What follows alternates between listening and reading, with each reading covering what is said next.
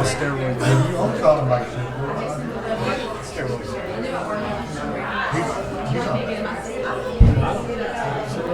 Testing 1 2 1 2. He ain't back now. He probably gets his advice.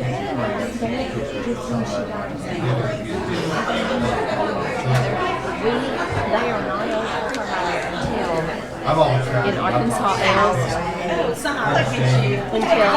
until we receive the information back from the state and it's in the and it'll be like Okay, I also had a text, just to reiterate that, because I tried to call her this morning, just to make sure she still had this. yeah, I just that's where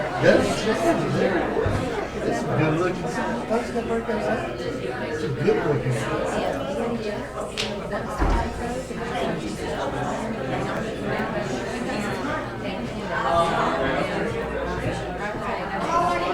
But just getting the stamp is not there.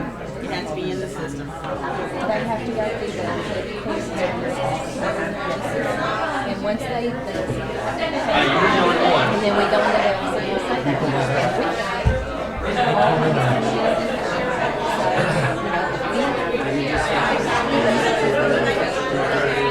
and I'm supposed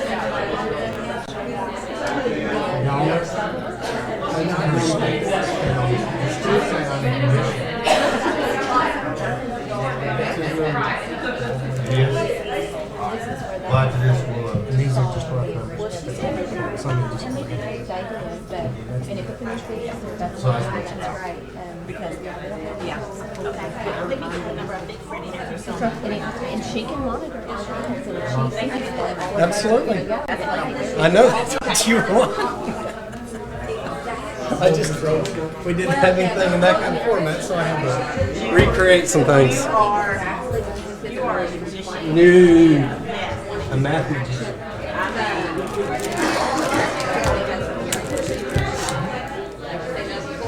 So I just sent them to her. I mean, I'm not really sure about their For one run above that, too. Yeah, but that's that's a different situation. I believe.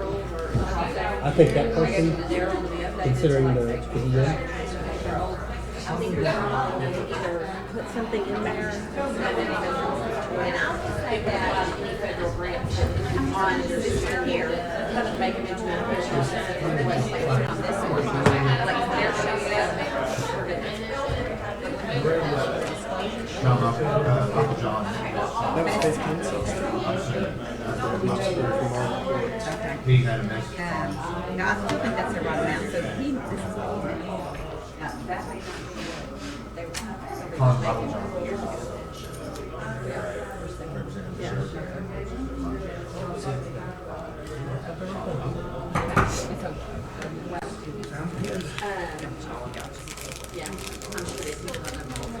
Yeah, that's why.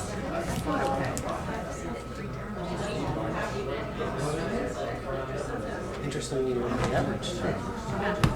When you look at the average of the bottle. And he'll be,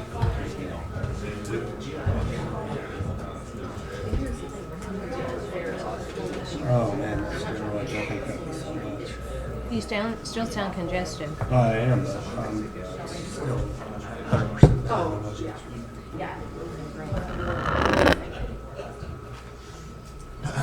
Good morning, ladies and gentlemen. The April 19th, 2017 meeting of the Charter Authorizing Panel is called to order. I'd like to welcome everyone to the Department of Ed and ask that you please silence all electronic devices. The Charter Panel will oversee the authorization, renewal, revision, and revocation of charters. We will facilitate a responsible and fair hearing, and I will ask that each person speaking please state your name and title for the record before you begin to speak, and ask that you continue to clearly speak into the microphone for the benefit of the panel, the audience, and the viewing audience. This meeting is being live streamed and recorded, and a transcript of the meeting will be posted to the ADE website. Ms. Davis, if you will explain the hearing process today. Hi, good morning. Jennifer Davis, staff attorney for the department. The first few items on your agenda today will follow the same procedures for amendments. All persons that are wishing to provide testimony today will need to be sworn in. After that, the applicant will have 20 minutes to make its presentation to you for its amendment. There will be 20 minutes collective for any opposition that they may have against the amendment, followed by an additional 5 minutes to close by the applicant. You can then ask questions of the applicant at any point in time or of ADE staff that you may have before making your decision. You do have a Google Doc today that you can write the reasons for your decision in there today so the applicant will know what your decision was based on. All right. Then consent agenda is for minutes. Having reviewed those minutes, are there any corrections?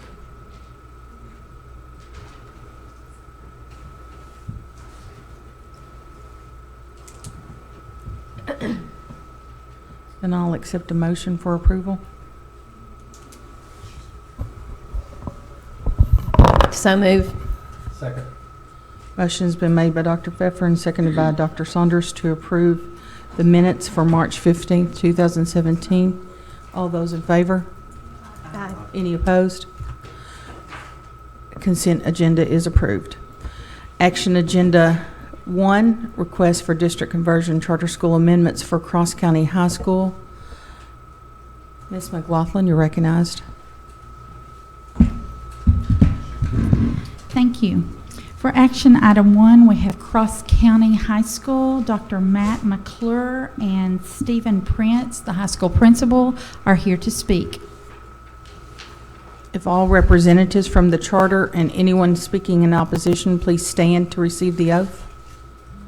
Do you swear or affirm that the testimony you're about to give shall be the truth, the whole truth, and nothing but the truth? Yes. Thank you. Dr. McClure, you're recognized. Thank you. Good morning, everyone.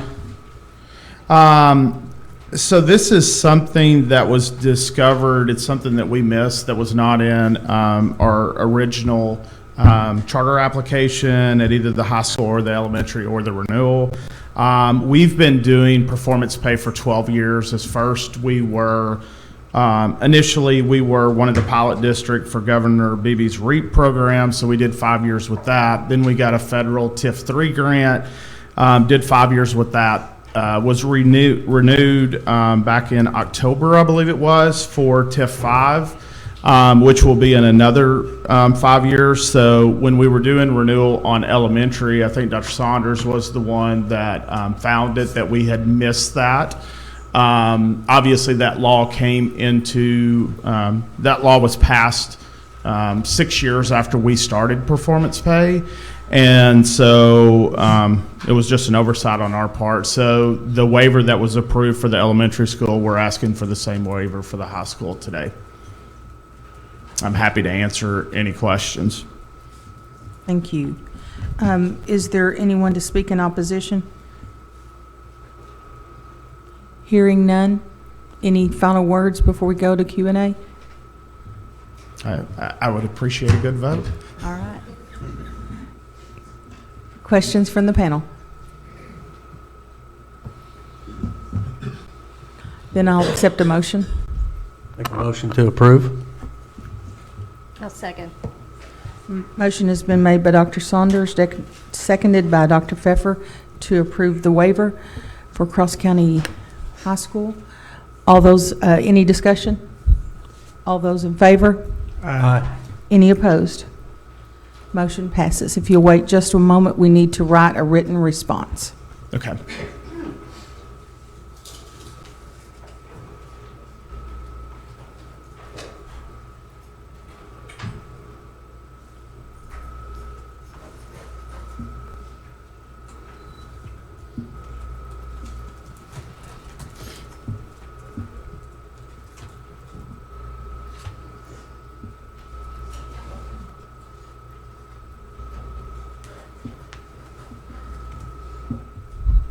Ms. Haley?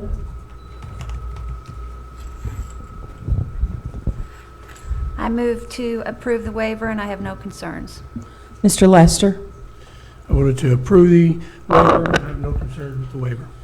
Dr. Pfeffer? No concerns. Mr. Rogers? No concerns. Dr. Saunders? Voted for it, no concerns. And Ms. Smith? Voted for, no concerns. Congratulations. Thank you.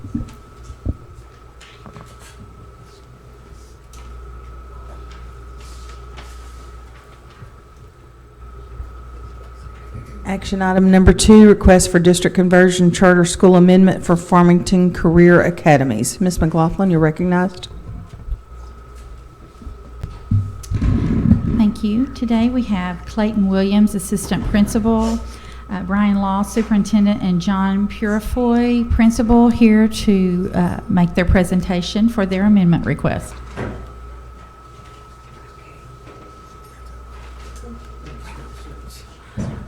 If all of the representatives from the charter would stand and anyone speaking in opposition. Do you swear or affirm that the testimony you're about to give shall be the truth, the whole truth, and nothing but the truth? Thank you. And Dr. Law, you're going first? Who's going first? Okay. My name is Clayton Williams. I'm the assistant principal at the Farmington Career Academies at Farmington High School. Thank you for letting us come and talk to you a little bit today about our relocation amendment request. Do we have our PowerPoint? Sorry. Gotcha. Thank you. Just our current status. Currently, we are a 9th through 12th campus in Farmington. We have the 9th grade Farmington Freshman Academy, and then the 10th grade Farmington Career Academies. Just a little bit of a history there. Currently, we're about 738 students. We requested to become a conversion charter back in the fall of 2014, and were granted that in the spring of 2015. Our Career Academy is about 538 students. We are on an alternating block schedule, and right now we do share staff. We treat our Freshman Academy as a school within a school, where the students are isolated on our campus. They have their own separate lunch, their own separate classes, except for one. We do have a mixed choir class because it's hard to get multiple choir teachers. We also have a presence of the Northwest Arkansas Community College on our campus, providing some concurrent credit opportunities for NWAC. Our proposal is to move about 1.2 miles south of our current campus. When we made our application request back in 2014, we had stated that we were in the process, we'd already purchased land, we were in the process of building an arena and a fine arts facility there that has since been completed, and we are in the process and almost completed with a high school campus that'll be 10th through 12th. Our goals are to fully implement a career academy model. We've been in conversation with Tim Johnston at the Department of Career Ed, and we've kind of moved along that line of developing three career academies within our system. This new facility that we are in the process of building will have 3 specialty labs, a medical lab, a business lab, a pre-engineering lab. We also have a biomedical classroom as well that we're really excited about. We also have some opportunities for video protection as well. One of the things that we're most excited about is just this past year, it's been approved that on our existing campus, we will have a building that space that will be able to allow the Northwest Technical Institute and NWAC to expand their role on our campus. And we were excited to find out that NTI will be offering 4 different programs next year on that campus: CNA, PCA, criminal justice, dental assistant. And we just found out this week that they will be offering a computer engineering pathway as well. So, and this doesn't just serve Farmington students. We're excited that this will become the Southern Washington County Career Center. So it will be servicing about 7 different school districts as well. When I first came before this panel back in 2014, I was very greedy. It was all about Farmington and all about the district. But as I've kind of been able to experience some of the growth and some of the success and some of the opportunities we've had, we're not bitter rivalries with Prairie Grove and Lincoln and Elkins, and and others as well. I think that's a testament to all of the schools within Southern Washington County to be able to come together and put some of those things aside and really do what's best, not just for the students in their district, but also all of the students in Southern Washington County. The new facility will also obviously allow our students for future facilities expansion, and we expect for about the past 7 or 8 school board meetings, the construction crews have always come back, and originally the completion deadline was going to be around Thanksgiving of 2017, between Thanksgiving and Christmas, but about the last 7 or 8 school board meetings, they've come back and said, we can get it done at the end of June. We were hoping that they weren't going to compromise quality and safety, but the construction has gone very well. We've had some favorable weather, and so we're really excited to be able to make that transition over the summer rather than possibly having to do that. This is our current campus that you might see on the map. The building that's designated as letter D will be where our freshman academy will be located. The district will eventually plan to move 8th grade over so that it will become a junior high. But letter F is where NWAC currently has a presence, and letter A is where the facility where the Southern Washington County Career Center will actually be housed. And again, this will be open to all school districts in Southern Washington County. Just a little bit of a mock-up drawing of what the new high school will look like as it is attached to the arena where it says Cardinals, but then off to the left is there. So that building, the arena is already existing along with the Performing Arts Center. And then this is just another view of it. It will be a 2-story building, and there are some options for future expansion as the district grows. And this is just a little bit of a blueprint. We'll have 4 total hallways. We were originally exploring the idea of each hallway being a particular career academy. We're just not that size yet to be able to do that. We found that it was going to cause some problems with students having to basically run all over campus, and so we've kind of stuck with a more traditional grade level wings as of right now, but we're hoping as we expand that we can alter that to really jump forward into the Career Academy model. And I didn't mention this before.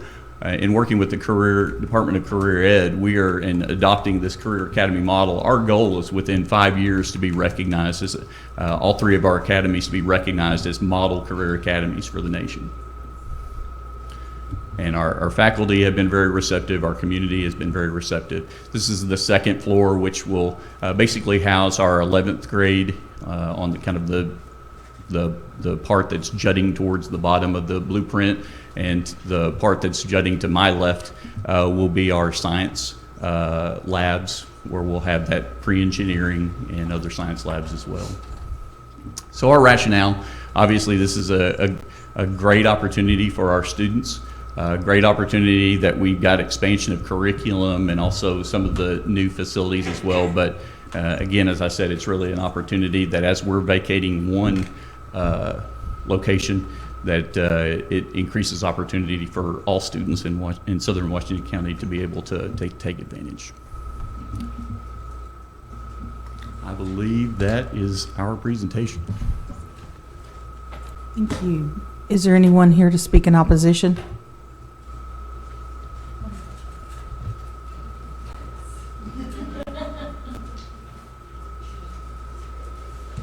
We have seats inside, so I'm sure if they were here, they'd be inside. You have 5 additional minutes. Anything in addition you'd like to say? All right, then Any questions that you may have that we can answer? All right, thank you. Then we turn it over to the panel. Any questions?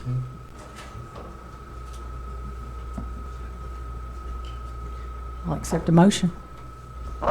Motion to approve. Second. I have a motion by Dr. Saunders, second by Dr. Pfeffer to approve the request. Any comments, questions? All those in favor? Aye. Any opposed? Motion has passed. You'll give us a second to record those notes?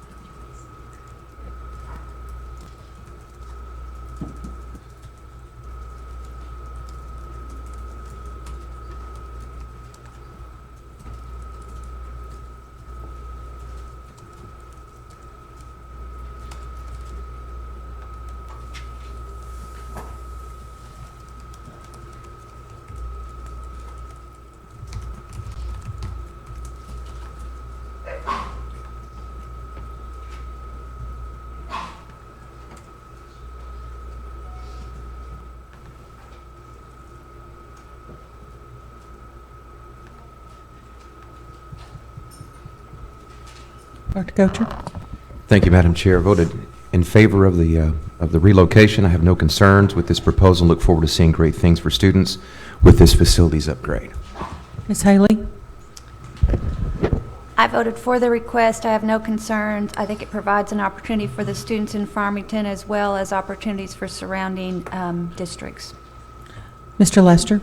Voted for the move. No concerns with the move. Provides increased opportunities for students. Dr. Pfeffer? I voted in favor, and I too am excited that you are providing opportunities for students all around your area. Mr. Rogers? I voted for, didn't have any concerns with the move or expansion. Dr. Saunders? Voted in favor, no concerns. Ms. Smith? Voted for, no concerns. There was evidence of planning and need to relocate. Great opportunity for the students. Congratulations, Mr. Williams, and congratulations to your team.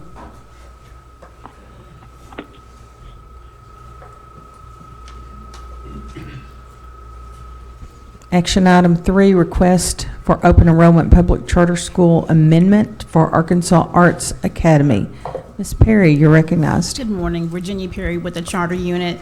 Action agenda item 3 is an amendment request for Arkansas Arts Academy, and we should have Superintendent Mary Lay on the phone.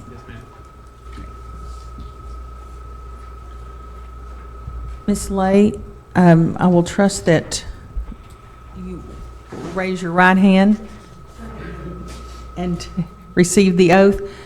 Do you swear or affirm, let me see if there's anyone speaking in opposition.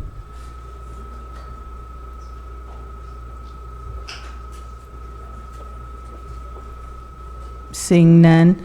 Ms. Lay, do you swear or affirm that the testimony you're about to give shall be the truth, the whole truth, and nothing but the truth? Yes. All right. Ms. Lay, you're recognized. You have 20 minutes. If you'll state your name and title. Mary Lay, Arkansas Arts Academy CEO. Go ahead with your presentation, Ms. Lay. I'm sorry, I couldn't hear. She said to go ahead with your presentation. You have 20 minutes. Well, we just want to use an extensive learning calendar because we feel with our unique programming and our scores are going up very well, but we feel like students lose time over the summer. And we have also a grant with the Rogers Activity Center where the weeks off that are during the months of the year, they will provide special arts programming and field trips and other things, and for very low cost to parents, so there's no problem with daycare during those weeks off. And so we'll only have 6 weeks off in the summer so we can keep the memories fresh.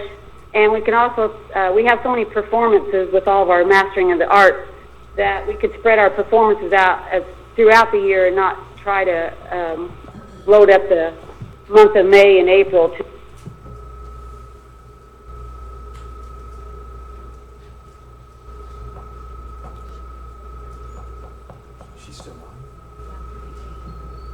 Ms. Lay, does that complete your presentation?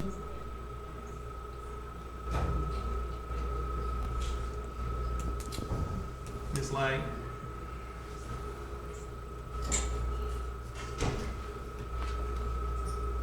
Hello?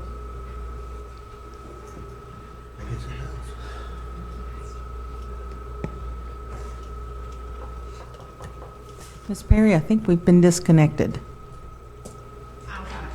Okay.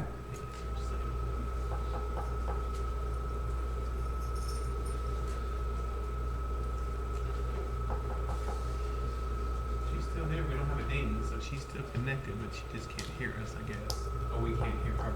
Ms. Lay, if you can hear us, you may have hit your mute.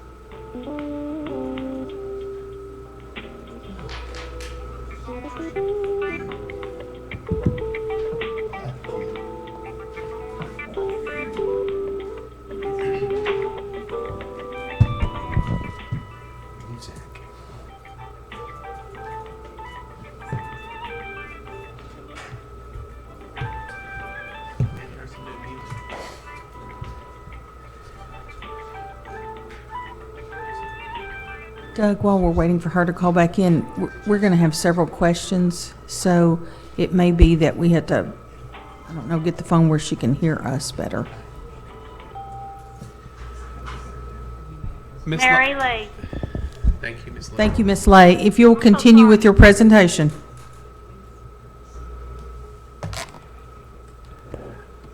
Miss Lay, do you have any additional information you would like to present? No, it's just, we're just trying to work with our students more fluidly throughout the year. Thank you. Is there anyone here to speak in opposition? No, ma'am. Thank you. Ms. Lay, any final words Yes. before we begin questions? I'm sorry, I didn't hear the question. Do you have any additional comments before they start asking questions? No, I do not.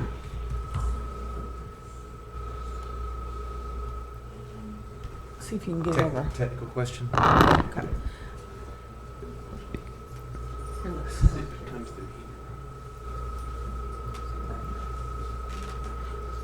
Ms. Lay, we're trying to get the phone closer where you can hear us.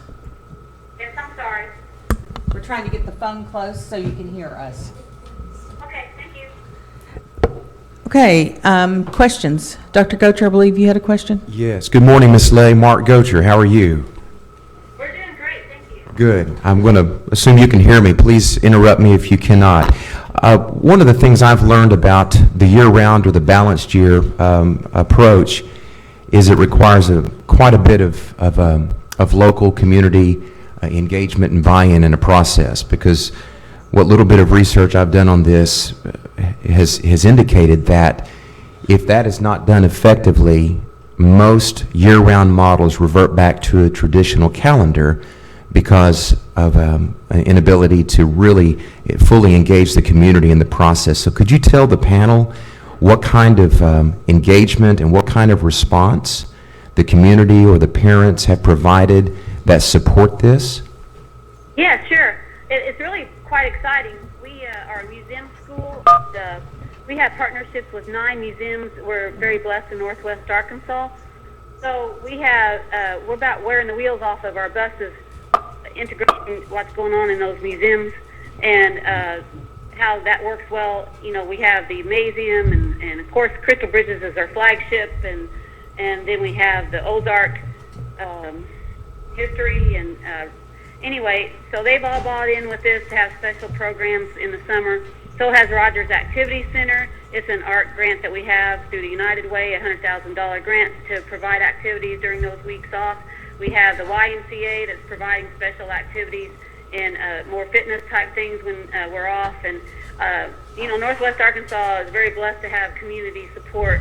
And I have a full-time arts integration specialist and fine arts director who's working out different activities, extra violin lessons and extra theater activities with the different theater organizations like Theater Square and Trike Theater. So I have 2 full-time gentlemen that do nothing but plan activities for these kids all year long. Follow up, Madam Chair. And I agree, the opportunities in Northwest Arkansas are very expansive, but what questions have you asked? What public forums have occurred? What surveys have occurred that maybe could provide evidence for the committee, for this panel, excuse me? Well, I'll tell you one evidence is last year for our K-8, we only had 88 on our waiting list, and after our lottery, we have 420 people on the waiting list with about another, we probably get 2 or 3 more requests a day to come to our school. And that's all happened since we discussed with the community at our meetings, mostly school board meetings and special meetings and letters going home about this calendar. All right, so if It also has to do with I also have exemplary leadership at that K-8 that we used to didn't have. And he comes from a background of extended learning. He used to be the principal of Baker in Bentonville, and he knew how to work that calendar very well and had a lot of success with it. So he's comfortable with it, and he had high test scores at that school. So he's very experienced at making a calendar like this work. One more follow-up, Madam Chair. So if I heard correctly, your waiting list has increased since the announcement of this balanced year or year-round calendar. Yeah, about 300%. All right, thank you, Madam Chair. Dr. Saunders, you had additional questions? Hi, good morning. Good morning. The first question I had, going year-round, were you looking at adjusting the 178 contact days? I'm sorry, what did you say? Were you looking at adjusting the number of student contact days above 178? Uh-huh. Okay, Ms. Lay, Dr. Saunders' question was, did you adjust 178 student contact days in this? No, it's exactly the same. Exactly the same. Okay. Same amount of days. Okay, and on that, looking at a couple of follow-up questions was, one thing in particular, I noticed that your percentage of EL students is very low, especially for the area. I think this year you're reporting at 4%. For example, Rogers, which is right nearby, has a 35%. Yes. I have two questions on that. The first question is, what are you doing to try to reach out to those populations to encourage their application? Well, one thing we're trying to do is we had a lady that was working with a nonprofit organization from Springdale who was going to help us, initiate our programs out in the Springdale-Rogers area, and then they lost money on that, and I feel bad about that. But what we're trying to do is we're going to reach out to different areas, and we're going to try to lease a school bus just to pick up kids in that area. That's one thing we're working on right now. Okay, and I assume you're maybe advertising that to those within that area so they would be aware of that to take advantage of that? Yes, we really want to hit our Hispanic population very, very hard, and so I have a grant where I hired a new Master of Fine Arts director, and he's going out to the programs of all the art programs in the area and try to find students that would really enjoy being in the arts and bring them into our school. And then when we get the interest, we have a school bus now picking up at 3 different areas in Bentonville, and we want to pick up at 2 or 3 different areas in Springdale and help the art students in the Springdale area be able to come to our school. Okay, and now specifically addressing that same idea to your application, I know many times the EL students may be new to the country. They may have a substantial number of their family back in another country, and so many times they'll take an extended break or extended leave to spend time where they came from. And curious, with this type of schedule, would that cause them to miss more schools, whereas in a traditional schedule they may spend, say, 2 months? On their behalf. A lot of the people that are very interested in this schedule are Walmart employees that travel, and a lot of times they would take their students with them to have exposure to different opportunities, but they can't because of school. But if they could arrange those trips on those weeks that we have off during the school year, then their kids could be exposed to more opportunities. And so because there are breaks throughout the year, there's different times for kids to travel that wouldn't get to travel otherwise. Okay, thank you. Also work with the local War Eagle camps to make sure that our students could have the weeks off that we have the 6 weeks off, that they would make sure that there's a camp that kids could get into during those 6 weeks. So we've also reached out to them. All right, thank you.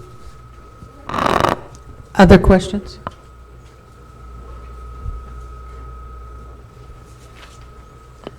Ms. Lay, you mentioned that you had talked about this during board meetings and sent letters to parents. Have you had any parents that were unhappy with the decision? Yes, we have right now 800 students between K through 12, and 7 parents did not like it. And that's basically. Two of the parents stayed there, though. They did stay and did not pull their kids. We did lose 5 kids.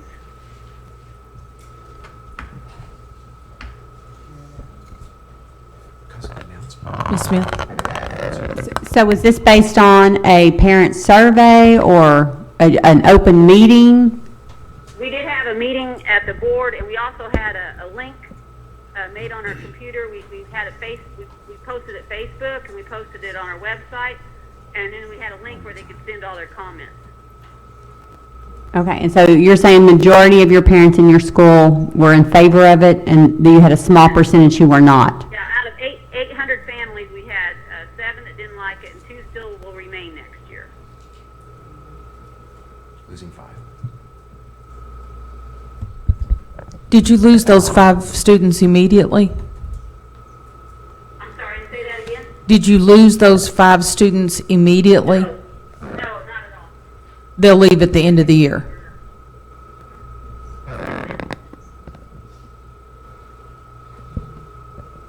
Any other questions?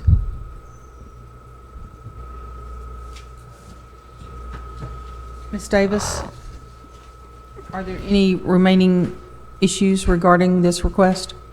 Okay. Then I'll accept a motion. Madam Chair, one question for Ms. Okay, Smith. sure. I'm looking at their, I'm thinking of next year, they didn't by chance put a break in the assessment calendar. I didn't have a chance to really look to see what next year's assessment calendar looks like in that window. We looked at it. Okay. I figured you might, Ms. Lay. I just thought of it as I was looking at your calendar. That would have been an inopportune time to take a break. So.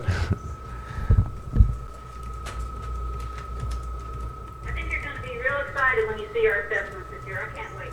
You're going to be really pleased.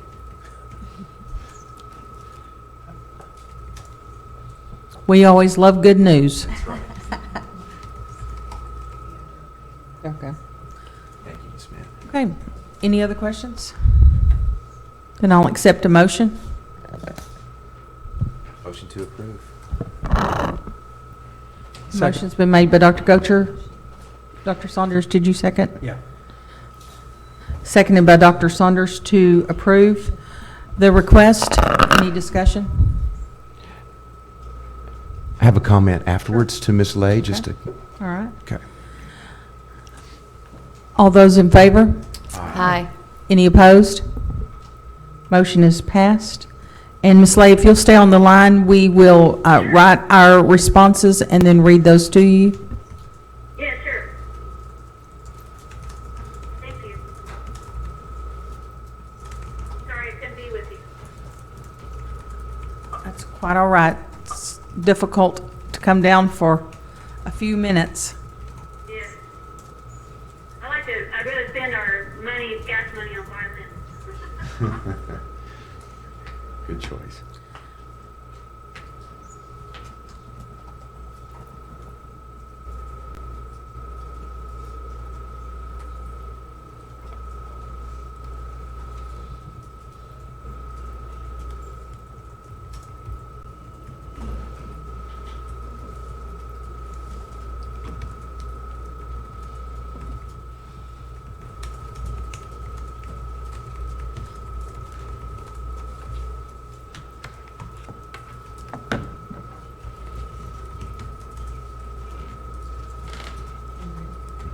Dr. Gocher? I voted for. I fully support, but have a few concerns, and namely, and I have this in quotations, called the maintenance of stakeholder support. I feel it must be monitored for this to be truly successful. Ms. Haley? I voted for the request. I have no concerns. Mr. Lester? For the request, I have no concerns with the year-round schedule. Dr. Pfeffer? I voted for the request. The school has gotten input and put much consideration. The approval supports their local decision-making. Mr. Rogers? I voted for it with a majority of the school support as well as community support. I don't have any concerns this time. Dr. Saunders? I voted in favor of it. I thought that it provides more flexibility to take advantage of learning opportunities. Ms. Smith? I voted for, but I do have some concerns regarding parent input, but it was presented today that the majority supports the calendar change. I encourage you to continue to receive feedback from your parents and community throughout the year. I'll just say that out of 800 folks, I mean, and only 7 pulled. It just, I would like to know if, I mean, it would encourage you to do a paper survey of your parents for more input, just because 7 voiced concerns. There may have been more that had concerns, so I just have a little bit of uneasiness about that, but I know there is research out there that supports it, so I just encourage you to continue to look for input from your community and from your parents. And Dr. Gotcher? Yes, and thank you, Ms. Smith. That phrase, maintenance of stakeholder support, I got from an actual research and meta-analysis on the year-round model. And I think, Ms. Lay, and I'll have this conversation with you outside of the meeting just to give you a couple of pieces of information. But the success of this, although it may have the support, there are multiple unintended consequences of a year-round model. And while it does address wonderful opportunities for your kids, that maintenance of stakeholder support, you're going to have to keep this, this process, probably have ongoing parent meetings, et cetera, because there will be some concerns as you go down the road according to what we've read. So anyway, while we support it, I'll visit with you off mic sometime. Does that sound good? That'd be great. Thank you, Ms. Lay. Congratulations, Ms. Lay, and good luck to you. We look forward to hearing your success on the assessments as well as the calendar. I look forward to sharing my experience this year. It's been a great, fascinating, wonderful year, so thank you. Thank you. Panel members, as we prepare for the next 2 agenda items, is there a preference on the order that we take topics such as governance, finance, academics? Anybody have a preference? Would you like to kind of group those questions together so that we can have some meaning making? Yes, Madam Chair, I think that's a wise suggestion. Since we've got so much support here, I think beginning with the fiscal issues might be a great beginning, because those are issues that are very quantitative in nature, very fact-based, and maybe just a suggestion. Mr. Rogers, do you have any issue with that? I see your team is ready. We could start with the fiscal issues, and then what happens after that, I'm open to my panels or my fellow colleagues. Would y'all like to take a quick break and refresh your coffee? Sure. Okay. All right, we'll take about an 8-minute break, and then we'll resume with agenda item 4.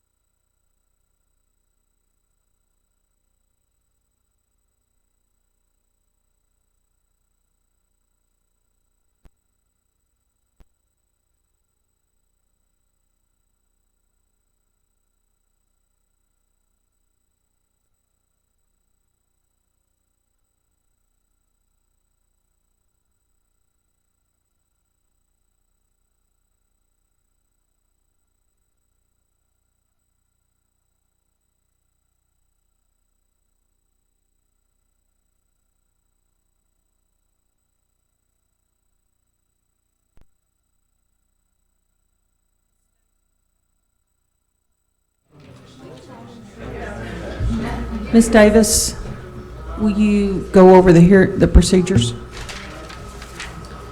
The hearing procedures for the next two action items will be a little different than the ones you did this morning, or that you did previously. It'll be after getting sworn in, everybody who wants to provide testimony. The applicant will have 20 minutes to present its case to you regarding any kind of modification or probation or revocation of its charter. After that, you may ask any questions of the applicant or of any ADE staff. If is anybody here to speak for public comment, they will be heard after the question and answer period by you, and each person will have 3 minutes for a public comment. But everything else, as far as you will have a Google Doc to make any of your notations, will still be the same. Okay, thank you. I would ask that everyone representing Covenant Keepers please stand. And is there anyone here to speak in opposition? Ms. Perry? No, sir. I'm sorry, no, ma'am. If you will raise your right hand, do you swear or affirm that the testimony you're about to give shall be the truth, the whole truth, and nothing but the truth? Mary Perry, you're recognized. Good morning. Mary Perry, Division of Learning Services. At its regularly scheduled meeting on March 9, 2017, the State Board of Education formally requested that the Charter Authorizing Panel review Covenant Keepers Charter School regarding academic performance. During the March 15, 2017 Charter Authorizing Panel meeting, the panel discussed the board's request and voted to conduct a review at today's meeting. As stated in the March 17, 2017 hearing letter to Covenant Keepers, included in the panel agenda packet for today, possible actions allowed by the statute include placing the school on probation, modifying the open enrollment charter, and/or revoking the charter. Included in the agenda packet are documents prepared by the Arkansas Department of Education staff, documents submitted by the charter, and the presentation prepared by the charter for the panel. Representatives of the charter are present to begin the presentation. Dr. Valerie Tatum, Superintendent of Covenant Keepers, is here to begin. And just so that the panel knows, you do have board members in attendance today, is that correct? Yes, we have 3. Right. Dr. Tatum, you're recognized. All right, good morning, everyone. I am Dr. Tatum from Covenant Keepers Charter School, and we're so excited to come before you to really share the impactful things that have been going on this year. But just a note of reminder that we were just a little bit before you, February the 17th of 2016. So we have our first year of data. As Ms. Barnes wanted to know, there were some grave concerns. So we wanted to really just start there if we could. At the February 17, 2016, try to answer those questions, because she needed to see 2 years, but we bought first year. And just be mindful that we are in the midst of ACT Aspire as we are speaking now. Well, not like right now, but on tomorrow we begin again. So just to pretty much prepare you for where we're going as far as removing ourselves or taking ourselves away from academic distress. Our vision, mission,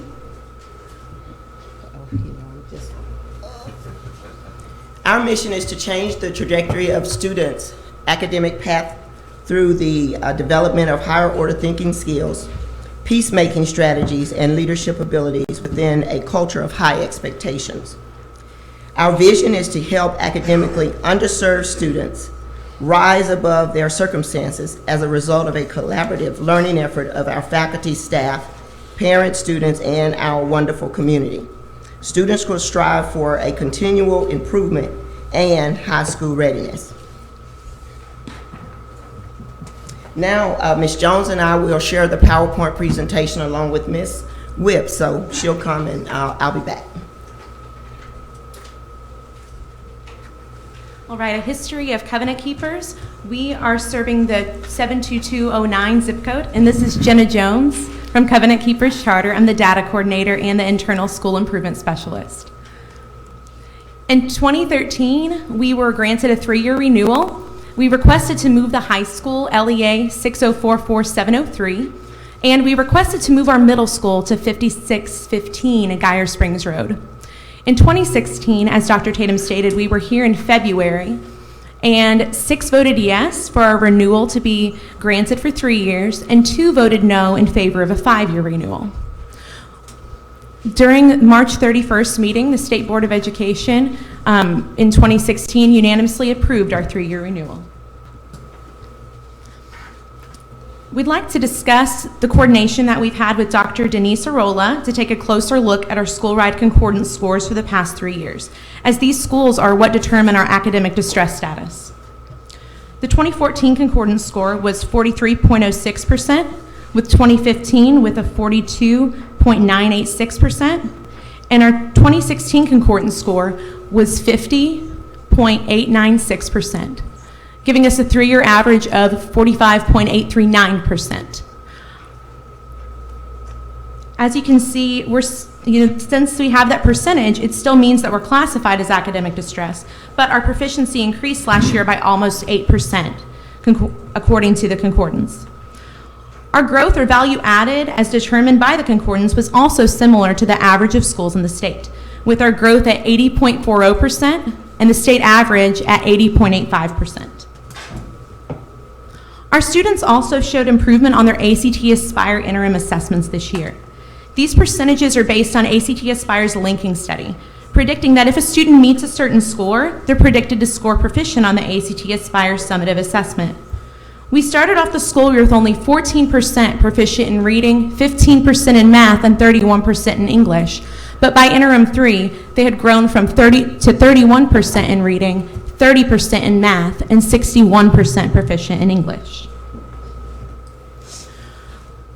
Looking at the percentage of students who scored proficient in 2015-16 compared with our interim assessment predictions for 2016-17, we're projected to continue our pattern of improvement.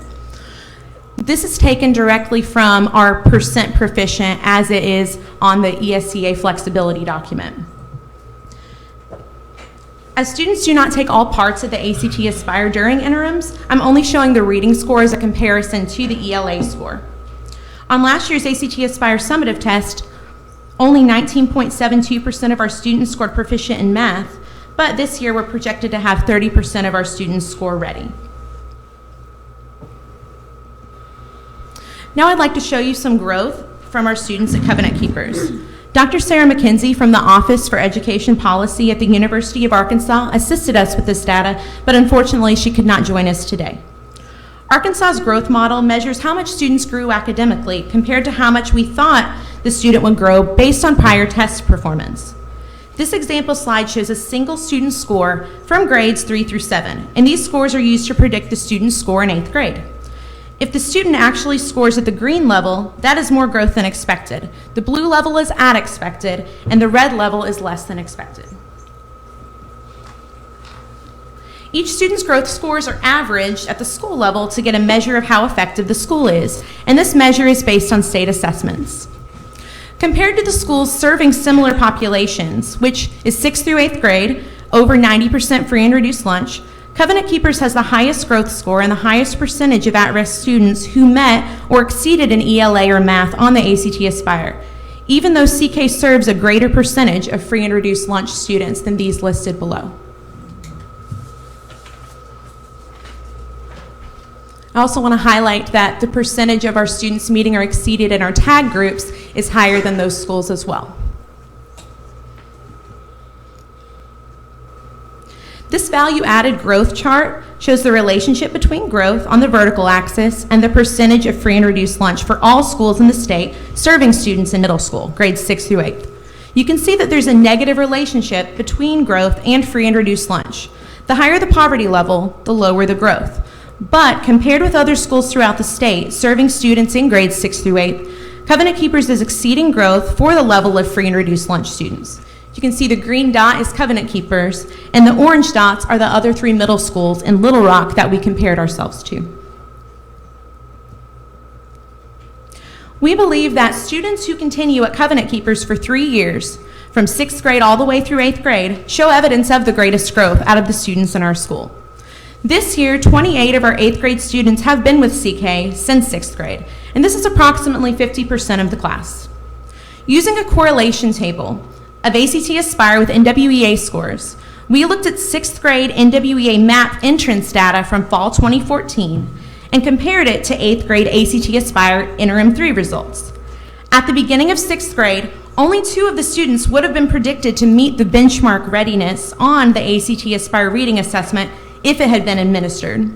But now 10 students are predicted to meet readiness benchmark on the ACT Aspire as 8th grade students based on the interim 3 results on the ACT Aspire. At the beginning of 6th grade, this cohort of students, 0 students would have been predicted to meet readiness benchmarks on the math ACT Aspire assessment if it had been administered. But now 6 of those students who've been with us for 3 years are predicted to meet readiness benchmarks as 8th grade students based on interim 3 results. Covenant Keepers has not only shown academic progress since our last review, but has also shown gains in fostering a positive school culture. Comparing 2015 to this school year, the number of students with 5 or more referrals has decreased from 50 students with 5 or more referrals to 27 students. We attribute this success to our one-on-one mediation meetings between teacher and student, our parent reflection meetings, our mental health professionals on campus, and the use of Swiss software to collect and analyze student referral data for the purpose of decreasing future referrals. Out of these 27 students with 5 or more referrals, 8 of the students are returning students, and only 3 have been with us for all 3 years of school. So this shows as students become more accustomed to our school culture and more services are offered to those students, they're less likely to receive multiple referrals for behavioral infractions. Dr. Tatum will now discuss what we're doing to strengthen our teachers and our leadership team.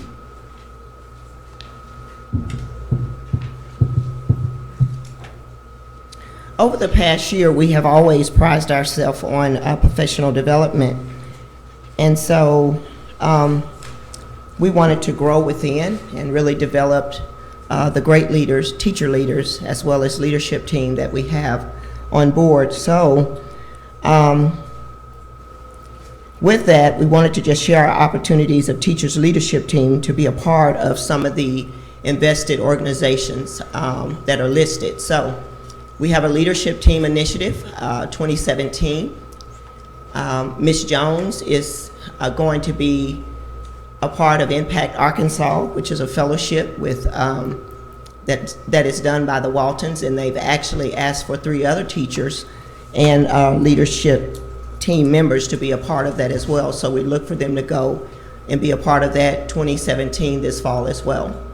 RISE, Arkansas, the Reading Initiative for Student Excellence. We've been slated to attend a meeting on Thursday, March 18th, because again, we're always looking for ways to be a part on how we can impact Covenant Keepers. Of course, we could not bring our school, our students, and our parents and teachers to you, so we wanted to just take time and give you a snippet of the voices from within and what they're saying about Covenant Keepers.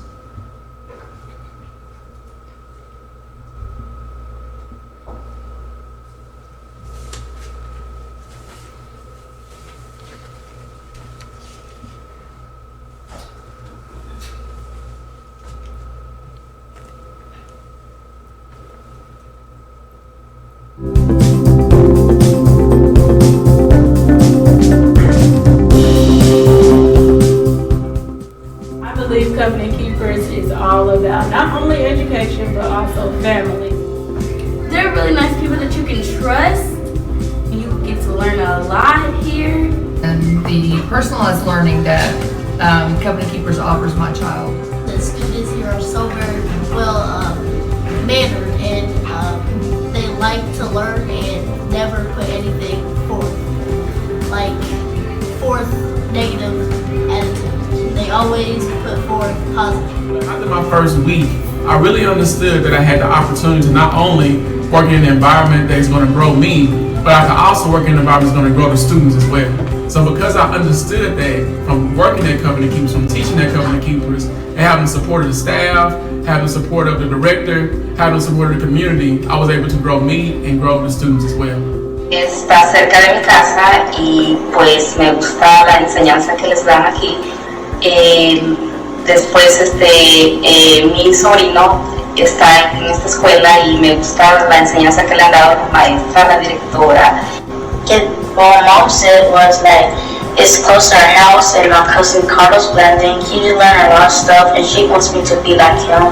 And she says that the school is a great school and it's taught me a lot and then it challenged me to my best. So here at Covenant Keepers, we focus on the students. As a teacher, that's my goal throughout everything. Everything I do, and there's a lot that we do, is always focused on what will help our students succeed. So everything that I do, be it in the classroom, be it after school, reviewing data, looking at those things, it's always with the point of view of what's going to help my students in my classroom.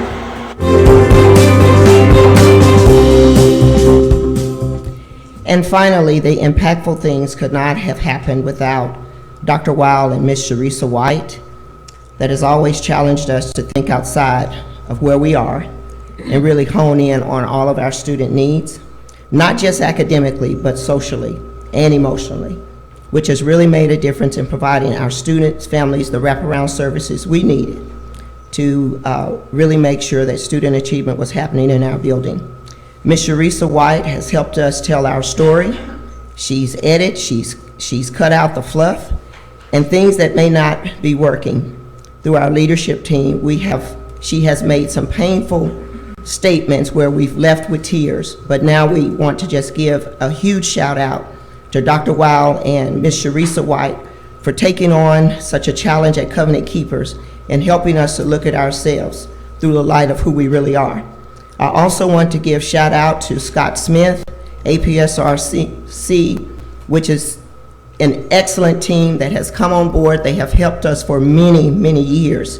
And even up to yesterday and calling, making sure that everything was that we had everything that we needed. So they have also lended themselves an instructional specialist, Elizabeth Shaw. She's our ELA individuals, and our teachers have really embraced her and her knowledge, and they are excited about every time she comes to our building, she is really making an impact in the classroom. And also, I can't say enough about Eric Wardroff, who's our math individual. He is coming and he has also embraced our teachers. They have embraced him with open arms to help make successful things happen at Covenant Keepers. That's it.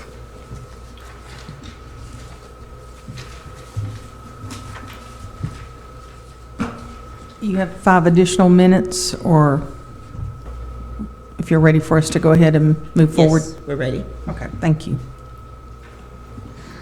All right, panel.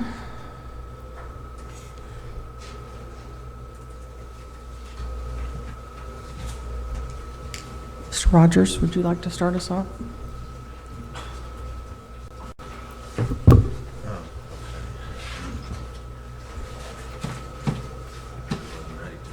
Okay, I can start with someone else. We'll hear from the AD, like staff Yeah. improvement. Okay. And those folks. All right, Ms. White, Sharisa White. Ms. White, if you'll introduce yourself and give us some background of your interaction with Covenant Keepers.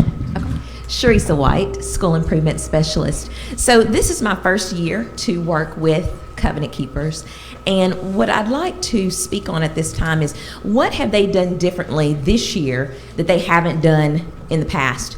The first thing is intentional and consistent SILT meetings. That includes data review, analysis of that data, and then making decisions that will impact and support both teachers and students. Also, the use of pretest. When I start working with them, they, mentioned that they were not doing pretests. They didn't see the need for it, but through our conversations and discussions, they determined that there was a need. So now they are utilizing pretests and using that information to inform instruction. Also, with their interventions, they are now progress monitoring those interventions and making sure that their interventions are fluid, that those students are moving in and out as needed, and that wasn't happening on a consistent basis on last year. So what can I validate at this time? There has been improvement on their leading indicators, as evidenced in that 45-day report that you have before you.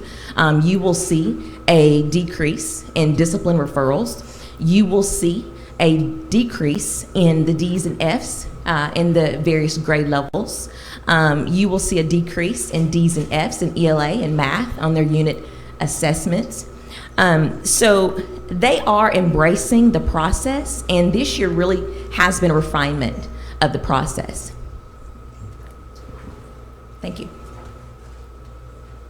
Any questions for Ms. White? So academically, you feel like they're heading in the right direction based on the 45-day report and your personal working experience with them? Absolutely. Okay. Absolutely. Dr. Pepper? You mentioned the leading indicators, and so can you just kind of go through what those primary leading indicators that you're looking at? And Yes. So in the 45-day report, we look at attendance, grades, discipline, the unit assessments primarily. And so when you look in their 45-day report, you will see absolutely that there has been increases and decreases on the positive side. So yes, those are leading indicators that we ask them to look at, and they've been setting goals in those various leading indicators as well.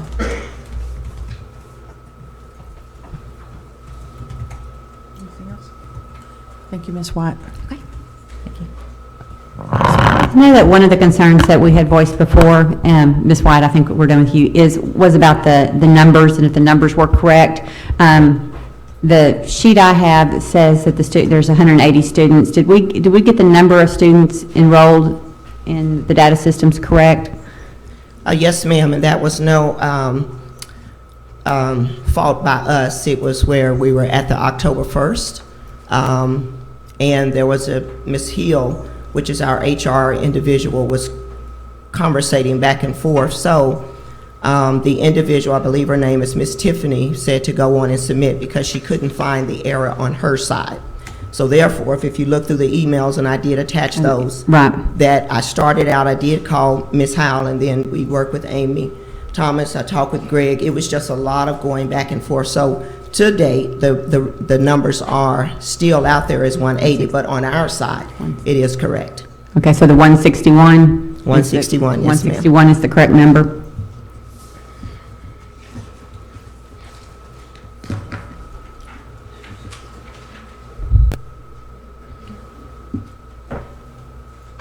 Okay. Other questions? Okay, I'll keep going. So I think in our last presentation, we heard lots of information about the academics and the directions we were heading, and I felt like I voted to approve because I felt like we were heading in the right direction.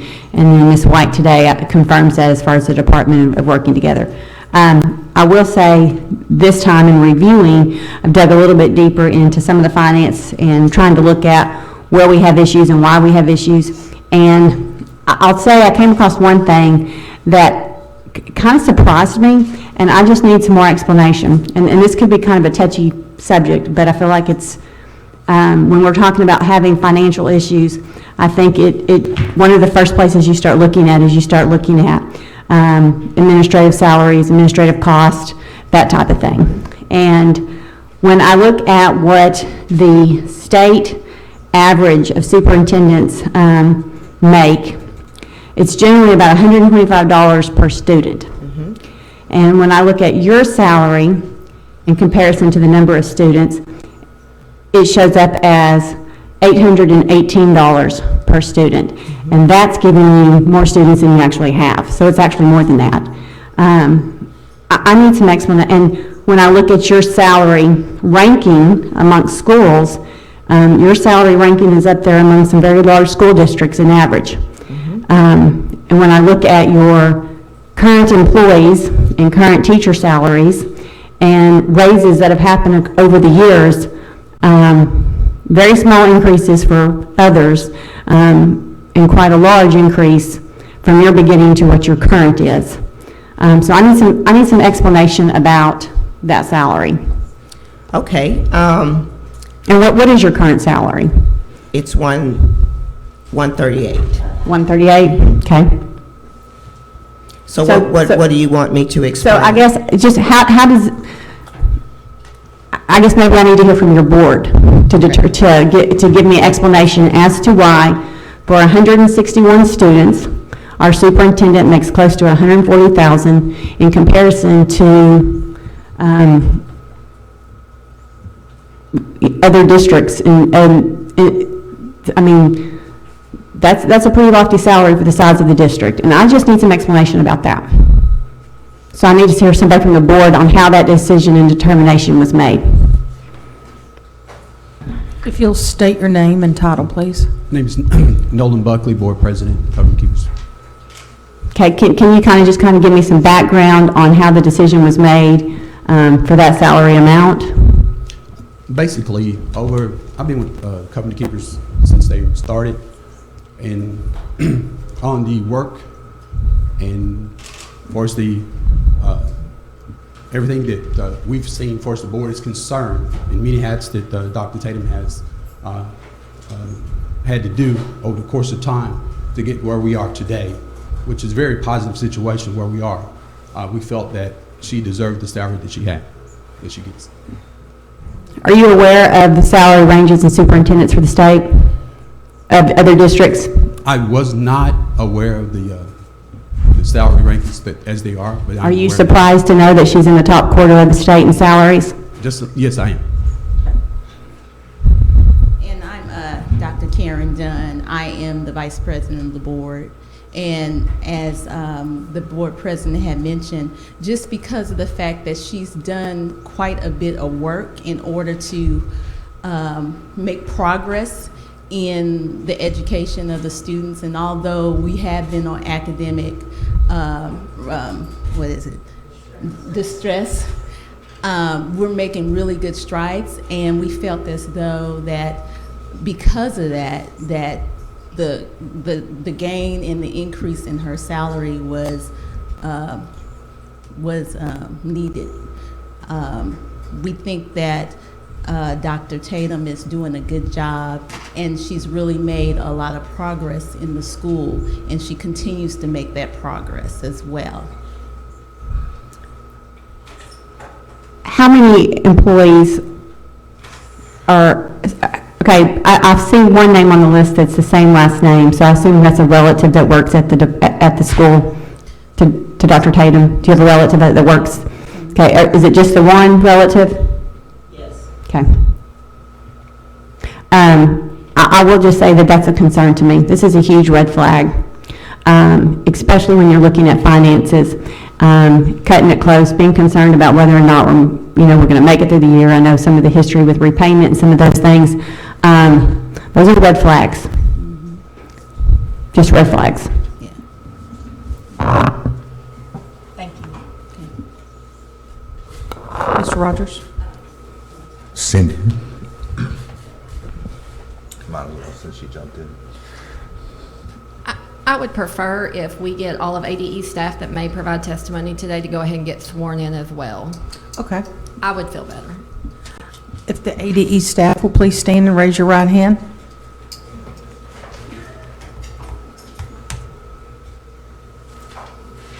Do you swear or affirm that the testimony you're about to give shall be the truth, the whole truth, and nothing but the truth? Thank you. Ms. Smith, if you'll give your name and title. Cindy Smith, Fiscal Services and Support Coordinator. Do you want me to ask a question? Go right ahead. Okay, so I guess what I'm needing to know is, did you do a review of the finances for this charter school? Yes, I reviewed the unrestricted fund balances of this charter and did the same review that I would have done for a typical school district. My concern would have been last year's ending balance was $110,000 in the negative. If this was a school district, we would have gone straight into state takeover. There would have been no question. A district could not have operated this way. There's just a lot of things in this, a lot of red flags. the revenue just does not compare to the expenses right now.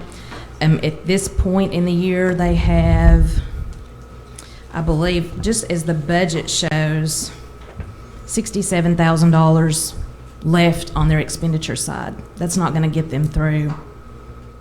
And they're going to expend more than $67,000. So their budget will exceed what they had predicted. Am I hearing that's for the second year in a row? If that And prediction I holds don't know true? what the ending balance will be. I'm just saying that they have budgeted $1,053,000 in expenditures. They have $67,000 left of that budget, and it's going to be more than that by the end of the year. But with salaries and benefits, and I just don't see how it won't be. They may have a small ending balance, but it's a very big concern. Dr. Kircher? Ms. Smith, can you provide the panel a indication of their payment history, their paying their bills on time, et cetera? Is that something that has been addressed to your office? I have received a few emails from EBD and from ATRS. They send me a blanket list each month of who has been late on their payments, and they have occasionally appeared on those lists.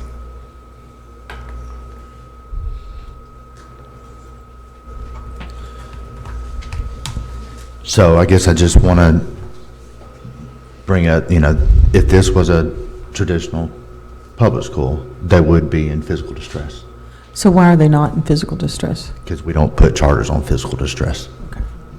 Yes, they would definitely be in fiscal distress if not state takeover already. Okay. And have they reached out to you for assistance? I have been there one time and visited with Dr. Tatum, and that was the extent of, I did voice concerns, and we did offer some assistance, but we've not been back out. They've not reached back out to us at all.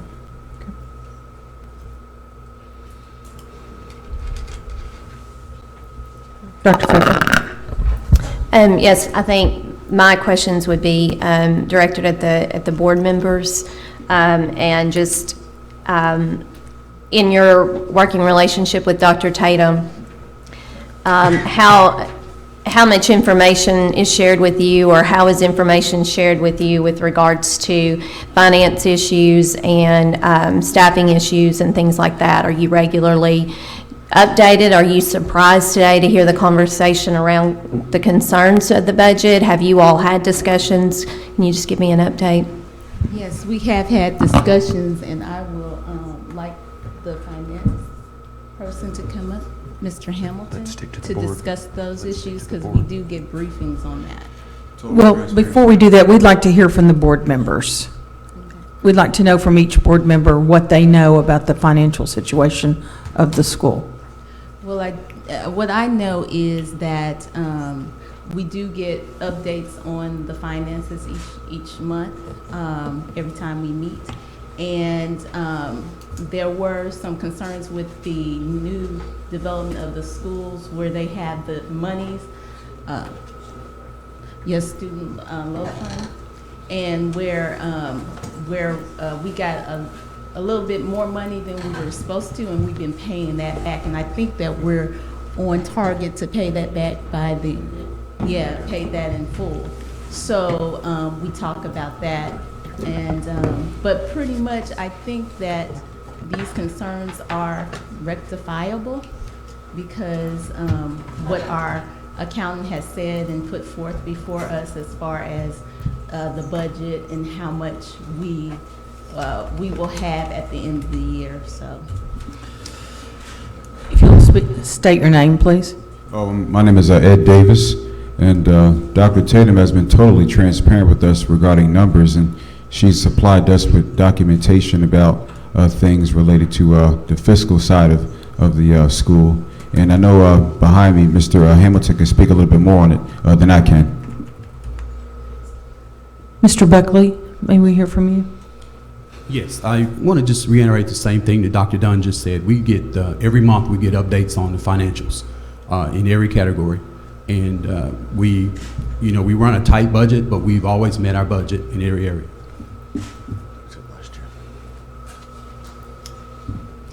Darren Hamilton, CPA. I work with Covenant Keepers. One of the things that the young lady was talking about earlier, which is accurate, is the spending. The spending numbers that she has is accurate. However, she has to look at the board report to also notice that there is additional local revenue that hasn't been seen in prior years. So not only is she, Dr. Tatum, working off of the charter funding, but she also has additional local revenue that's contributing to helping her meet the needs of the students. In addition, I want to say this. If you look at the board report or the package that you guys received today, it says a negative fund balance. That report was ran on April 5th. Revenues can be recorded up until April 10th. So those revenues for that month had not been recorded. So it's a little bit misleading when you look at that. So each board meeting, each member of the board receives the following. They receive one, a board report with all the fund balances. They receive an expenditure report that shows expenses compared to budget, and we discuss what items are areas of concern. And then finally, they receive a revenue report that shows the revenues received from all funding sources, and we discuss those as well. Mr. Hamilton, are you in attendance at each board meeting? I'm in attendance probably 80%, but the reports are presented at every meeting. Okay. Mr. Rogers? You referenced local revenue? Yes, sir. What is that local revenue? Is that local revenue recorded in AppScan? Because if it was, then my office would have been able to see it when we wouldn't have shown a negative balance. So now you've opened up. No. Okay, that's why I asked. No, let me explain. Okay. The report was ran on April 5th. The revenues didn't get recorded until April 8th or 9th. So the local revenue is recorded in AppScan. What local revenue is that? I'll let Dr. Tatum explain that, but it is recorded. And then, hold on. Yes, sir. So you also talked about, I'm sorry, can I keep? Okay. So I also am concerned that it was unrestricted balance ending $110,000 at the end of the fiscal year last year. Yes, sir, but you know all about that. You know the reason what happened. And so it was, go ahead. Which reason are you talking about ending in negative last year? Dr. Taylor, the fact of the tuition, go ahead. We had I met with you back in July. There was a, If you'll speak into the microphone, please. my apologies. We met back in July, and there was a 212 amount of student growth fund. So, But that should have been reflected in negative in fund balance for last year. Yes, sir. So I guess I'm wondering what is the Of your unrestricted fund balance, according to the reports that y'all had a negative, you ended June 30th or a month after that when the books were cleaned up, with a negative $10,000 negative. Now, the student growth payment would have been made during that time. We asked for the repayment of it based off incorrect data, which we can go back and forth how that data got incorrect. But it was, since we're talking about it, it was incorrect data that led to Covenant Keepers receiving $212,000 more than they should have. Yes, sir. And we did meet because we talked about trying to get a repayment of that because any other school district would have had to pay that payment back in August. And we talked about and knew at that time that Covenant Keepers couldn't afford to do that. So we have been working with you to make a payment, and you have made that payment. Yes, sir. And I think the balance is zero now, that we have throughout the year gotten the money back. But to say that it's all bookkeeping errors and timing issues that you ended with a negative $110,000 ending last year, I think is a little misleading. As you indicated that Cindy was misleading, I think that's misleading. I do think there are some cash flow issues, and I do think there are some fund balance issues. So I'd like to know what that local revenue is and how is it recorded in AppScan? And I'm not sure what you're referring to. I would have to really look at that, but I have been proactive with my board and with Mr. Hamilton and with APSRC, looking at what we will be ending with. And that's about 90,000 that our ending balance would be for this particular school year. What was the ending balance last year? I'm jumping on it. I'm sorry. It's okay.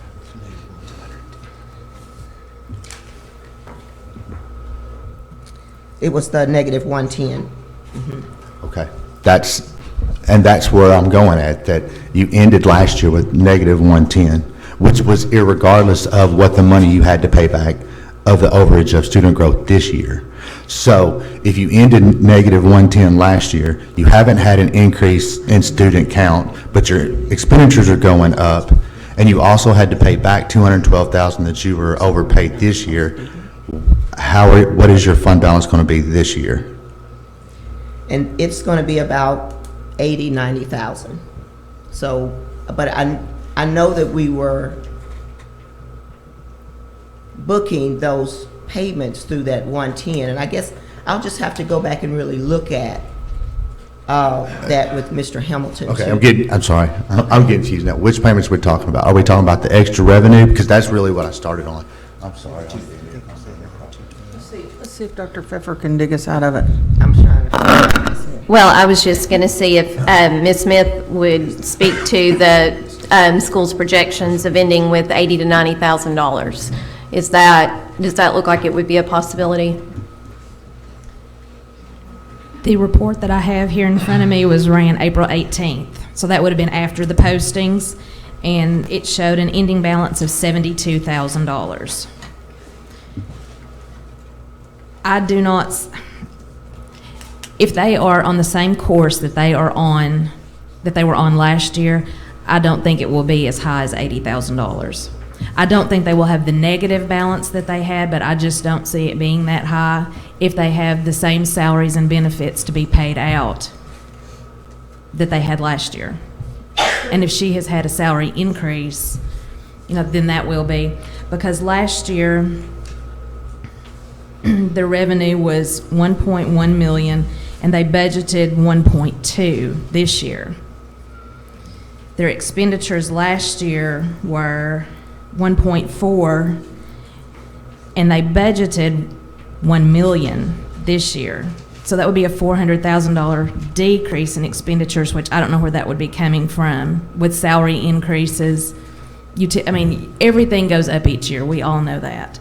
And then they also had to pay back the $200,000 for the student growth that I don't think was accounted for in the budget. So. Ms. Smith, before you leave the microphone, explain to the rest of us what it means to have a negative ending balance. I know what it means in my checkbook, so. It means the same thing in the school world. They may have had some money left in their checking account if they had some federal dollars left, if they had some special ed dollars left, but they, at the end of the year, their checking account may not have shown a negative, but our books showed a negative because we closed later than what the month would be on the ending of the checkbook. So they may have received in the beginning of July money that kept their account from being in the negative. Those checks may not have posted the bank account, but they have been posted to the accounting. Thank you, that's helpful. Dr. Gocher? Yes, I'm not sure who can answer this, but I believe one of the questions Mr. Rogers was asking on page, because they're not quite, it's page 2 of the revenue streams, account 19,900, miscellaneous revenue from local sources. Right. What is the source of that local revenue? That would have to be a question that they would answer. 19,900 is just typically money that maybe is raised, donated, if the students have to pay money, for attending the school. The only other money that they do show coming in is the charter school funding from the state. Can you, on the documentation that you have for, I believe you said April 18th, does it indicate that local revenue was added, Yes. and how much? Yes. Year to date, it's showing 342,824. They probably have had money put in that local revenue to help pay back that foundation, or the state student growth, I'm sorry, I don't want to say the wrong thing, not the state aid, but the student growth money. They probably had some assistance in paying that back. That would be my assumption, just looking at the report, because they had only budgeted 180,000 in the 19,900 account. And currently, we don't have a mechanism of accountability of what that source is. We just know that it's received. Not on this report. And then if we go in and actually pull an ABSCAN report, unless they have detailed where that money came from, we can't see their receipts. Okay. And so a lot of Dr. times Tatum. there's not enough detail for us to know where the money came from. Understood. I just know it's increased, and I think Dr. Tatum's got an answer for us. And that is from the local grants that we have received, and then in being transparent, we shared that information with the City of Fire Community Development, which is our sponsoring entity, that helped us pay for and float the, take care of the money. And Dr. Tatum, is there an expectation from the sponsoring entity to pay that back, or is that just part of the grant in support of your educational institution? That's exactly it. Okay. Dr. Tatum, would you explain your plan for decreasing your budget by 400,000? Did you make some cuts? Yes, we did, and we've looked at the budget with Mr. Hamilton, and as I looked at it as of yesterday, different areas has gone down in the spending revenue. I was looking for that report, Mr. Hamilton. You probably gathered my report. Can I look at it?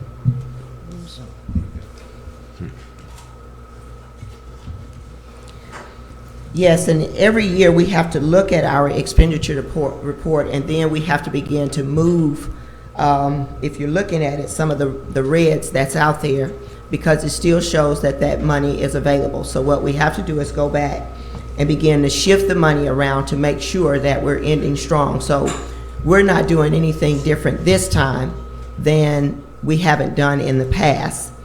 And so it shows quite a bit of money out there, but we just have to go back and shift and play with those numbers to ensure that we're going to finish strong.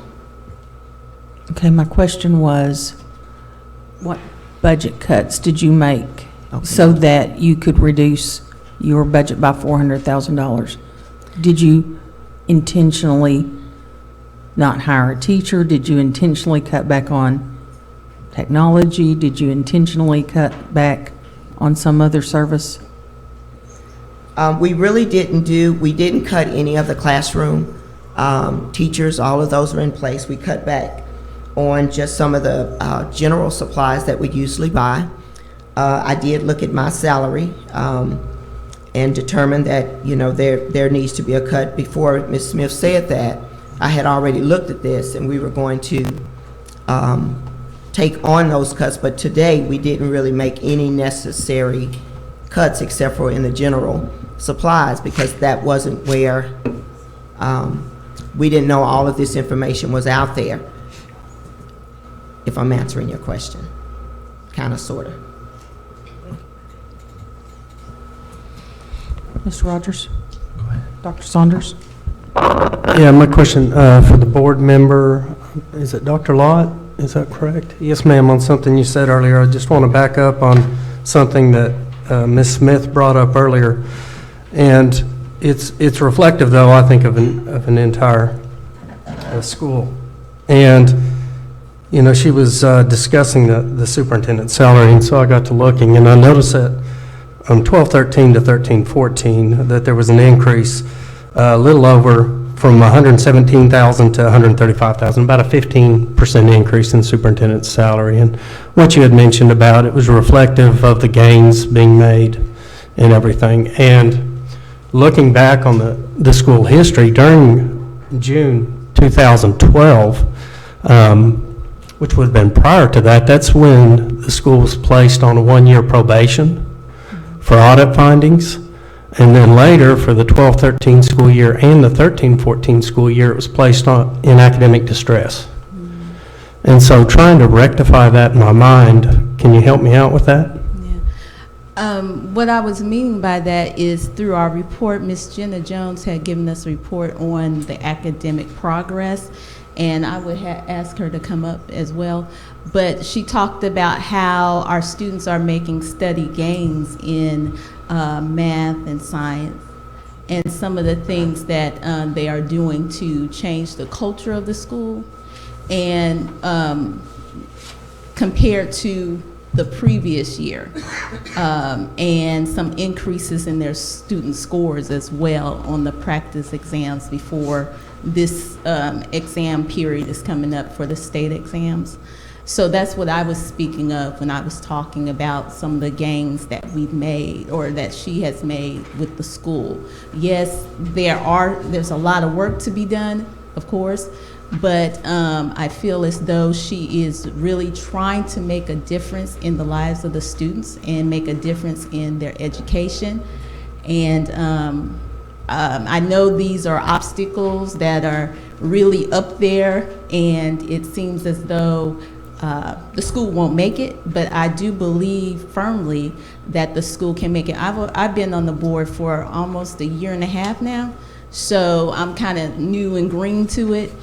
But I believe that with the study progress that she's making with the faculty and some of the changes with how the students are actually gaining their educational strides, we're on the right track. So if you don't mind, I would like to ask Ms. Jenna Jones to kind of. Yeah, she's welcome to, but I think this would go to a bigger question that would be for any of you board members. Do you, on your own, seek information, do your own research, I guess, instead of just relying solely upon what's presented to you at a board meeting? Yes. And what do you do to do that? Well, I have, as I've been training to be a board member, I have looked at department regulations and different things, and I went to the board training as well on how to do that and some of the things that to look for. I know that in hiring and as far as the fiscal issues that we're having as well, those are some things that we talked about, and also trying to understand the numbers as far as how it affects the school and how the school is affected by some of the things that are negative in our balance, especially at the end of last year, having that negative balance and at the end. But I believe that we are really trying, the school is really trying to reverse some of the negative issues in the finances with the local funding that we receive from the sponsoring City of Fire to help us with that. And I think that is one of those things that if we continue to work towards a better fiscal standing, I think that with the City of Fire sponsorships and with some of the things that we're going to go back as a board to talk about, really talk about it seriously about, the hard decision to make cuts and how to make those cuts so that we can balance the budget for the end of the year and going forward, not making the same mistakes over. So I feel like, yes, right now, it seems as though the board here may suggest, well, I don't think they're gonna change their ways, but I believe that we can change our ways. Again, like I said, I've been on the board just 1.5 years, so I'm still learning and I'm on the learning curve, but I think that we can really build a consensus and really build our finances as well as we move forward and do better. So, yeah. Dr. Pfeffer? And Dr. Lott, I wanted to follow up on a question that Dr. Saunders asked. and as board members and other board members may need to speak to this also, but the question was, how much research or how far do you go in asking questions about the operations of the school? And one area that we've recently been working with Covenant Keepers on were some concerns that came up about staffing. One of the waivers that cannot be granted to charters is the requirement that employees have background checks as a condition of employment. I don't know if Dr. Tatum has been able to make you all aware, but as of yesterday, there was a serious issue with the background check issues of employees, and I think that most of that has been cleared up at this time, but my concern is that there are employees that are hired without having completed a background check process, and that really does rest with the board and the superintendent in ensuring that those things are followed through. So my question would be, what assurances are there that those things are really looked at and those questions are asked? And because students are put in jeopardy when they do not have a teacher in their classroom, and we were pretty close to a serious situation. So that, I guess that's my question. What is the process? What might need to be the process? Well, I think that moving forward and presently, I know that we've had, from my understanding, there have been background checks for our teachers, our staff, and this one has slipped through the cracks. But that's always the utmost and foremost in front of my mind as far as the safety of the students, because that's a big concern. And I think that going forward for the board, that we're going to talk about some things as far as the background checks and what needs to be done moving forward to ensure that those things are going on. Also, I do visit the school occasionally, regularly, and so these are some issues that I do discuss, like hiring or disciplinary actions and different things like that, and just seeing how the teachers are thinking. We did an evaluation of Dr. Tatum in February, and we found that there were some things that she would need to grow from, to strengthen, and some weaknesses as far as development of the staff, and some concerns that we saw that she needed to improve upon. But I think too that we're going to look at our policies and our procedures. That's one thing that we have really talked about, is looking at the policies and procedures to ensure that everything is followed by the letter. If you have policies in place, you should be able to follow them and not, change course just on a whim. Because if you're not following your own policies, then you're not doing what you said you're going to do. And those are some of the things that we're going to help Dr. Tatum with, in order to ensure that we can make sure everything's tight, everything is done decently and in order, so that we can be a better school for it, and that we can, protect our children as well. And I'm going to let the other board members speak. Do you want to? I think you're So good. just want to, everything Dr. Dunn said, I agree with, and we will basically, it's policy as far as the charter policies and hiring practices and background checks. We do have that, and we follow that. Now, for us, I wasn't aware of the past incident you were talking about, but for as my knowledge is concerned, we do background checks in all areas, and hopefully in the future, we will definitely discuss, like Dr. Dunn said, that everything's in place, and that we move on these with, looking at it very closely to make sure that nothing falls through the cracks. So, but I'm sure the board is going to definitely zero in on that. Dr. Coacher? Just to be clear, Dr. Pfeffer, is there an active employee without a background check that has been, Yesterday, we had identified about 50% of their employees who had not had all their background checks completed. My understanding is that we think everything has been cleared up as of this morning. But yesterday, out of their 9 employees, their 9 teachers, there were 5. So our understanding is that it's been cleared up this morning. And how long had that been known before it was cleared up? We made a visit yesterday once we became aware of it, we immediately visited the school because it was a matter of law as of being eligible for employment. And Dr. Gocher, I would Yes, like to clean that up.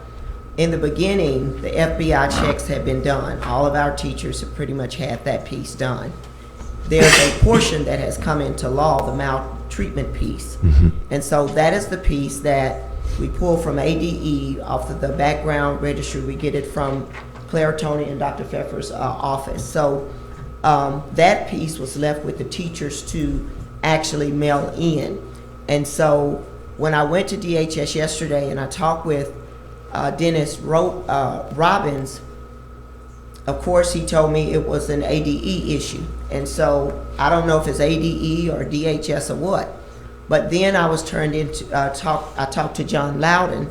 And so he went on and he did all of the registry checks right there. So in moving forward, my goal is to just take them and get them down there and hand walk them. So there's been such a gap, and I didn't know. And I take ownership of that because the background check and all of that information is given in a packet when teachers are hired on.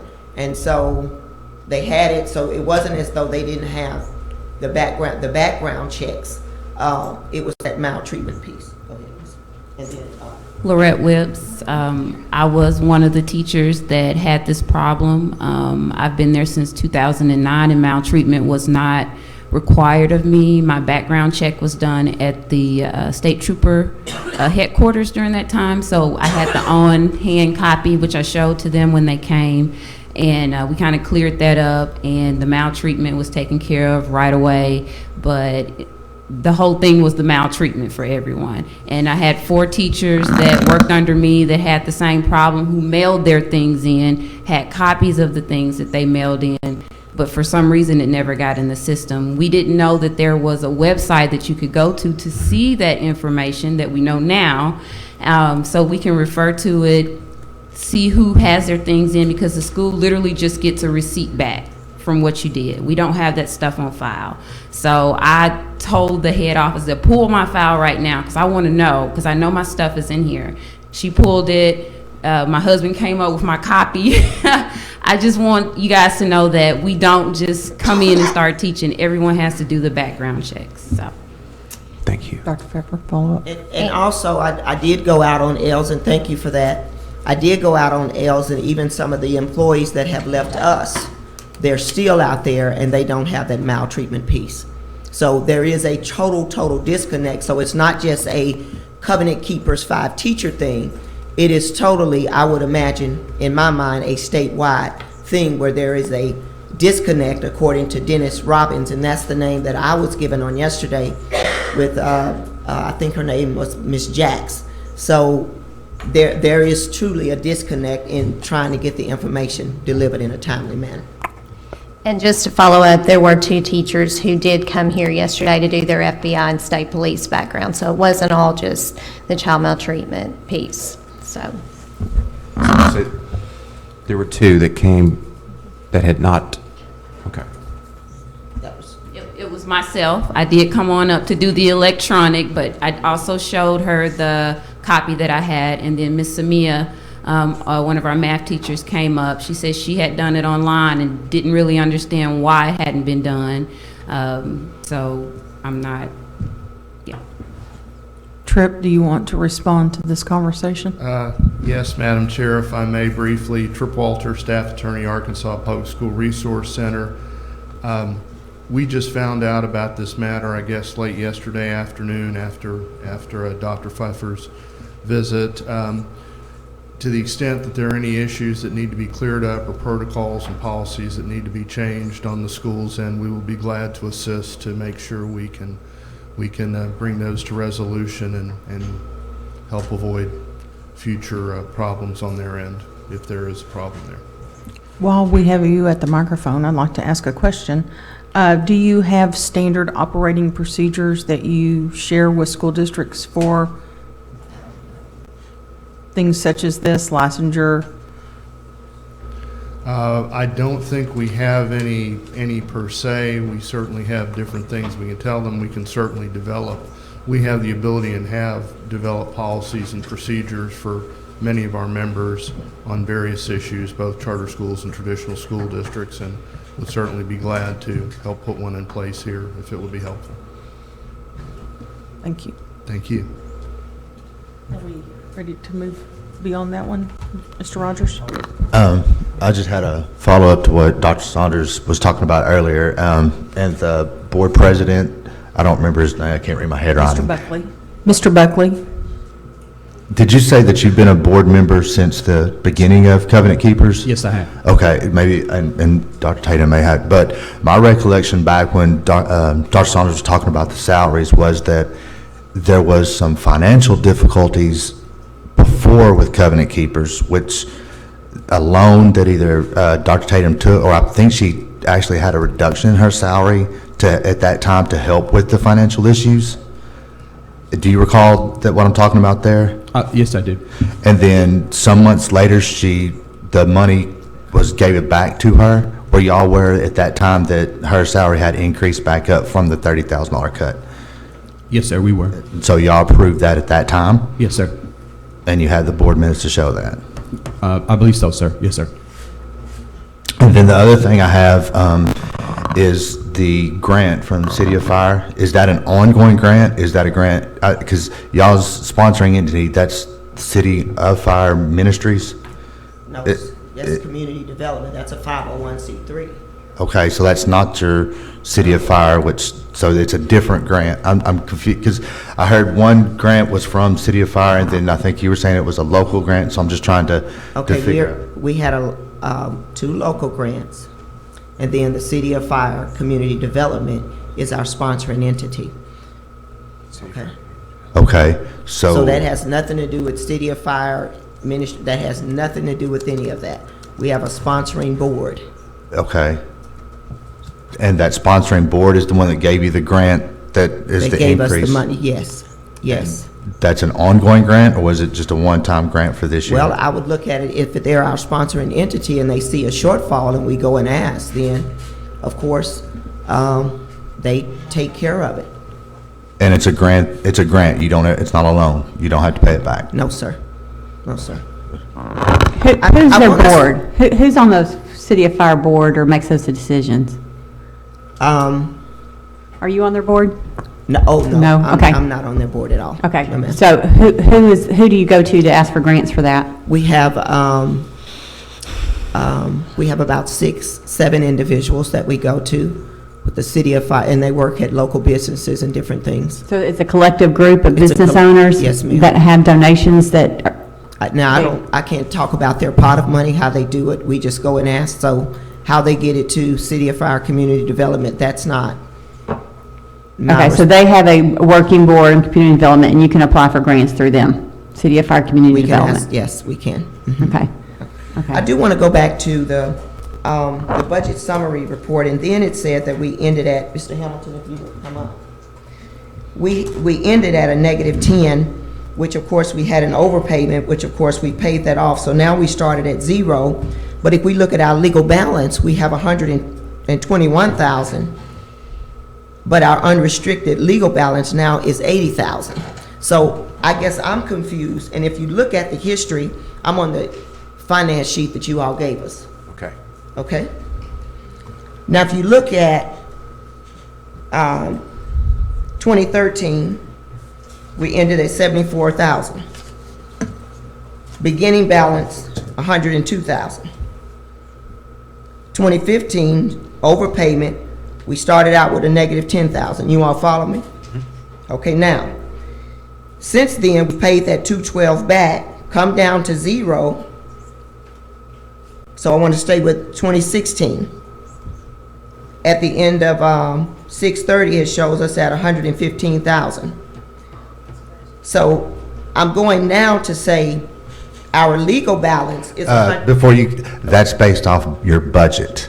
So as what she testified earlier, the revenues and expenditures model that you're going through right now does not reflect 115 over. That is your FY17 budget. So if we took that FY17 budget based off what you did of revenues and expenditures, that would happen. But based off the history of projection of where we're going, that's what she was talking about earlier. Not, this is actual. When you go to 14, 15, and 16, those are actuals. That is where you actually ended. Okay. Now, when you go to this FY17 budget, that is nothing but, that is a projection based off your your revenue and expenditures. So to say you're going to end in 115 is not quite accurate. No, sir, and I wasn't going to say that. If you look at it now, our unrestricted legal balance is 80,000. So I'm saying to you, we're putting the money in the school, the kids, and the salaries, and we're not going to end at a negative. So with us coming through so much money, we're going to continue to spend the money to make sure that we don't end in a negative. So I'm wondering if it's 50,000, 80,000, or 100,000. We are spending money on kids, and we're not going to end at a negative. I'm sorry. And just to add to that, the fact that we started in the hole coming into the year, and then to be able to, I think that this shows real fiscal management, actually. Listen to my point. Listen to my point. To go from a negative 110 to, as we are today, 80 positive. I think that shows that they're trying to manage the resources. Where would you be without the grant from City of Fire development But we grant? have it. We got it. But I understand what you're saying. But that's I why I also asked. don't think we're going to have the issue with the student growth.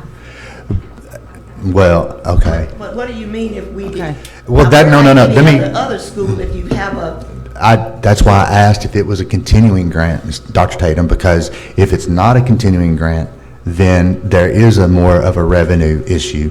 But this is why I've been trying to figure out what was the local grant and where it was coming from. Okay. Because obviously without that additional $300,000, you wouldn't even have an opportunity to be ending in a positive. You would be ending in a negative, as what happened last year. Well, sir, and so Let me interject here, and I think the point, Dr. Tatum, is there a commitment from City of Fire to always be there if they're needed?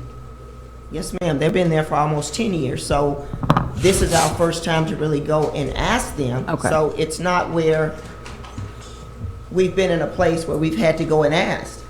I'm sure if we go and ask today or tomorrow, then of course, that's like any other charter school or whatever, when you go and you ask your sponsoring board, hey, I need money to do this.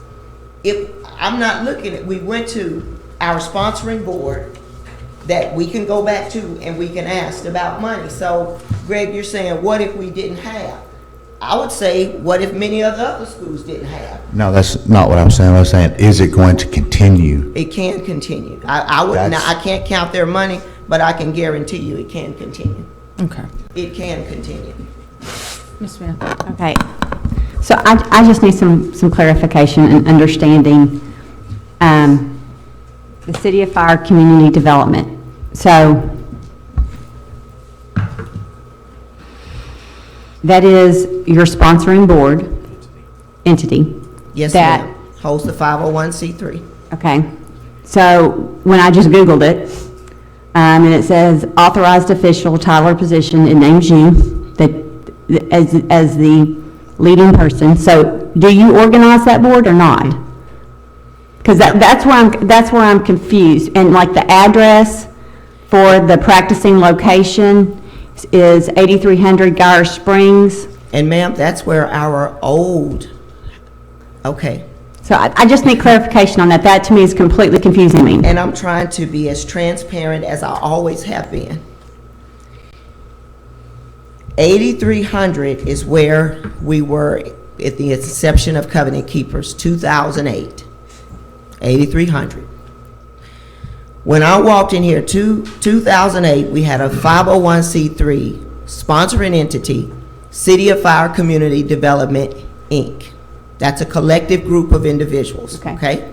You follow me? Yeah, that's what this is what I need to know from you. Thank you. Okay, now, they gave me the job to work here when we did to work at Covenant Keepers, okay? Our school moved to 5615. Now, when we're talking about the sponsoring entity, that may be where the board has things mixed up. I've never sat on that board, ever. It's a collective group of individuals that have come together and they started the school. Just like any other incorporation. So if the internet is telling you me, yes, it may say a lot of things out there that are wrong. We still get individuals looking for our school going to 8300 Geyer Springs when we're at 5615. Yeah, it shows from 2009 that you were the lead person organizing that or setting it up, is what information's on here. Okay, leading organizer. The authorized official registered, the MPI number is Dr. Valerie Tatum. Okay. And again, all I can say, ma'am, Ms. Smith, I've never, ever, ever sat on that board, ever. Okay. I am the executive director of Covenant Keepers Charter School. Okay. Thank you. Ooh, yes, ma'am. Dr. Tatum, would you clear up another confusion? In some of our wording and some of our conversation, there's kind of been a distinction between local board and board. So help us walk through that. Our local board are the ones that's standing here today. And how many people are on that? 7. And sometimes another board is referenced, and that's when you're referencing the board of When city I say fire. another board, I think of the sponsoring entity. Gotcha. I just call them a board. Gotcha. Okay, that's helpful. Thank you. Okay. Just to let you know, on another website, it gives the address for City of Fire Community Development as 5615 Geyer Springs, the second address you gave me. Yes, ma'am. So specifically your school. Yes, ma'am. And Ms. Smith, I'm as transparent as it comes. I have no reason to deviate from that. I cannot, I don't have that. So who do you go to? Who right now is the chief person on, when you're going to them to ask them for money, who is the person, the contact person you go to? I go to, you want me to say the name? Yes. Miss Diane Jackson. I go to her.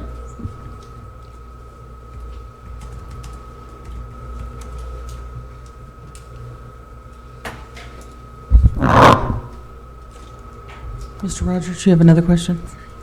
Is APSRC still working with you? Oh, yes, greatly. Can I ask them a question, a finance question? Yes. Yes.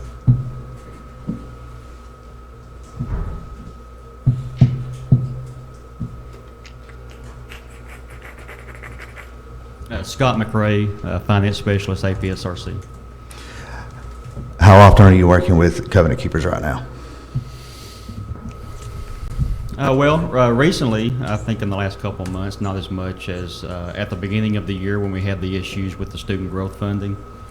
At the beginning of the year, there was plans put in place to get that negative 110 balance back up to a positive.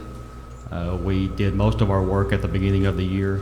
Recently, the fund balances have looked good compared to the negative 110. So we haven't worked with them quite as much recently. When's the last time you were working with them? It's probably been January, February. And is that because y'all don't have any other concerns with how their fund balance is going to end?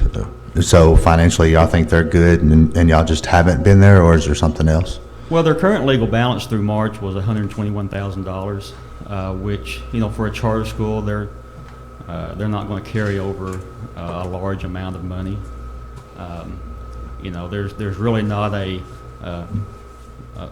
balance that's required, Right. to end with, as long as they can, obviously pay their bills. So, if they end with, 40, 50, $60,000, it's all up to the local board if that's enough to, move into the next year. So, and y'all, and APSRC's mind, everything's good with them, which is why we haven't been there in January. That's really what I'm, Yes, just looking at the legal balance currently, with 3 months to go. If they continue to go on the same path they have been, they should end with a positive number. okay. That's, Mr. McRae, may I ask a clarifying question? Yes, ma'am. Do you have any method or procedure where you periodically look at a charter school to see how they're doing financially so that you can be a step ahead and prevent issues? Or is it a wait for them to call you model? Oh, no. I have certain things I do just sitting in my office. We have programs that we look at to track balances and just making sure they're, in the positive and they're working through their budget or working towards their budget. So you would alert Dr. Tatum if you saw a red flag or a potential red Oh, flag? yes, absolutely. And I did, yesterday, in relation to this finance report that was presented. You alerted her to an issue? Yes, just with the negative balance, that negative balance is not an accurate picture of their fund balance because it was generated before revenue was posted for March.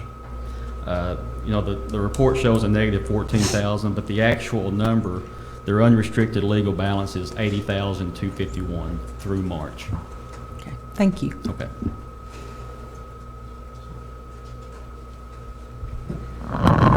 Ms. Smith? Is it possible for us to just take like a 10-minute break?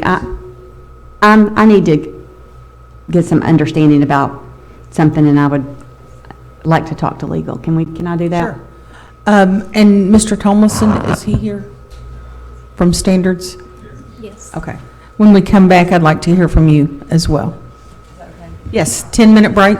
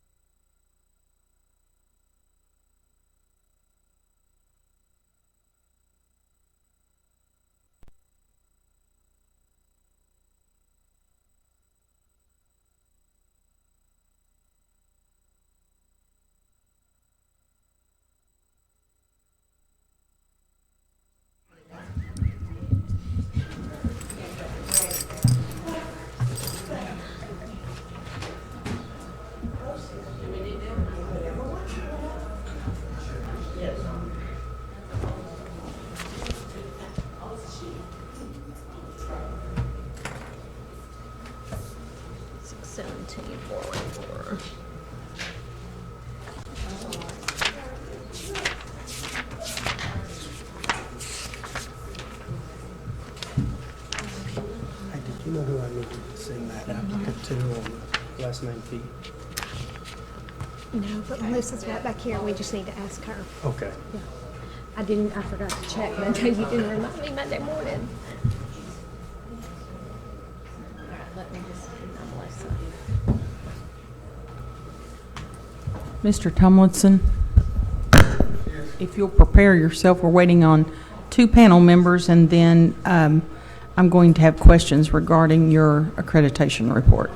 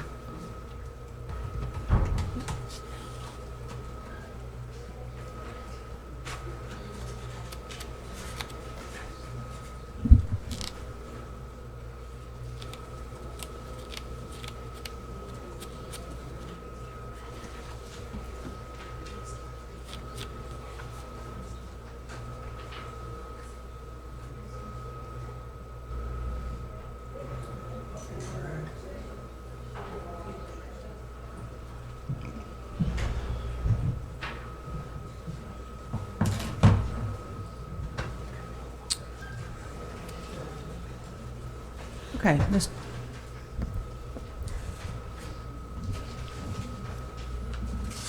Mr. Tomlinson, if you would come to the microphone and introduce yourself. Nath Tomlinson, Standards Monitoring Unit. Mr. Tomlinson, if you would walk us through the accreditation report and kind of give us a little bit of information about, you have some lettering there, I's and C's and J's. If you'll kind of walk us through that report. Okay. The report you're referring to is the initial accreditation report, and it's an October 1 snapshot of everything that's in eSchool and EBSCAN. And the codes that you're looking at is something we use internally. The I is invalid data. This is like 6-8 school, and all these first ones are dealing with the 9-12, the 38 required courses and courses that are for 9-12 grades. So none of this would apply to any of the situation with a 6-8 school. On the second page down at the bottom, you'll see a C. That's just a corrected exception. We call everything comes out on the initial report are exceptions. And then we go in and validate them as to whether they are accurate or they don't really apply. And then that is a code that we use due to the waivers that they have, licensure and qualified personnel, just about everything comes off. And then as we move on to page 4, there's a J. Let's see, page 4, 2, 3, 4. Yeah, that's a job code violation. John Scroggins was actually, they entered the wrong job code for him. He's not necessarily a special education supervisor, so the J was a job code. They'd entered it in wrong into ABSCAN, and that's how we corrected to move it. So it has been corrected? Yes. Okay. Everything on their initial accreditation report has been taken off, and I don't know if I sent the final copy out or not. It just came out in the last few days, and they'll be mailed out this week.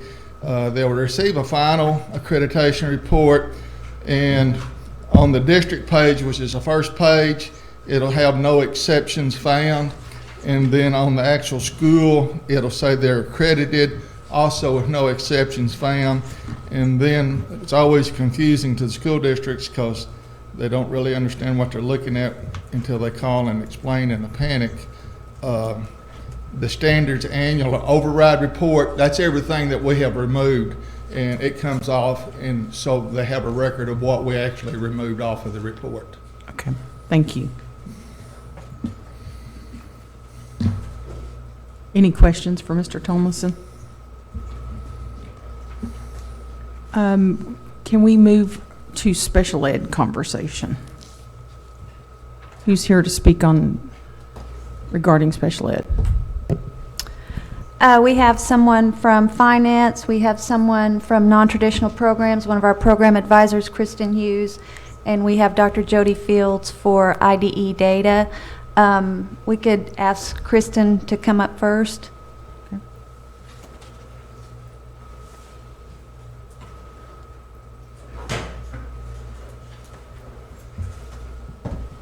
If you'll state your name and title, please. Kristen Hughes, Special Education Unit. So I think Kristen can just give a one or two liner in terms of monitoring with Covenant Keepers, and it was last year? Yes, Okay. it was the 15-16 school year. They reported one special education teacher and a child count of 13 students. And were there any monitoring findings? They went through the self-monitoring process first. They reported back 100% compliance. I then requested to review 2 of those folders that they reviewed just to verify their findings. I did find areas of possible non-compliance. Worked with Mr. Scroggins during a 90-day verification period. On March 17th, 22nd, and 31st, they provided additional evidence that cleared out those possible areas of noncompliance. So there weren't any egregious findings? No, there was not a finding. Okay, thank you. Any other special ed considerations or concerns?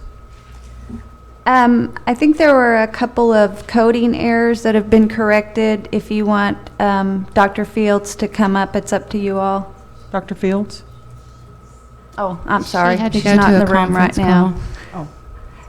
There were a couple of coding errors in terms of students reported on a December 1 child count that were entered in one system and not another. And Jody has worked, Dr. Fields has worked with, I think, Mr. Scroggins to correct those. There was a teacher, Mr. Scroggins, that was reported incorrectly, and that was noted earlier in standards, and that's been corrected as well. So there are no outstanding issues in special ed. Thank you. I believe Ms. Pepper Wiley is here from finance, and I believe she told me that they had overexpended. Possibly we might ask Pepper and Chris Foley to come up. State your name and title for the record, please. I'm Chris Foley, Finance Administrator in Special Ed. Pepper Wiley, Special Ed Finance, or Camille Wiley, whichever you choose. As of the Commissioner's Memo, Finance 17041, the total budget... If you'll speak directly into the microphone, thank you. As of the newest Commissioner's Memo, the 041, that gives us an adjusted allocation amount with their carryover and the new amount for 6B, their total budget would be $33,360.57 for Title 6B. And at this time, on an expenditure report, expenditures total $35,895.11. So part of this salary will need to continue to be paid out of another fund for the rest of the school year. And Ms. Foley, do you have anything to add to that? No. Okay. Go right ahead. I don't Dr. have Tatum, anything else. would you like to address that overture? Yes, ma'am, and that was where I said earlier, I did know that, I was aware of that, so that's a part of that budgeting piece and moving things around to make sure that we're finishing strong. Any questions regarding special ed? I have a question that's not directly related to special ed, but it was in just regard to the PBIS services that you all had referenced and using the Swiss system to look at student discipline data and make improvements in terms of kids being suspended and expelled. And I'm just wondering, you mentioned one of the individuals from Jonesboro, I think, that you all have been working with for PBIS. It was... Yes, Ann Merton. Ann Merton, yeah. And so I believe y'all have been using Swiss consistently, but I'm just wondering in terms of other aspects of PBIS, if you have regular team meetings and how, if you're looking at your routines and rituals and all those things more than just looking at the Swiss discipline data. Yes, ma'am. Those conversations come out of looking at the data, and our PBIS team meets regularly to make decisions. So if we look at the data and see that we have a lot of referrals happening during lunchtime, we've had a talk with all of the teachers in the school about policy changes that need to happen during lunch. So putting teachers in strategic areas, making sure that we're definitely keeping an eye on students and being engaged with them so that we can find out what's going on at the time and help to squelch some of the issues that may occur during that time. And have you all discussed just like consistent expectations and rules and consequences across teachers and grade levels and all of those sorts of issues? Yes, at the beginning of the year during our teacher boot camp, this came out of the PBIS training that we had during the summer. We looked at our student handbook and we took out the expectations for the students that we felt were applicable for every classroom, and those are posted in every classroom. And the teachers also have a policy for student redirection in the classroom, so it's not an immediate dismissal from the classroom, but a system that allows the teachers to talk to the students individually, to work one-on-one with them. And even if our cultural coordinator needs to step in and have a mediation meeting between the teacher and the student, that's usually a resort before disciplinary action or records or write-ups need to occur. And I have one more question just in terms of child fine and students being referred for possibly needing an IEP and having a disability under IDEA. Who is the person that a teacher, if they were going to refer a student or a parent were going to refer a student, who would they give that referral to at Covenant Keepers? Is the staff aware of that, or is there a central procedure? Yes, if the staff discovers that a student in their class may require services, they know to report that to John Scroggins, our special education teacher. Okay. And I'm just asking because you have low numbers in terms of kids with IEPs, and then I was looking in our referral tracking system, and there was only one referral, which I know you're a middle school, so there wouldn't be as many as in the elementary, but you might expect more than that. So I was just wondering what your procedures were. Mm-hmm. Yes, ma'am.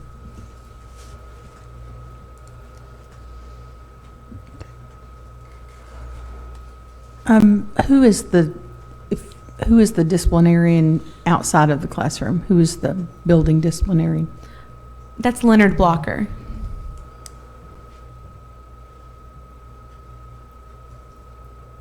Is Mr. Blocker here today? He is not here today. Thank you. Dr. Tatum, would you address expulsions? How many expulsions this year?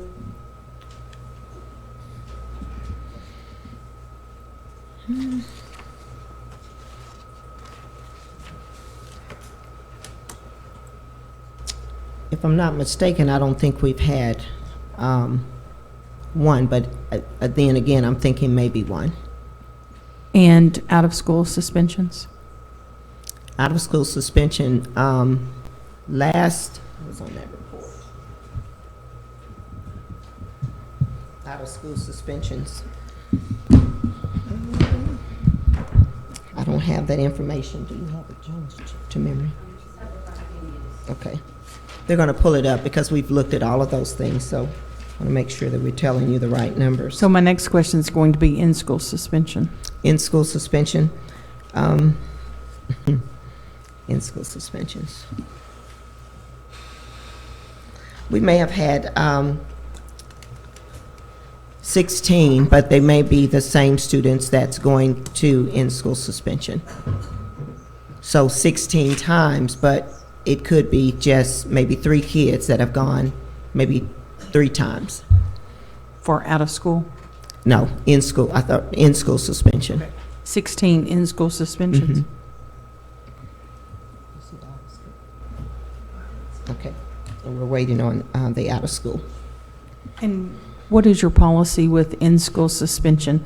Do students' grades still count during that time? Yes, ma'am, and that's the reason that grades really dropped, the D's and F's, because when students didn't do their homework or just missed assignments, then they would actually go into the ILE after having a reflection meeting with the parent. And what about out-of-school suspension? Do grades count during that time? No, they don't. They're allowed to make up their work when they're out. I'm sorry. At the discretion of the teacher, according to our handbook. Okay. It's the teacher. I'll speak on that as well, Lorette Whips again, kind of over the curriculum with the teachers and making sure students who are out of the classroom are getting what they need. We have a program called Edmodo. All teachers place all their lesson plans on there with their notes for students to be able to refer to. Any assignment is placed on there. If it's a quiz, if it's homework, whatever, teachers have to update that daily. So if a student is in ISS, they have a Chromebook where they're working on that particular item, or if they're out of school, we do ask them to refer to it. If they don't, we do give them those amount of days according to the handbook to make it up when they do return.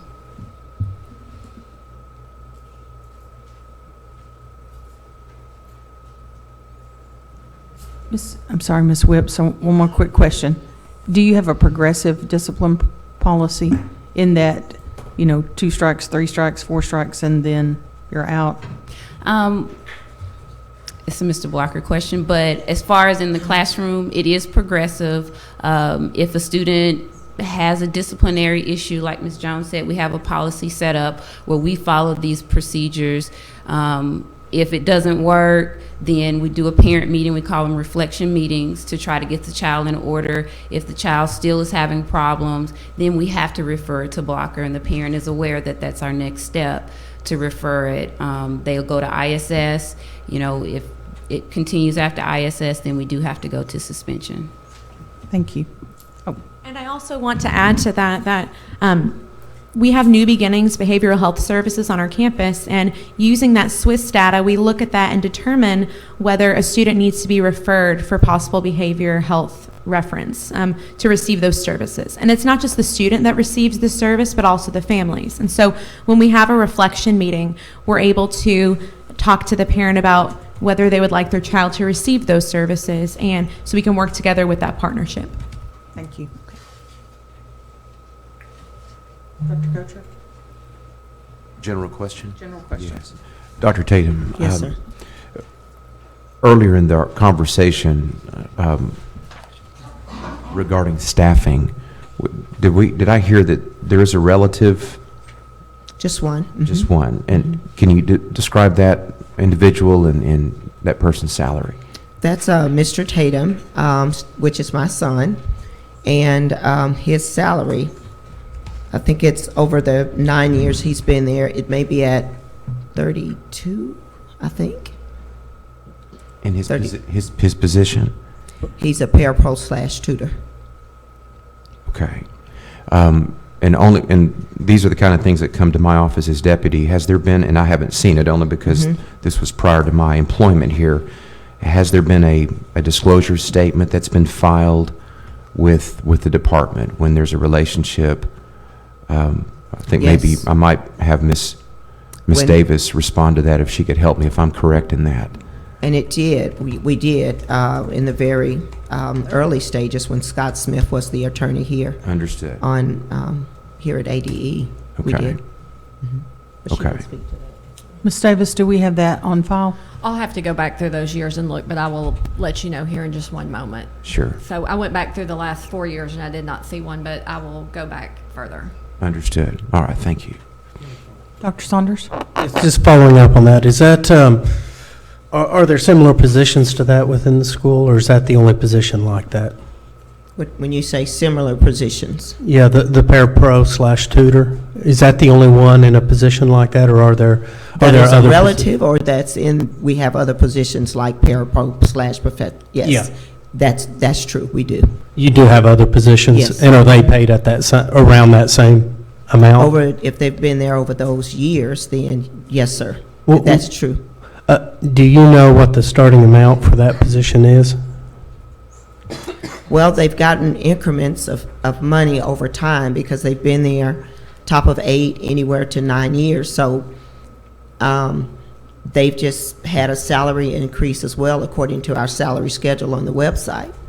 So those positions start at a base salary, to answer your question. Yeah, I'm just curious what that base salary is, if you know what the base salary is for that position, and how it relates to your teacher's pay at that base 0? It's definitely not comparable to when they start out. It's not. It may be on the website. It may be. Okay. I don't have it committed to memory, but I know it's not comparable to our teacher's salary. Okay, thank you.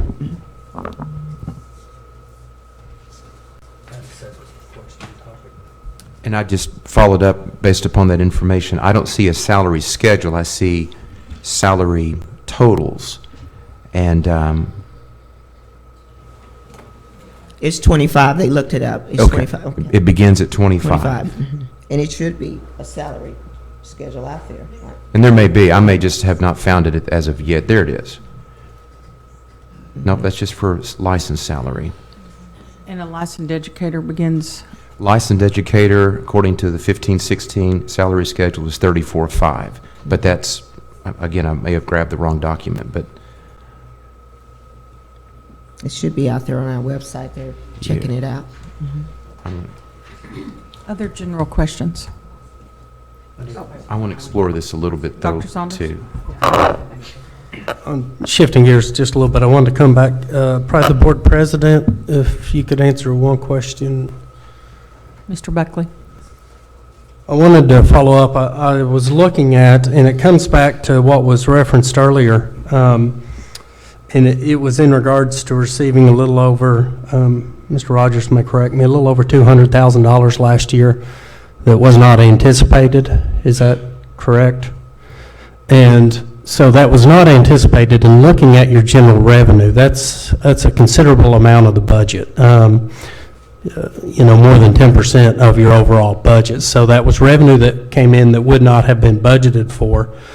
And then when it came time to pay it, the money was not available. So my question is, for that $200,000 plus, where did that money go? To my understanding, basically how they disperse it within the charter. I'm not sure. I would have to probably get Dr. Tatum to speak on that. I'm not sure exactly where that money went. Okay, yes, what was it spent on? What it was spent on? Yes. Oh, okay. I believe just whatever the school administration. My understanding, where they normally would put it. So. Were you presented as a board with the idea that, hey, we have $200,000 coming in that's extra that we did not budget for, and this is how we would like to spend it? No. I wasn't aware that we were over budget on that $200,000. So. Okay. Dr. Tatum, would you be able to tell me about where that $200,000 was spent? I guess I'm confused. You're saying $212,000 that we didn't have at the beginning, or last year? Well, it would have been somewhat both. It was, my understanding is it was $212,000 that was not budgeted for. And that is correct. And you received? And Scott did a revenue piece on that when we were looking at that, and it went to technology. There was quite a bit of bus repairs that had to be done during that time, and I don't have it committed to memory. Oh, and there was some maintenance things that we done on the inside, and making sure that the building was at standard as far as replacing carpet, I think repainting the walls. It was some different things that we had to do because of wear and tear in the building that we're in, and they wanted us to do that. Okay, can you, just to get the totality of $212,000 on technology, what were you looking at with technology? What was being done with that? Technology, we went to some type of Wi-Fi. Now, I'm not technologically sound, It's okay. but we went to a widespread of technology. We are expanding to be a one-to-one school. And then we did do 2 softwares, MindPlay and Ascend Math, which was pretty extensive as well. So those are the types of things when I talk about technology. It wasn't just all hardware, it was some software as well. Okay, and then you said on transportation, there were some repairs. There were some repairs to a bus where Caterpillar and I don't even know the other name, but they began to pretty much bicker amongst each other because it was an electrical issue, if you will. So one said they didn't, we took it to the next, back and forth. So what we did, we finally took it back to the holder of it, and Caterpillar had to get involved. So all of that chain of information, all of that began to happen. So we kept getting hit with bills after bills because of the 2 individuals taking it to one, they're not fixing it, taking it back. So again, of course, I'm not being a bus person. We just took it back to the original owners, and the bus is running fairly well now. And so that was the one bus. About how much money was that? For the bus repairs? Yeah. Oh, gosh. I'm going to say probably, if Scott worked the numbers, anywhere from 70 to 80,000 To repair the bus? to repair the bus, because it was an electrical issue.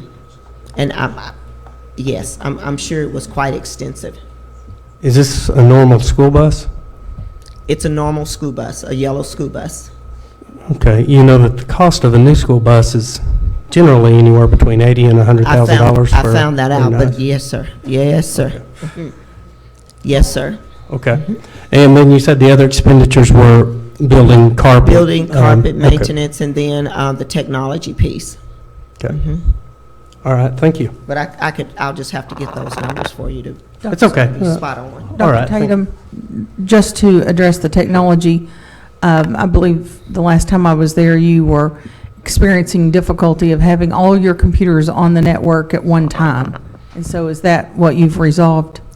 The commissioner was really great. We told him about the problem when he visited our school, and he asked over and over, how is it you're sitting in the central part of Little Rock 72209 and you don't have the Wi-Fi you need? So something magical happened when he left our building, and we haven't had that problem since, right, Ms. Jones? Right, so that has totally been rectified. And so you have good bandwidth? Yeah, oh yes, totally. Good. Dr. Kocher?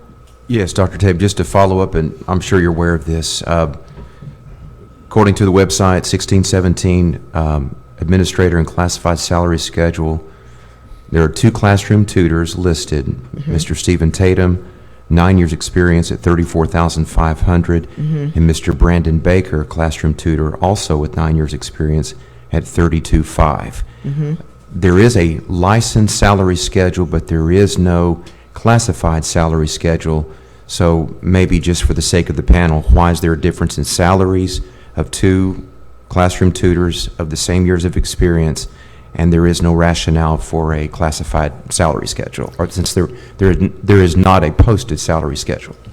And when we get the website requirements, we go by what it says. It just tells us to put a salary schedule out there. And so I don't really think the classified was a part of the requirement. So we just put it out there altogether. And that certainly may be, but a salary schedule would imply a span of experience versus salaries.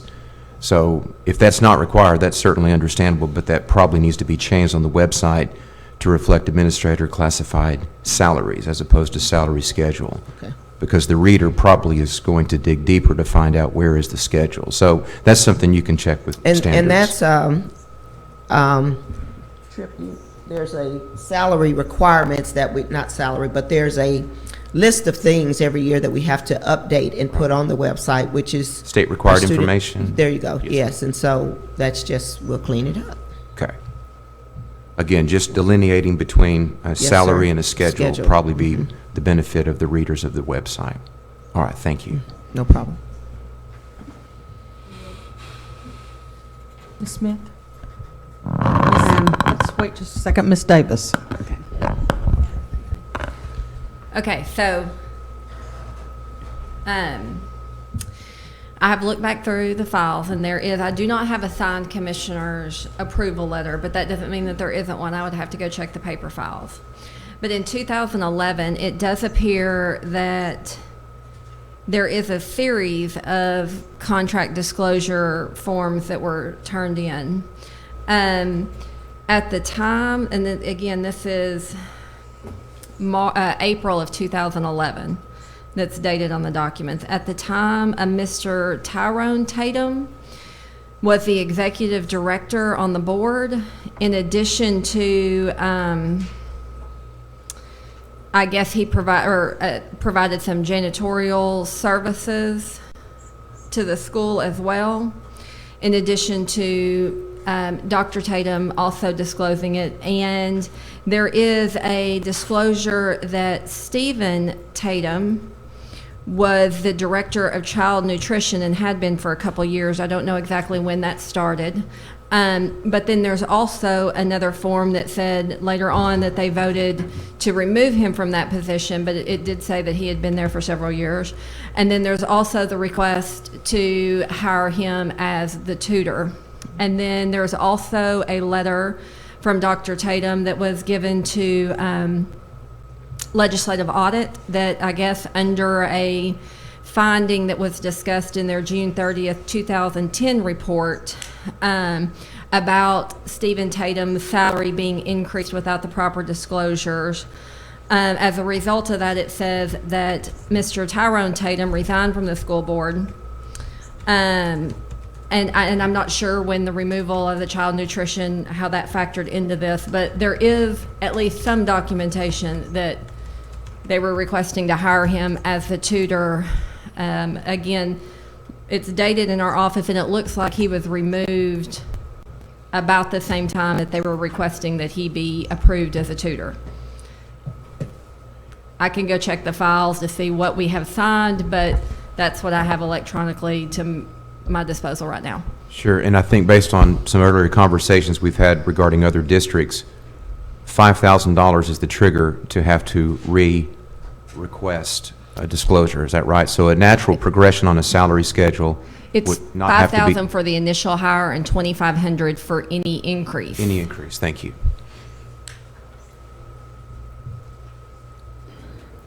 Thank you, Ms. Davis. You're welcome. Ms. Smith? Mr. Buckley, Yes. are you on the City of Fire Community Development Board? I am on a church board with Community Fire. You're on a church board? Yes, ma'am. Okay. And does the church board discuss money donations given to Covenant Keepers, the school? No, ma'am. Okay. Are you surprised to know that your name is listed on with the Secretary of State's office as a member of the City of Fire Community Development Board? No, ma'am. Okay. I'm So not you're aware surprised. that you're a part of that? Yes, ma'am. But you're telling me right now that you're not on the City of Fire Development entity that, I'm on the church board for the development center. okay, Yes. okay, okay. Thank you. Dr. Tatum?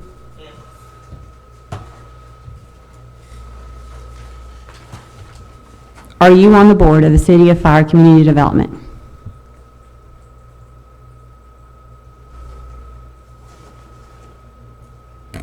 Ms. Smith, for the last time, I am as transparent as it comes. I have no reason to lie to you, ma'am. I am not on that board. Okay. I'm not on the board. Okay.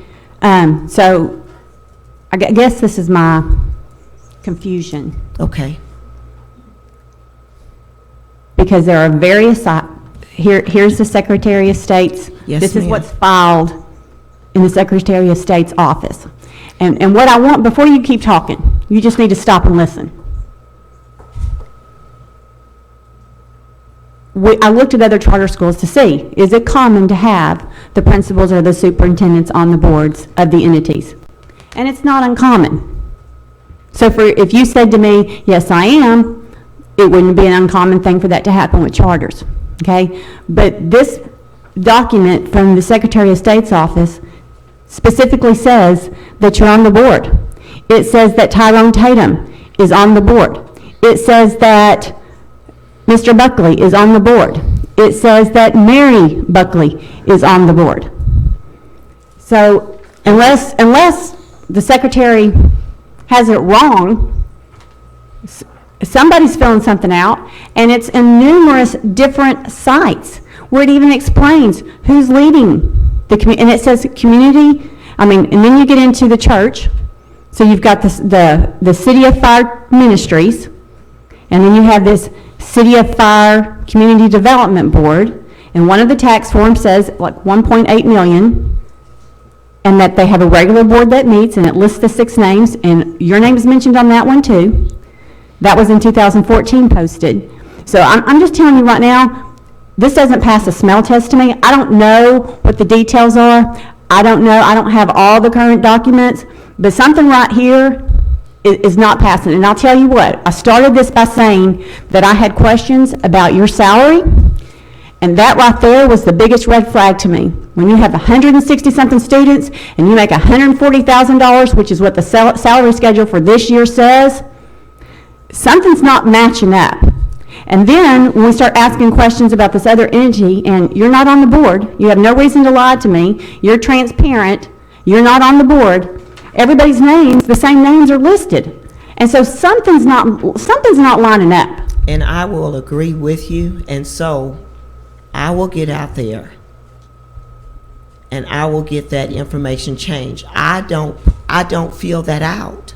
So the name you gave me earlier, Diana Jackson, when I looked her up, she's not listed as any member of the board, but she is listed at the church as the women's minister. So how does that work? And if we go back to 2008, this is the same animal we began to deal with, because the mistake of the 501c3 came out of a vision with the City of Fire Ministries. That's been the hassle from here to there. We are mistaken to be City of Fire Ministries when we're not. And that's fine. So you can have City of Fire ministry folks on this board. I mean, that can happen. But we did, yes, ma'am. But it's not and clear I who the know board that. is. It's not clear who the board is. And over multiple times, it's very clear that City of Fire, Community Development, and Covenant Keepers are one and the same. And that's on this sheet. It says the other name for... DBA. Yes, ma'am. which, that's okay. I mean, if you look at other charter schools, you see the same thing. But I'm going to tell you, today, with your testimony, it's almost like you tried to separate the two, which to me, that it didn't make any sense to me. Separate which two? Covenant Keepers and City of Fire Community Development. City of Fire Community Development, DBA is who we are. That's our 501c3. We have to DBA that name. I don't know what you're wanting me to say or look for, or... Now I'm confused, and I just, so help me out with that. I asked you earlier who was granting you the money. You said City of Fire Development Center. Now Community Development. But then now you just said that's who y'all are. No, sir. Did I misunderstand? That's why I jumped up, because that gets back around to where I was asking where the grant was coming from.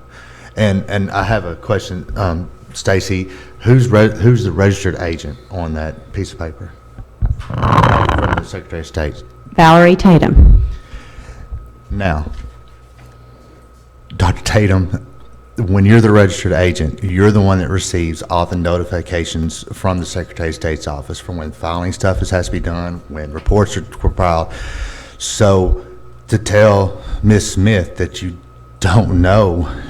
Now I'm having a hard time understanding the difference of everything they're telling me, because if you're the registered agent on there, then the Secretary of State's office is sending you stuff about that City of Fire.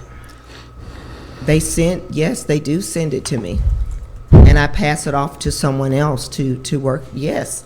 Who do you pass it off to?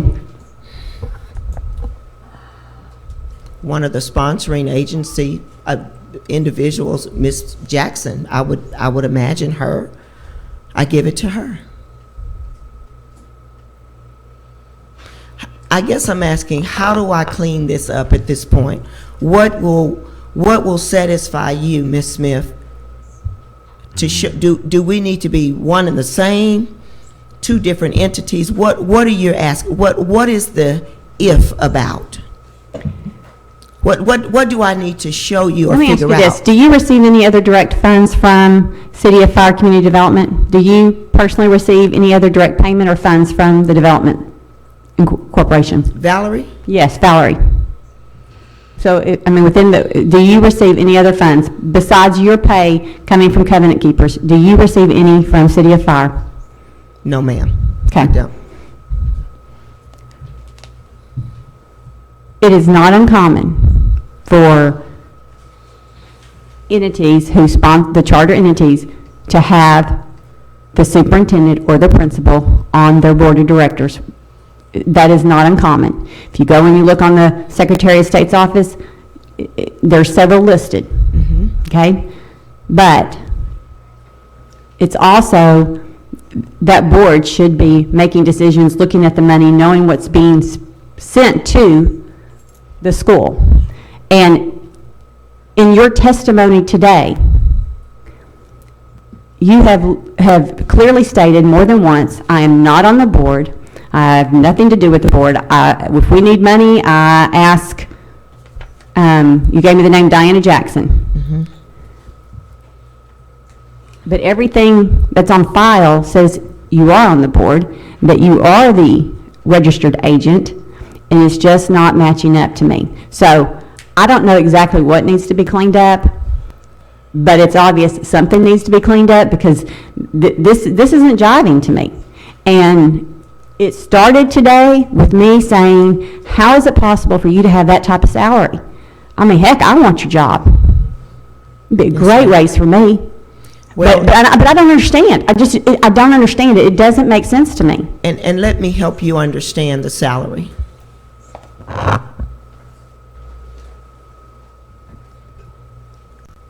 I've made tough decisions over the last 2 years. Leadership was one. Many mornings, I'm in that building or leaving late because I'm having to work to make up positions I let go, because I want to be, and I will be, the loudest voice to my leadership team and to my teachers. Therefore, I am there sometimes up to 16, 18 hours. That's why the proof is in the pudding. 2016, 50.896, 8 points. That's Dr. Tatum. This year, moving forward, I can guarantee you the 16 to 18 hours that I am overworking, we're going to have greater growth. I am working. I'm in the trenches. I'm in the community. I'm going to neighborhood association meetings. I'm going to Cloverdale, Henderson, Mablevale, elementary schools. I'm looking at other leadership teams. Ma'am, I'm not sitting there, trust me, twiddling my fingers. But I'm saying this to you, Ms. Smith. Yes, it looks pretty on paper, but let me tell you, ma'am, I am working hard.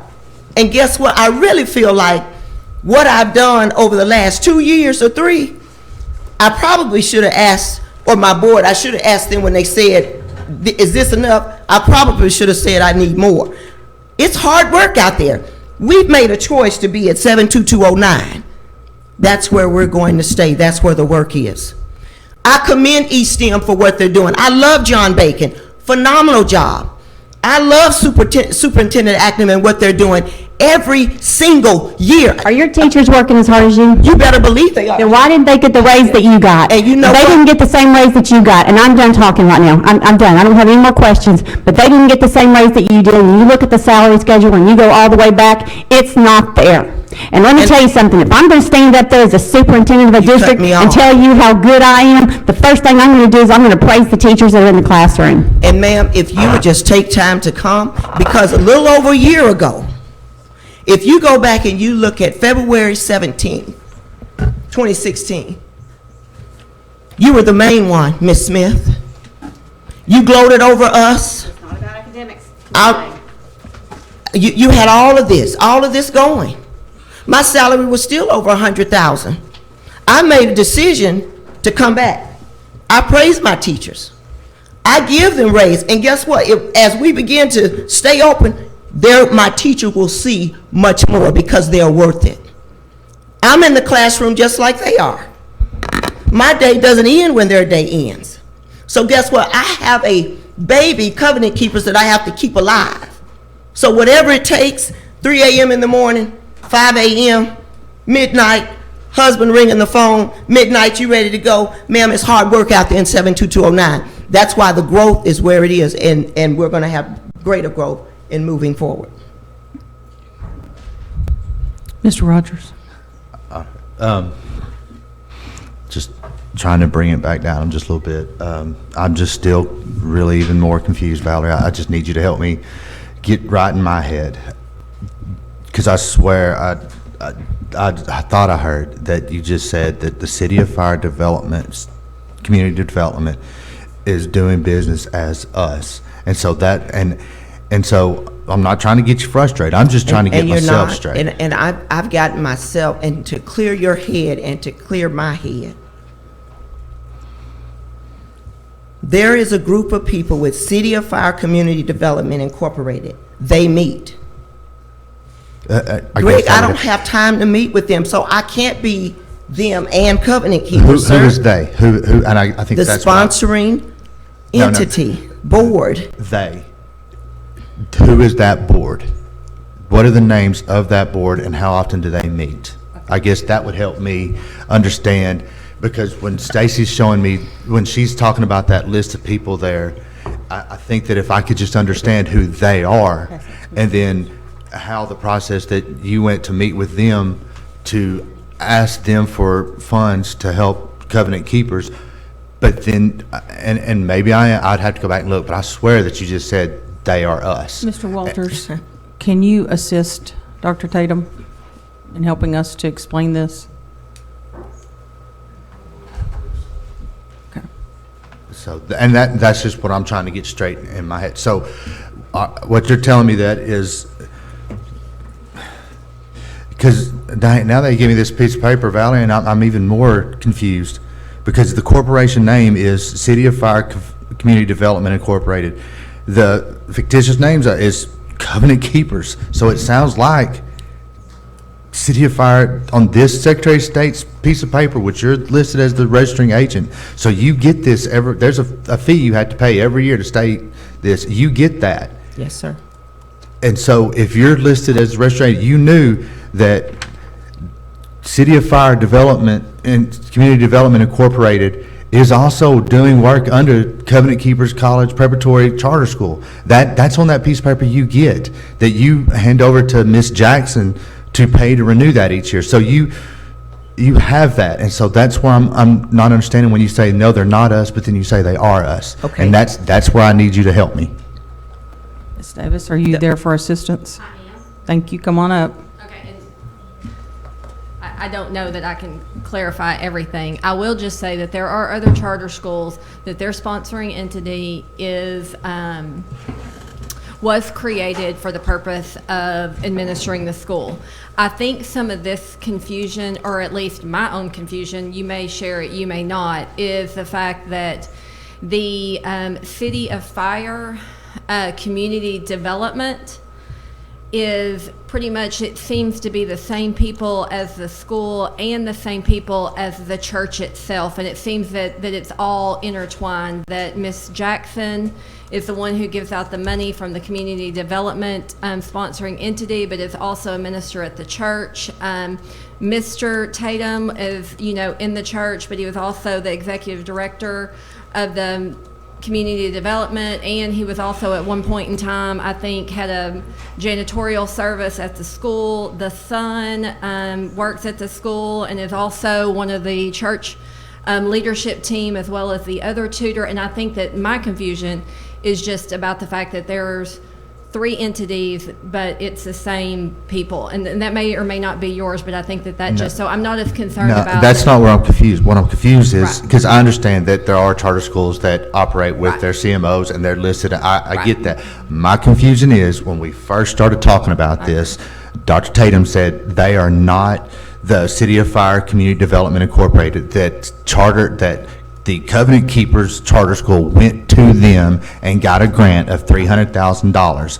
So if they are different, who did they go get that grant from? And now they're saying that they're not different, but they are different. So Right, that's and- where I'm confused. Right, no, Are they and different or are they I can't explain not? to all the confusion, but I know that that's part of, I think, some of the confusion that has been brought up by several of the members. So that I can't speak to, so that may or may not have made any assistance. For just a point of clarity, Mary Perry, can you come to the microphone? You have a vast knowledge of charter schools. Yes, ma'am.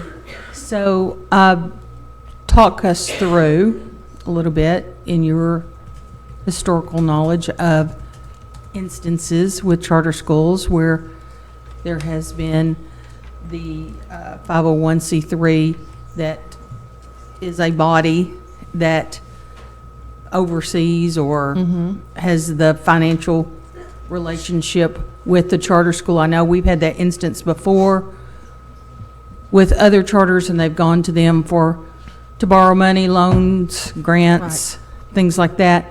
In your opinion, then, is that what's happening here? Clear this up for us. Yes. Mary Perry, Division of Learning Services. I don't think that I can clear it up for. That's part of the concern here. There is, I will tell you, when you have the situation where you have a sponsoring board and a school board, the board that is ultimately responsible is the sponsoring entity board. That's the board that has the ultimate responsibility, because they're the ones with the name on the dotted line for the application. They're the name on the contract that was granted. Regardless if the superintendent signs, that's the name. So that's the entity with the ultimate authority. They may very well have delegated much authority to a school board. And so you do have, it's that the configurations are not the same from one charter to the other in Arkansas, and they're not the same from state to state in charter schools. So that's the key piece. And here we don't have the clarity, because it's hard for us to determine who is on the charter, the sponsoring entity board. Some states refer to that as the charter holder board versus a charter school board. And sometimes you have a charter sponsoring entity board that does many, many things other than charters. They're a huge nonprofit organization, and only one of their projects is the charter school. And so that's a very common thing that you'll see in some places. Here, I'm not sure what we're looking at, Madam Chair. I apologize that I can't shed any light on it. And so, Ms. Perry, in your experience, when there has been a sponsoring entity board and then I'm going to call it a local school board. Sure. For that, or a charter school board, I think I'll call it that. Is there usually a person from the sponsoring entity board that is the named person that there is a contact with? Or in other charter instances, Does the authorizer work with the sponsoring entity board or the charter board? That would depend on, again, from state to state. But if you ultimately wanted to get the group who was responsible, you would want to have a contact name and number for that sponsoring entity board to know who to go to in cases where there was much confusion, any serious problems that can't be rectified by the charter school board.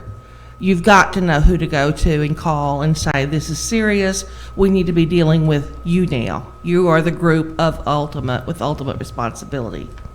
Thank you, that's very helpful. Dr. Tatum, who is the contact person that would, on the sponsoring entity board, that this authorizer would contact? Diane Jackson. And is Ms. Jackson available today? I can't speak for her schedule, Okay. but I can get you the contact information. Okay, thank you. And Ms. Jackson's on the City of Fire Community Development Board. That is correct. So the Secretary of State's office piece of paper has not been updated. Okay. So she hasn't updated. You're saying has she, you're asking me has she, or it's not updated? I guess I'm trying to understand because I'm just trying to put it together here. You receive it because you're the registering agent. You And I said you pass it on. passed it on to her. So she's on the board, but she hasn't put herself on the board with the Secretary of State. How long has this been going on? I'm not sure because I don't get out there and look at that. So, But okay. Go ahead. No, I'm No. sorry. But as a registering agent, you get it, and that's why. And I'm not trying to keep beating this horse, but that's where I'm getting confused because everything comes to you, Val, and so I'm trying to rectify in my mind how you don't see it when it comes to you, and the other and when when you go I say that I don't see it, I don't. Of course, I see it. I open up and look at it, but I pass it on like other information or mail that comes to me. I read it and I pass it on. So I look at it, but I'm not out there, and I didn't think to look at it before coming in here because I thought this animal had been cleaned up years ago. So evidently not. So I have to get with her and say, what do we do to satisfy the separation between Covenant Keepers and City of Fire Community Development? What do we do? Because that's a whole board within itself that I don't sit on. So who else is on the board besides her? Because when I look at that, the names on there, she's not on there, and I think that and you're on Mary there. I think Buckley. your husband and your son are on there. No. It's over there now, so I don't remember. Sorry. So I'm just going from my short-term memory now. So, Did you read that? but Okay. that's what I think would help me if I know who is the board and why hasn't been updated, and then going back to the grant again. So. Is it just that you just go to Ms. Jackson and say, we're running short in Covenant Keepers, we need this much to finish out the year? How does that work? Does she take that to the board? We start with this board here, with our local school board. We have that conversation with them. And then I go to Ms. Jackson. And I speak. I'm sorry, I'm gonna keep asking questions. So when you go to this local school board and you tell them we're in financial difficulty right now, so we need to go to City of Fire, is that in the board minutes? Did they pass a resolution? How does that happen? Yes, it's all in the board minutes. Okay. They were there, and so we've talked about it, I would say just about every month to show that we're making satisfaction on those payments. Okay, so they have given, at that point, they have given their approval for you to go ask the City of Fire Development for... At the very inception, yes. Yes, sir. Okay, so who do you go ask at that point? Who do I go ask? I go and ask Miss Diane Jackson and let her know, along with the letter, this is the shortfall that we're having. And so from that point, my only contact was once. So I don't have to go, because they have it from the very beginning. So I don't go every month. This is a bill that they said they will satisfy. Okay, and that's, I guess that's where I'm getting lost. So if you take a 212 to them, okay, I didn't have to go back and ask the next month, the next month, and the next month. It was a one-time request. Ma'am? It was a one-time It's a one, request. yes. So they turned around and you said, hey, I need $212,000 to pay this back, and they I just. don't know what they said. I just give them the money, I give it to her. Then in turn, she tells me, these are the installments that we will be making, and that's pretty much it. So the City of Fire Community Development never wants to talk to you about why you need the money or what I you're gave planning it- on doing with the money? Of course, we had the conversation, Mr. Rogers. But and that's where I'm getting lost. We because- had a conversation. Of course, it wasn't, here's a letter.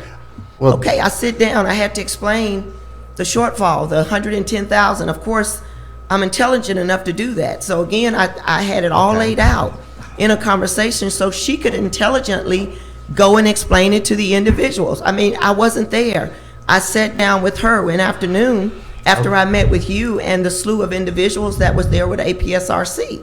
So Okay. I interpret that to say, one time, this is where the problem is, and we need this money. So what else, I guess, I think his where do you? question is that he's asking you, did you present before the sponsoring entity board? And your answer. Presentation, Look, like I can't find a website or anything for your sponsoring entity. All I do is when I come back, I come right back around to City of Fire Ministries. I come back to your church. I come back to Covenant Keepers. So when I ask you, were there board members that you went and talked to the City of Fire Development Center, since I can't show that exists anywhere other but Covenant Keepers, I don't believe that's in there. I also don't believe that you talked to her. And that's what I'm trying to get the process figured out, because you just said, I get a check from her when I go tell her I need the money. Then as I'm trying to dig deeper in to make sure I understand, you start acting like I'm trying to get on, when all I'm trying to do is understand. You said, I take this to her, and she tells me the installments. So then that's when I asked, well, how does she know what it's for? And then you got upset again.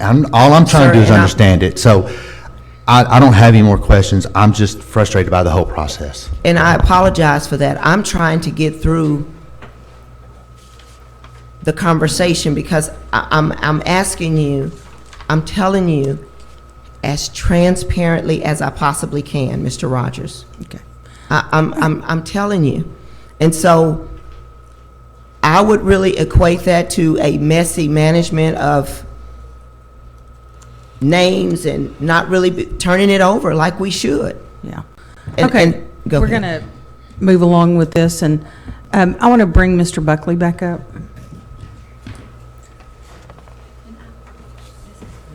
Yes. Mr. Buckley, your name appears on this State Secretary of State document as a member of the sponsoring entity board.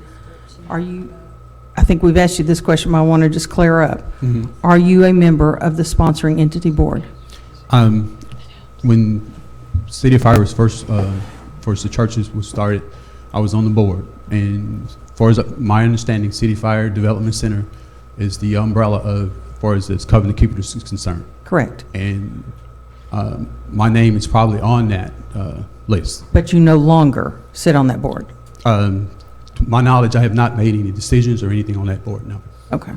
I'm on the church board of City of Fire Ministry. Right, you're on a church board, which is a different board. Right, correct. And on the sponsoring entity board, do you know, when you were on that, did you meet regularly? As far as the sponsor, Yes. I'm not sure, far as the board is concerned, for as regularly, I met regularly with the church board, but. Sure. But when you were, your name was listed as a member of the sponsoring entity board, I just wondered if during the time that you were serving on that board, did you meet regularly and it sometimes discuss Covenant Keepers? I've never discussed Covenant Keepers under City of Fire Ministry. Okay, thank you.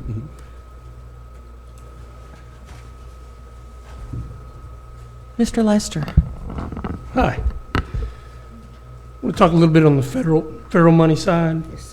You're a school-wide Title I school, and you receive approximately $94,000 in Title I money.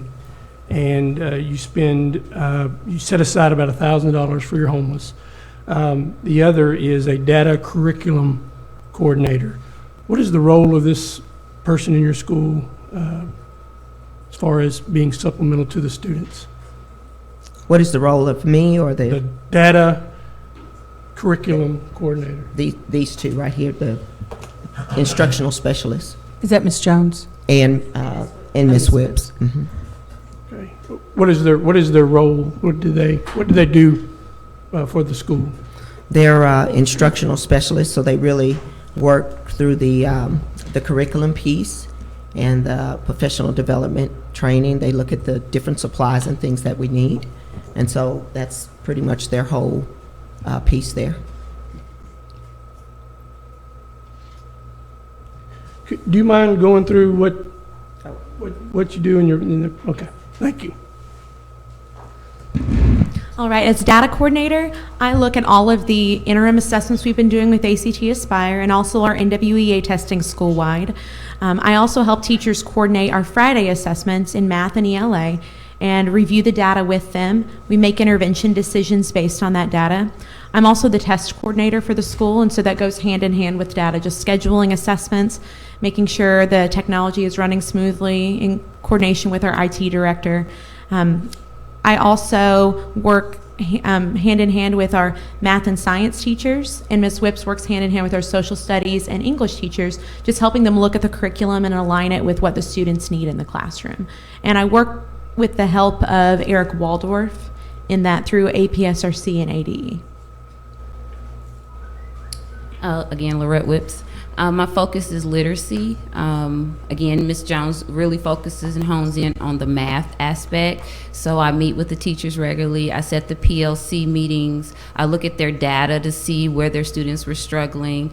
I coordinate, with teachers how to separate their students to get what they need, or what area do we need to focus on. I sit down with Ms. Jones, and we go over whatever data has been shared with us from their ACT Aspire interims, and we make decisions from there as a team.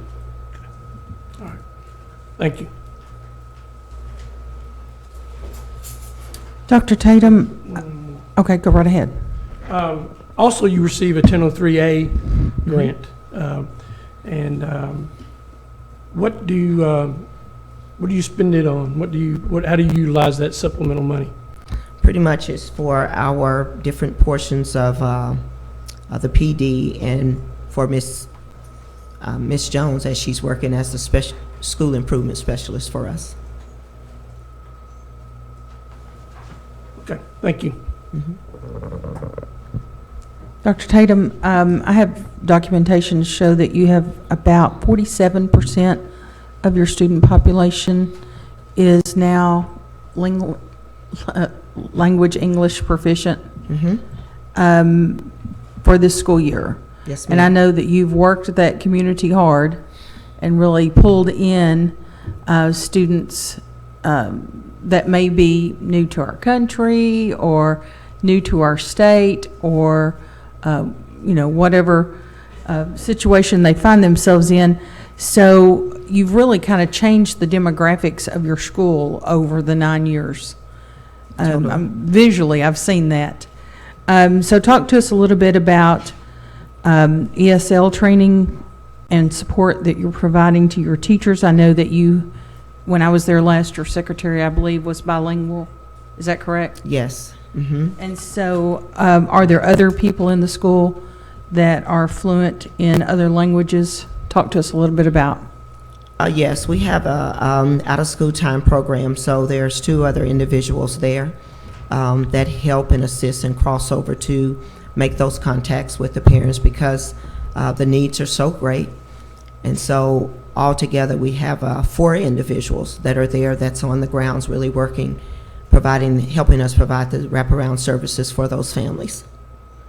And then we have 2 community volunteers that can come in at hand when we're scheduling them well ahead of schedule. How many languages are spoken in your school? To my knowledge, just one, two.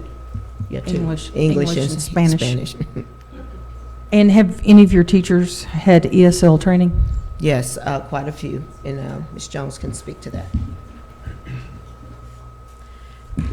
I also serve as the ESL coordinator for the school, making sure that our students are receiving the appropriate assistance and accommodations in the classroom. I provide 6 hours total a year for our teachers in ESL training, and I do a lot of work one-on-one with those teachers. Whenever I observe them in the classroom, that's one of the things I'm looking for, to make sure that they are taking care of those students and making sure that they have comprehension of what's being taught in the classroom as well, and provide them with additional materials that they may need to serve those students. I also have an intervention group with our, it's made up mostly of our first and second year students that are new to the United States, and really supporting them in their classwork. So they'll have an assignment in math or an assignment from their English class, and we'll get together after lunch and just talk through it, and I'll be able to scaffold that information for them. As far as additional training, we have encouraged several of our teachers to participate in the ESL Academy that's taking place this summer as well. Ms. Jones, how are you accommodating these students with your interim assessments or your formative assessments? I missed the first part of your question. I apologize. How are you accommodating these learners with your formative assessments or your interim assessments? So during the interim assessments, we allow the same accommodations that we do during the summative assessments, meaning extended time, and we also allow them to use their English to Spanish dictionaries as well. We don't want to provide so many accommodations during those tests because we know that they won't receive those during the summative, and so we just want to provide the same that is stated in their LPAC for both the formative and the summative. And are you also the LPAC chair? I am, yes ma'am.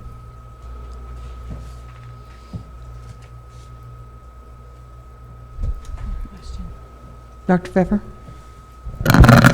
I have a question for Ms. Whips. Yeah.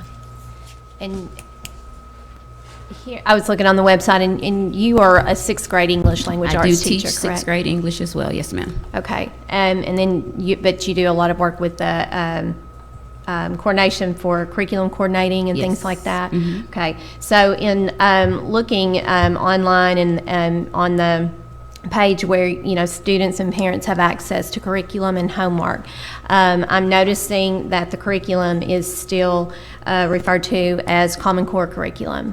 And I wanted to just verify with you that you all have updated to the updated Arkansas academic standards and discuss, you know, the fact that the Common Core state standards still being there as a curriculum foundation could be presenting a problem with regards to alignment and instruction, and so could you speak Yes, to that a ma'am. little I bit? did note with the team, with the change in the standards, the website probably still doesn't reflect it, so that's something we need to update.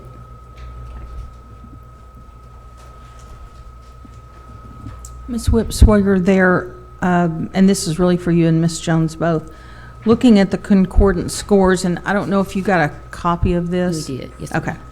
Okay. As I look at that, certainly there is, 2016 is showing progress from 2015, but there was a dip.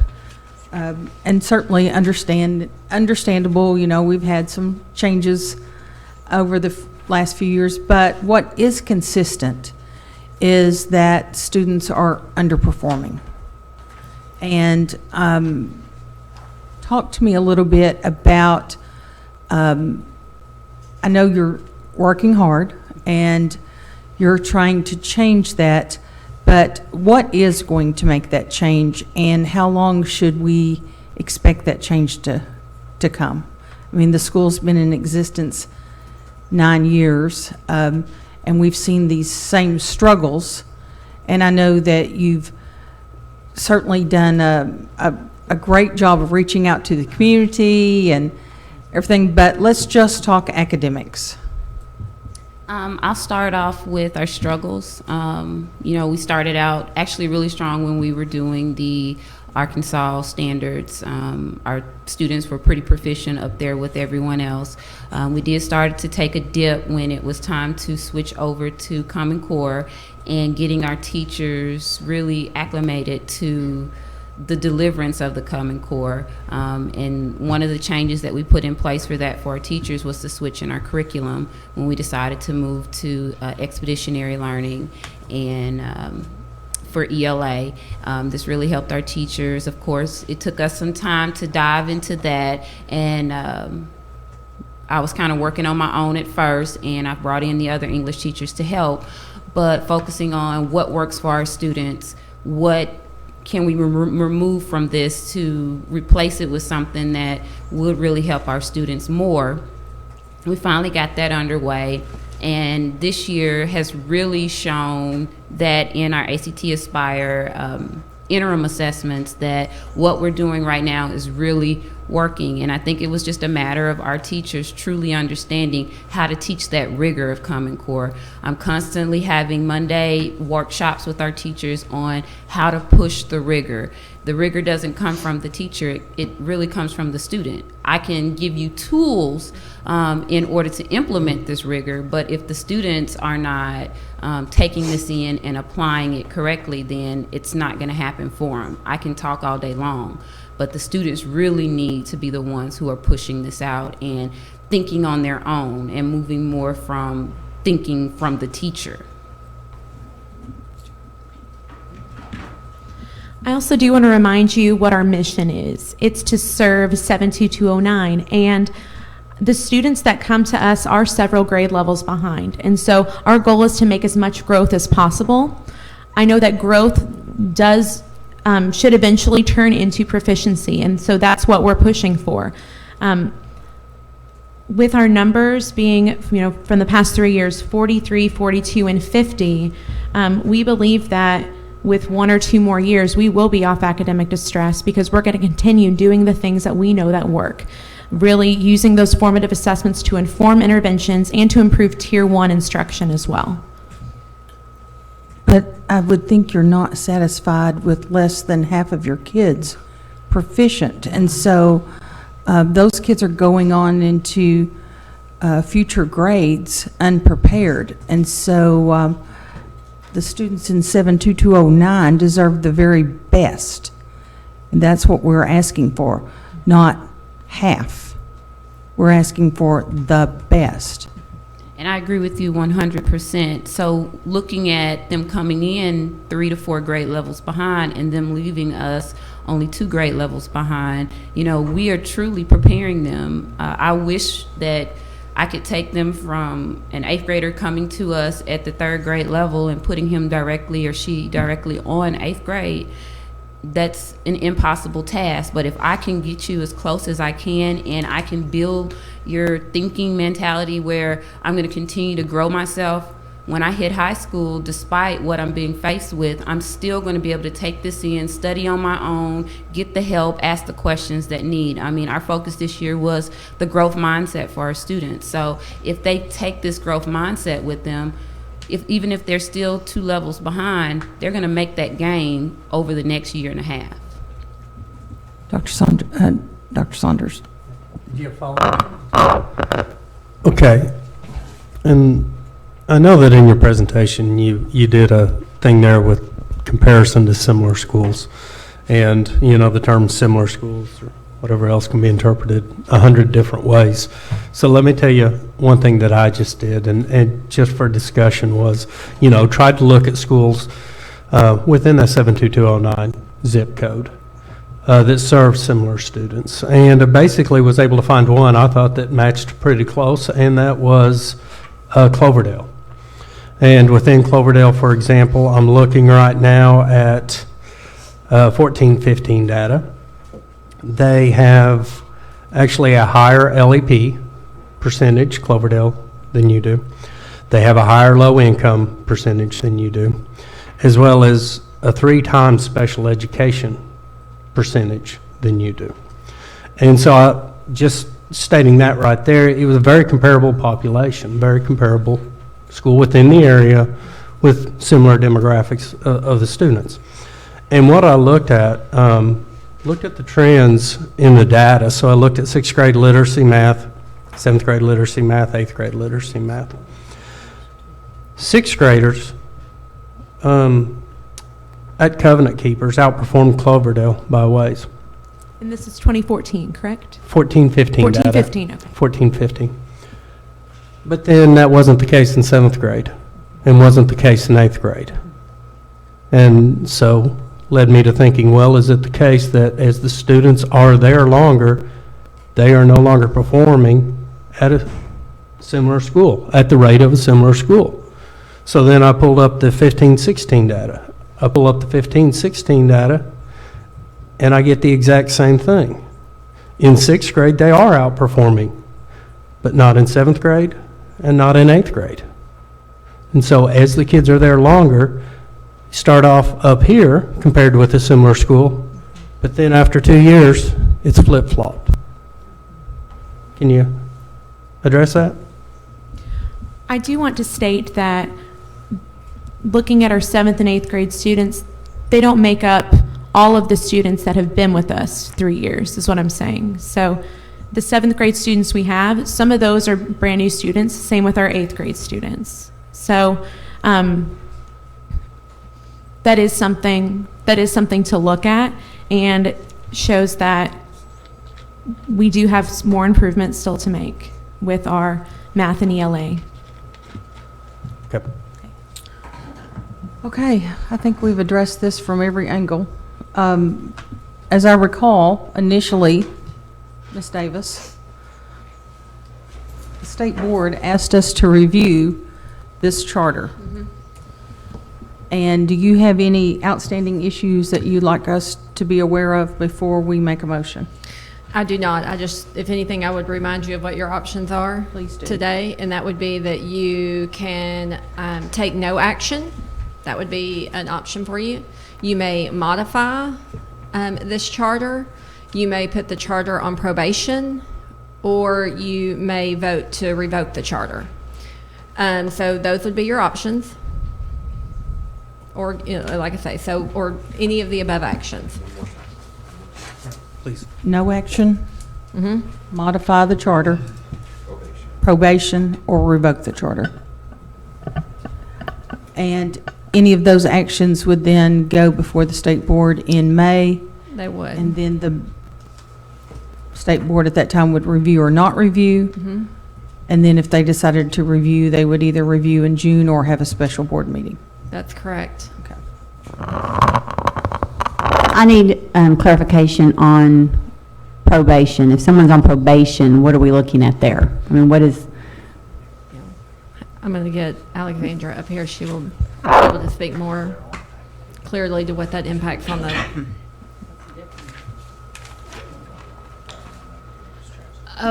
So if you put the charter on probation, you can outline what their probation entails. So you may require additional reporting, additional monitoring, additional information.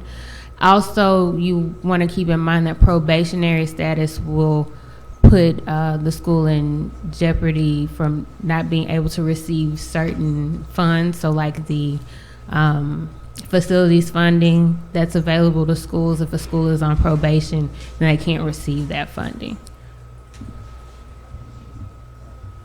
And do they receive facilities funding now? They're on academic distress. Yeah, they're on academic distress, so they don't receive that funding now. Thank you. So they don't receive that. I think in my history here, we haven't placed a charter on fiscal distress Right. So because, go ahead. because the law doesn't provide for us to do that. The laws or the rules don't provide for us to do that.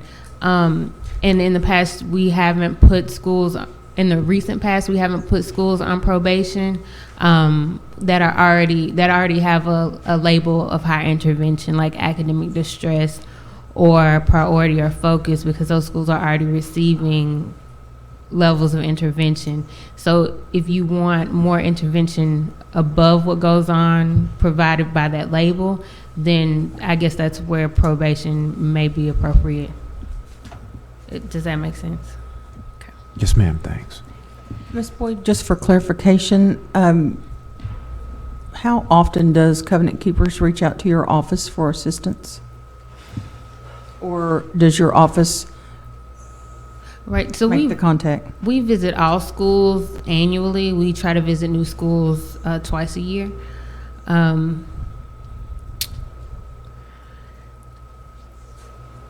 would be operating off of memory to know to remember if they've reached out to us.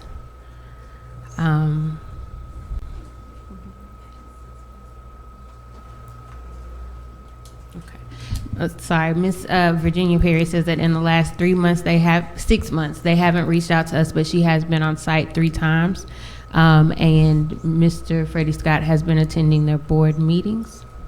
And I can't recollect them reaching out to us, but I can't say that they haven't for sure since I've been a program advisor and director of Charter Office. Ms. Smith? I would like to talk to Miss Virginia Perry and Mr. Scott, please.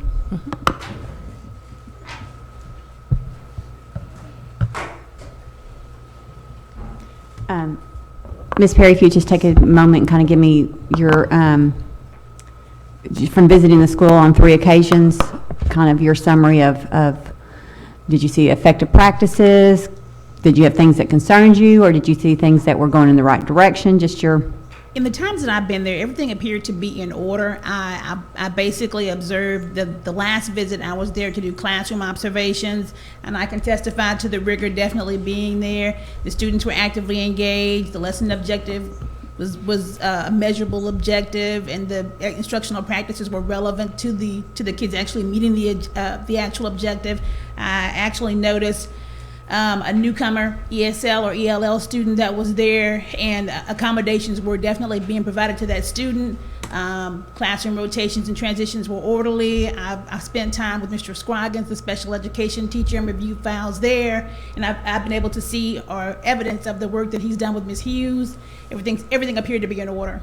Okay, thank you. Mr. Scott, in attending board meetings, and this has been a discussion that we've had regarding other charters too, about training boards to recognize their role as board members. And so in your attendance of a board meeting, have you seen that this board acts as an acting board, or is it kind of what is your observations there? Certainly. Freddie Scott, Operations Manager, Charter Schools Office. I attended one board meeting January 24th. The plan was to have an unannounced board meeting where I would just observe. Also to position to them a rubric that's been created, a dashboard of key performance indicators of best practices from a governance perspective. I shared that with them.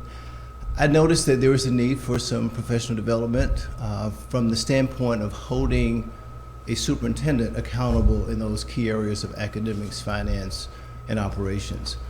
My plan was to revisit that and offer to them professional development in those areas. I was pleased from a professional skill set standpoint that they had dynamic individuals on the board who were willing to learn. Thank you, sir. Thank you, Ms. Perry. Dr. Gotcha. Madam Chair, just a comment. I'm not addressing anyone, but just for the sake of comment, I recall approximately a year ago, maybe even longer, one of the things that I look at in all of our educational institutions is the mission statement. And I recall bringing up the opening statement of the original mission statement about providing academically rigorous college preparatory programs for all students. And I recall at the time I may have addressed Dr. Tatum, how I haven't seen that, and because I've always believed that when you think of a charter that's providing expansive opportunities for pupils and parents, I do believe that Covenant Keepers has addressed a need for a particular body of students. And when I look at their current mission statement and how it's changed through the years, and I don't know how many changes it's evolved, but now the mission is to change the trajectory of a student's academic path through development of priority thinking skills, etc. So I appreciate that the the institution has recognized that what was maybe at the beginning in the 72209 area has changed. And so I want to commend them for being responsive to the students that they serve. However, today I'm not as concerned with the trajectory of students' academic path. I think the evidence is certainly promising. I believe the data is demonstrating that they are moving in the right direction. But I think I'm most concerned, and to be honest, surprisingly concerned, that the finances are not as strong as I was hoping. And so I'm very thankful that our team has been able to provide some insight. But I also am most concerned about the governance and the structure, or the lack of, as we've learned through the discussion. So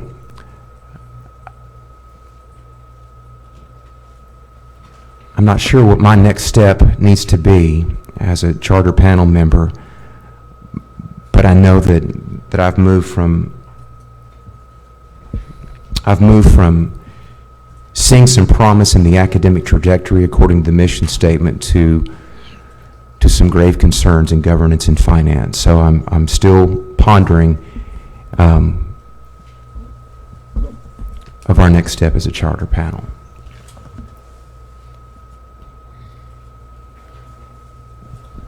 Additional discussion? Yes, and following up, on what Dr. Gocher was saying there, just looking at some of the statistics in My School Info, their district per pupil expenditures are $11,540. And they do serve a student population that is low income, but their average year's teaching experience is 1 year. And that, coupled with some of the discussion we had on the governance and the finance, that is very concerning to me. And we know that improvement is not going to occur and be sustained without having a quality educator workforce ongoing. And I do have concerns about the governance structure overseeing all of that, because for average year's teaching experience to be 1 year, and the data that was reported to us, there was a turnover rate of 67%, as reported in their October 1, from previous year to current year. I think that would have been last academic year to this. So those are some numbers that concern me.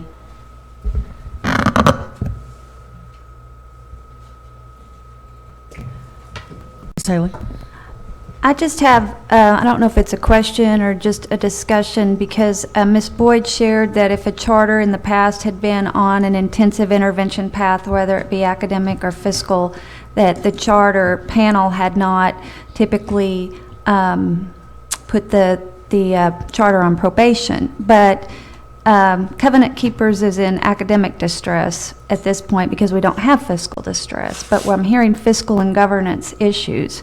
And I'm just wondering, being on academic distress isn't necessarily going to be, the intervention isn't going to be focused on fiscal and governance exclusively. So I'm just wondering if this might be a time to do that.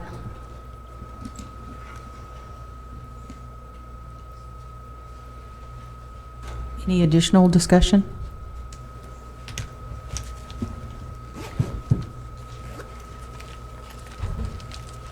Then I'll accept a motion. One more bit of discussion, Madam Chair. I apologize. Ms. Davis, or maybe Ms. Boyd, either one. I know that Ms. Boyd started it. If this panel outlined a very specific probationary multiple steps, that is an option this panel has. It can have a calendar, it can have due dates, it can have all of those pieces as specific as this panel so chooses, correct? That's correct. And can that include fiscal and governance? Yes, that can include anything that has to do with the charter itself. You all are the authorizing body, and so you hold the authority to request any information or compliance you need from the charter.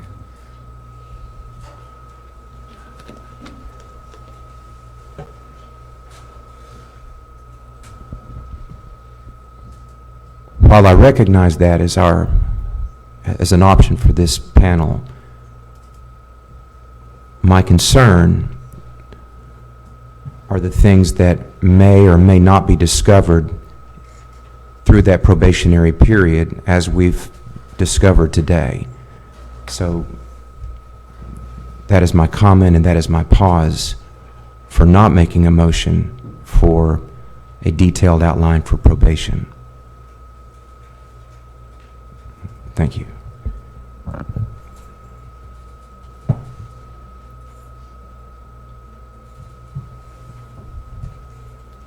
When the panel's ready, I'll accept a motion.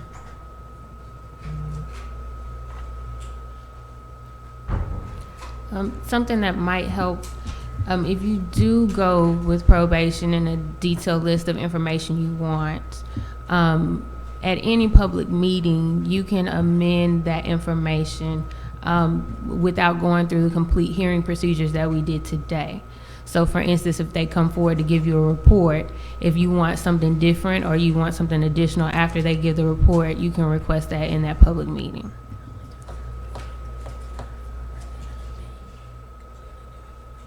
Right, and an emphasis to clarify what you need instead of completely new information. I guess if you were requesting something completely new, then you would have to go through a new hearing procedure. So, for instance, if you do probation, you want more information about finance, and then you want more detailed information about finance in the future, you wouldn't have to hold another hearing procedure. If you did probation and only talked about finance and didn't talk about academics, and you wanted more academic information in the future, then you would have to have a new hearing.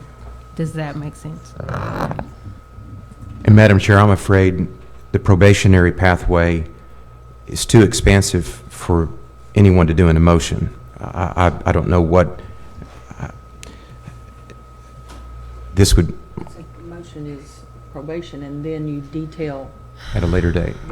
Right. Do you detail today what would go into a probation guidance? I think that you could, if you decided to vote for probation, give the area in which you wanted to. And what we did in the previous meeting when we had requested a charter come back with specific information for review, you could collectively get your information to the charter office so that way they can include it in the letter. So that way you're not having to think like immediately, but the general areas in which you want.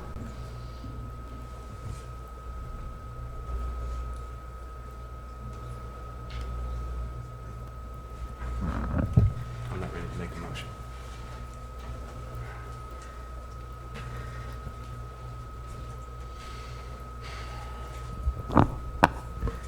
I'm not ready to make a motion, but I do want to say I have concerns, not just about the academic and the finances, but I think, when we talk about governance and kind of what Dr. Pfeffer was talking about earlier, I've always been told you can, look at somebody's priorities by their checkbook and their calendar, where they spend their time and where they spend their money.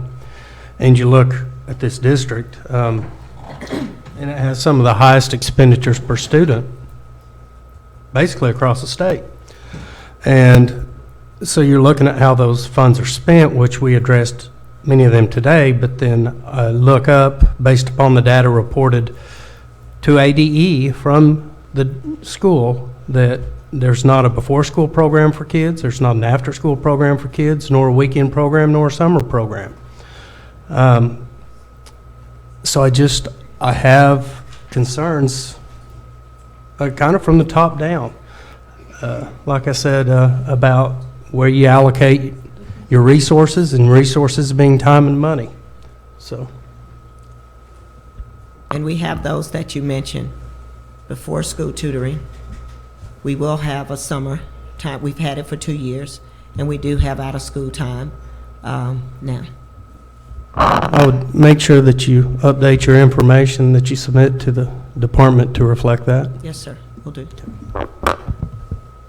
help me understand, Dr. Saunders. So what you just reported is not on, It's not been reported to us. What do we pull from the cycles? There's a LEA profile page. Right. Where you have the opportunity to enter those pieces of information as well as the academic programs, enrichment programs that are offered, which is displayed on the profile on My School Info.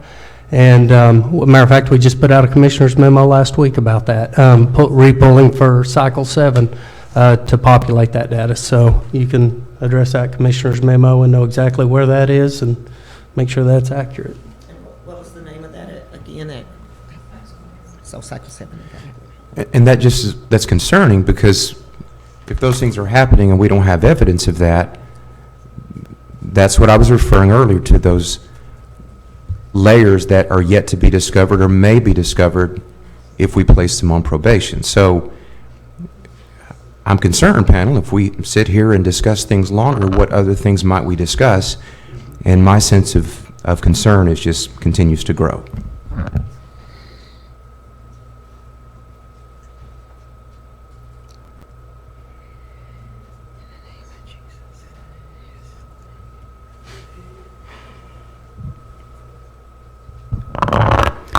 I make a motion to revoke the charter based on financial concerns, governance issues, and academic distress.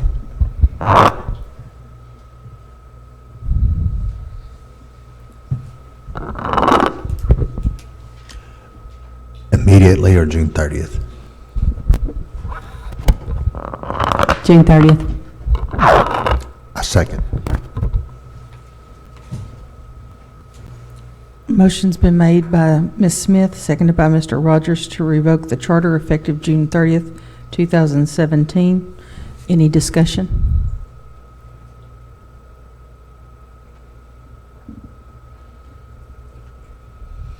I'm going to take an individual vote.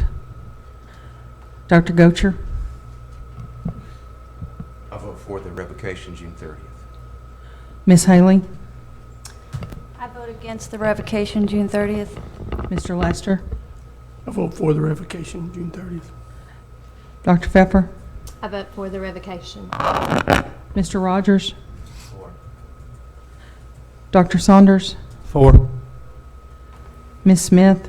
4. 6-1, motion passes. If you'll give us a moment, we'll give you the detailed reasons.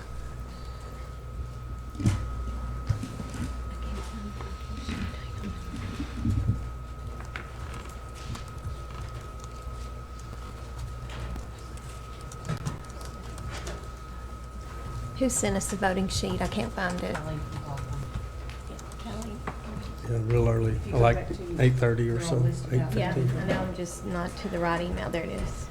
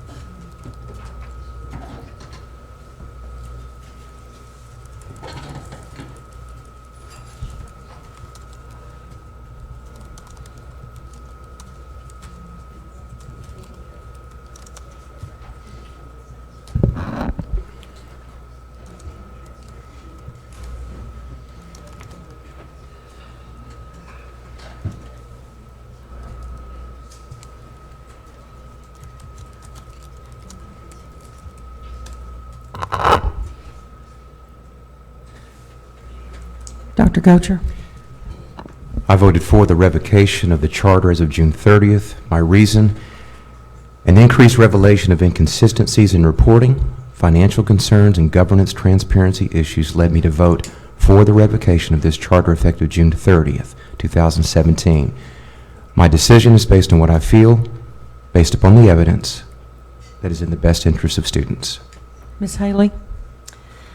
I voted against the revocation. While I recognize there are serious issues with finance and government, I believe the charter has provided a needed service to the population they serve and would prefer they had been placed on strict probation prior to revocation.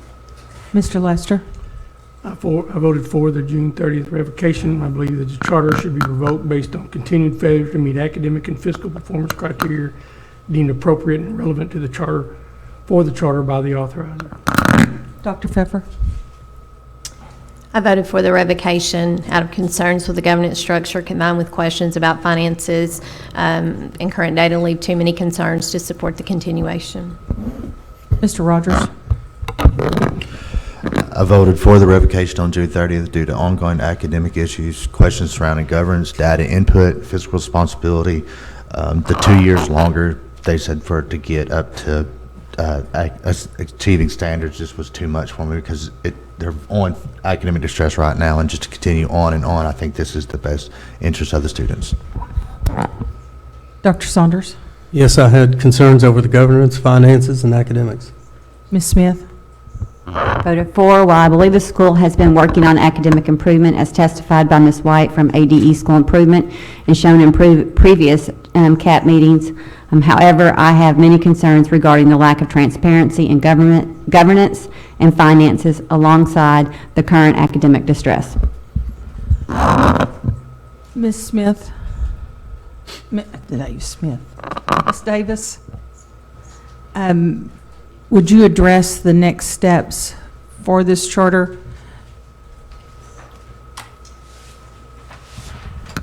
Yes, I think that they passed out possibly the copy of the rules. I have them right here. So, this will have to go before the state board and for the decision. However, there are rules, Section 7 of the Public Charter School Rules that deal with the closure or dissolution of a charter school that require 15 days after the authorizer votes to not renew or revoke. The charter school or sponsoring entity shall furnish to the Department of Education. There's a complete list of like inventory, account numbers, debts and obligations that are owed. So that is something that the charter will probably need to start compiling, and of course pending the state board, but start compiling that information. There should be a timeline established by the department to send written notices of closure as approved by the department that would go to all the parents and legal guardians of the students, employees of the charter, creditors of the charter, and school districts in which students of the charter reside. There's also rules regarding the notices that must be sent as far as the effective date of closure and the last date of instruction. And then contact information of the person employed by the charter school or sponsoring entity to handle those inquiries. Parental notices must also include the school district's residence and contact information for the enrollment office. A statement that parents should contact the resident school district or any other charter school where the student intends to enroll and ask that they request transfer of those educational records, and other contact information. So these are, again, additional information that the school might want to go ahead and start compiling. There's also requirements regarding employee notices and benefits, and the charter office can set deadlines for these notices, but work with the school in case that there are reasons why those notices can't go out. And there's also an additional entire section that deals with assets of the school and what happens with those upon dissolution. But at this point, there's an entire list of things that the district, as far as assets that were bought with school money and state money, of what they need to start compiling. Thank you. Any final words before lunch recess? And it is 5 to 1. What time would you like to reconvene? 1:30? 1:30. All right, we'll regroup at 1:30. Thank you. Subway, anyone?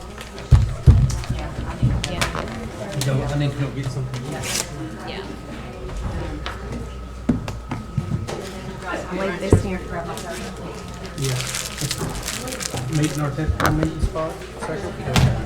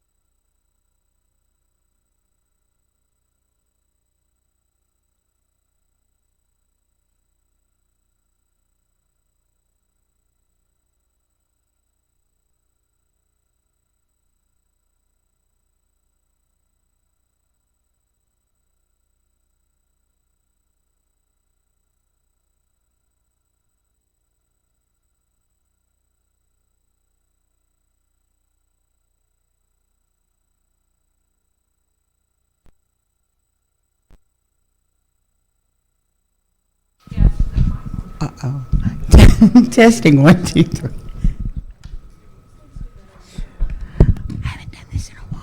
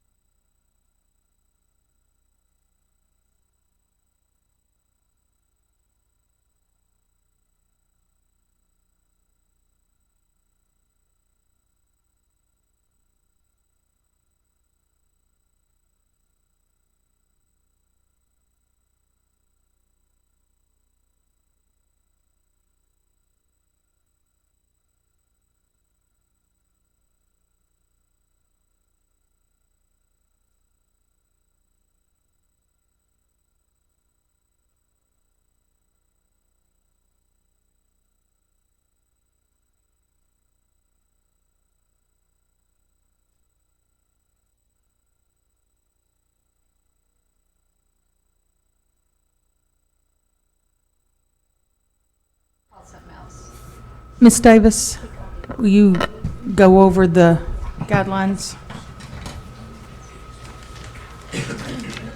Yes, okay, so for this action item, you will need a motion to untable it, since you did table it last meeting. So you will need a motion to untable it. And you had already, it's a continuation of last month's meeting, or last month's, the time that they met, so there will be no more presentation. It will be purely a question and answer. You can ask the applicant, you know, if they want an update, but it's still back to the question and answer period, and for you to make your decision.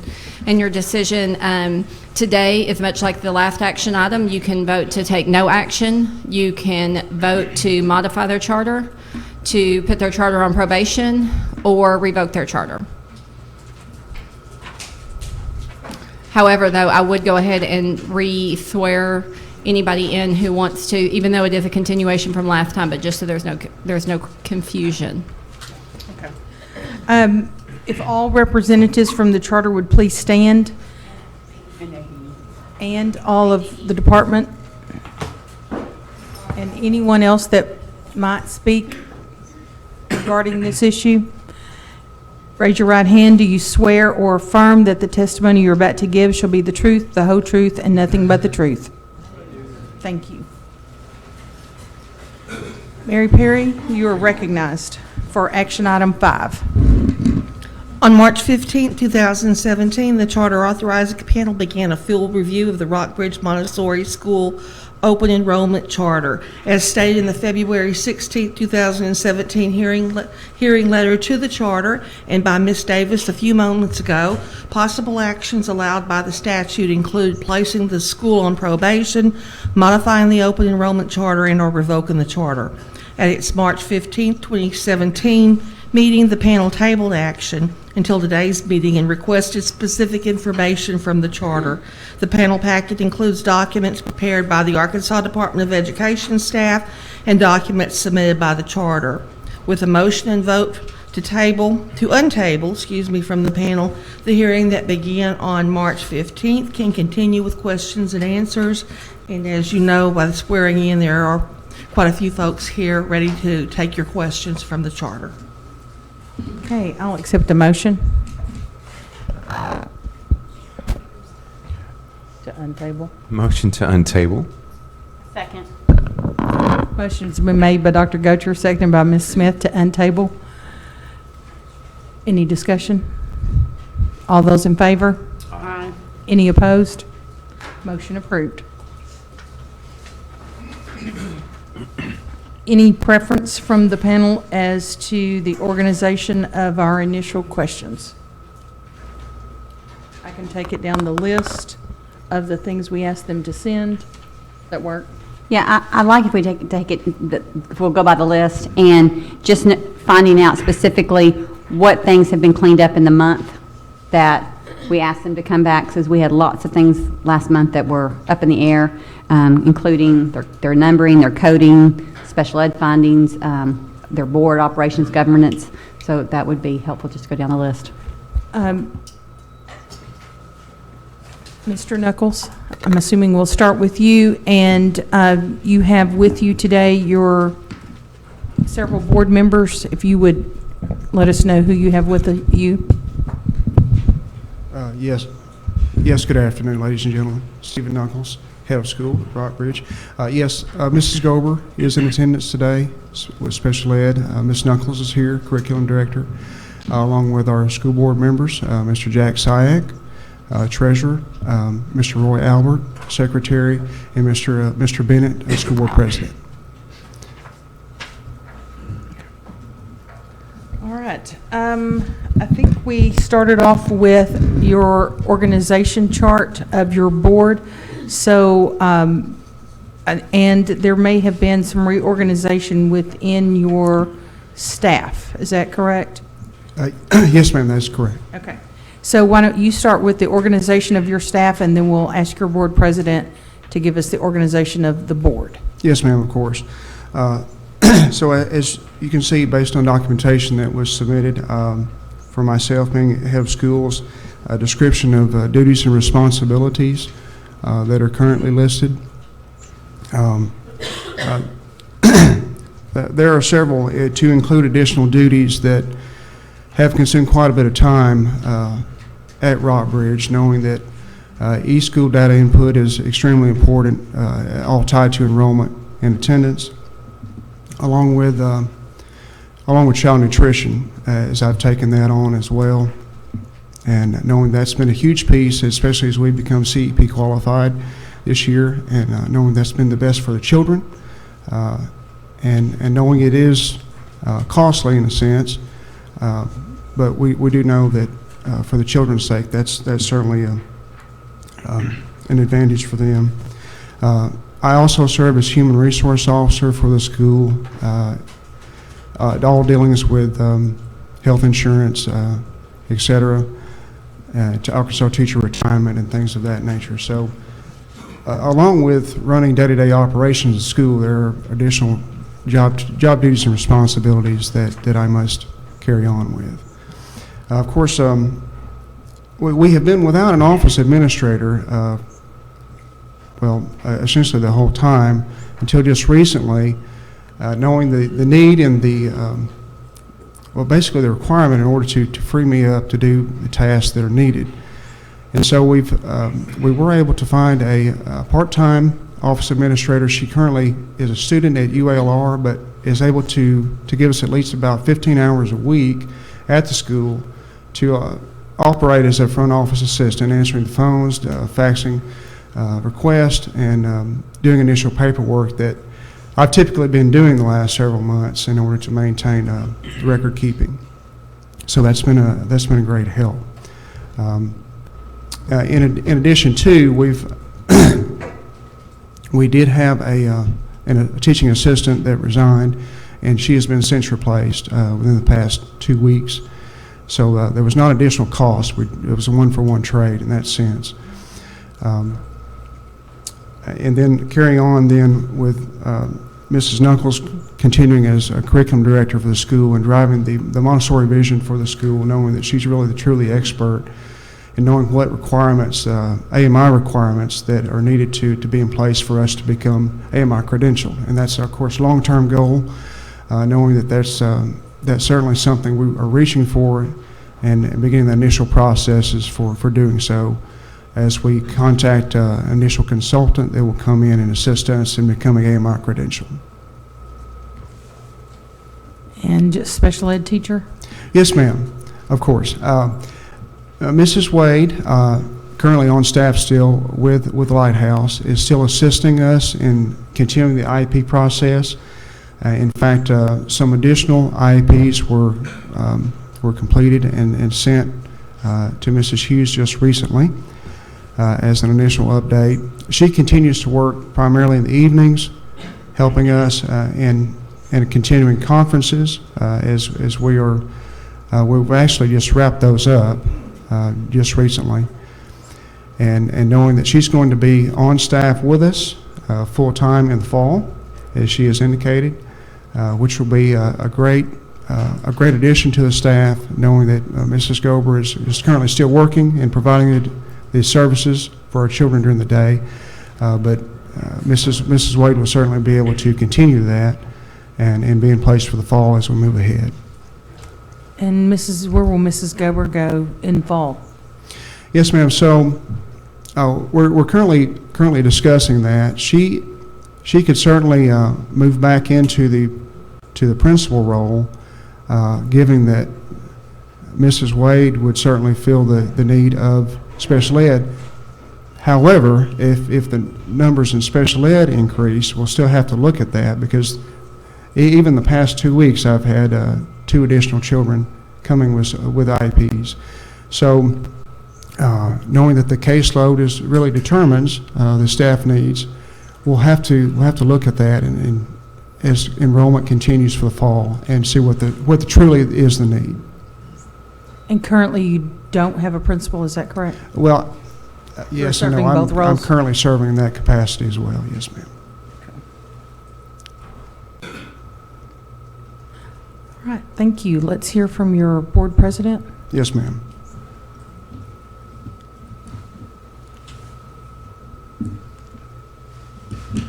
If you'll state your name and title, please. Gary Bennett, President. I'm currently serving as President of the School Board. Mr. Andrew DeClure is serving as Vice President. He was here this morning but had to return to his job. Mr. John Syak, a CPA, is serving as our Treasurer. Mr. Roy Albert is currently serving as our Secretary.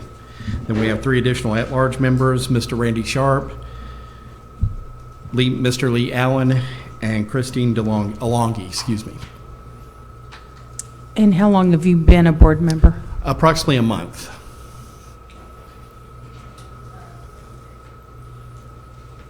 We've had a lot of turnover in the board since the last charter panel meeting. We had, was it 3 members resign? Yes. And do you have any members that have been on the board the full time? No, ma'am. All right, panel questions for Mr. Bennett? So I would like, I saw in here that you have had some school board training. I'm working through that training right now. I'm working through the initial 6 hours offered through the PSRC. They have some additional training opportunities tomorrow evening regarding the new educational laws that were passed in the recent legislative session, and then I'm planning on making that a regular topic at our board meetings as we proceed forward. Was it presented to you that this charter panel had grave concerns about how the board had operated previously and the lack of governance and direction by the board? Were you aware that that was one of the concerns? Yes, ma'am. Okay, and so kind of talk to me a little bit about, I know several new board members have been added. Yes. Talk to me a little bit about the expectation and how board members were sought and what their understanding of their role is. Okay. Well, I believe Ms. Knuckles and Mr. Knuckles were the primary people that sought out additional board members. We have discussed with them what the expectations are about participating in regular meetings, trying to visit the school on a regular basis. I'm going to encourage the board members to visit the school ideally at least once a month, to observe in the classrooms so we can get a feel for what is happening in a Montessori environment. I plan on being in regular contact with Mr. Knuckles and just keep up to date on what is transpiring, especially in the days leading up to our regular board meetings. Okay, thank you. Thank you. Sir, do you have a child in the school? Yes, ma'am. I have two children at Rockbridge currently. They're 13 and 9. This is their 6th year in a Montessori program. Thank you. And my question is also for Mr. Bennett. Sorry about that. Mr. Bennett, I'm looking at the organization chart, and I know you're new, but I know that starting you're going to want to learn and understand as much as possible about the organization. When I look at this organization chart with the duties listed, and I look at the role of Mr. Knuckles and the many things that he is going to be doing in his position, how do you, as the board president, how do you feel about the capacity of the one person to be able to do all of that and to do it well with it, with just the total dynamics of a school? I do have some concerns over that, and as I get more familiar with the process, how the school works, I would like to explore if we need to bring on additional staff, if the budget allows, to help spreading his workload so he can become more proficient, so he could be a more proficient leader. Do you, and I think that's a fair answer. My concern is just, are those questions being asked now? Are those questions being asked in terms of, do we have sufficient staffing? Are you aware that, average year's teaching experience is 0? And, yes. And, just looking at that as a total, what are... I have not asked those questions, but to be honest, since I've been on the board, we've been focusing on addressing the points that were brought up at the meeting last month, and that's been our primary focus, is to address and rectify those issues, and this would definitely be on our agenda to address in the coming months. And have you met with your board members, the other members Yes. of your team? Yes, we've had two meetings where we've had 2 meetings since we were here last month, or since the school was here last month. And can you kind of summarize the expertise that your board members bring to the conversation? Like background, like does anyone have a finance background? Anyone have an academic background? Yes, Mr. Syke is a CPA, so he is and works in nonprofits, so he's very familiar with nonprofit finance. Mr. Allen is in academia. I believe he's a professor at UAPB. We have several parents that are involved whose children have been in Montessori for a few years, and they're very interested in seeing the school be successful. And your background? I'm a civil engineer, work for the federal government, but my children have been in Montessori programs, and I'm fairly familiar with the basics of Montessori. Thank you. Thank you. Other questions? Hang on. Ms. Haley? I'm sorry, you may have already talked about this, but is there anyone on the board that has been there more than 6 months? Mr. Knuckles, I do not believe that's the case. Okay. No, ma'am. And there are 2 members I see that have been either absent or last time participated remotely for the last 2 board meetings, and Yes, they're ma'am. fairly new as well. So I'm just wondering about the consistency in terms of the membership and representation of the stakeholders. And we're trying to shift our meetings around to try to accommodate everybody's schedule. I know at the last meeting, 2 of the members could not be there. One got stuck at work, and the other one, well, both of them had to work that evening. So we're going to try to shift to a different night of the week to see if we can try to get more members there on a regular basis.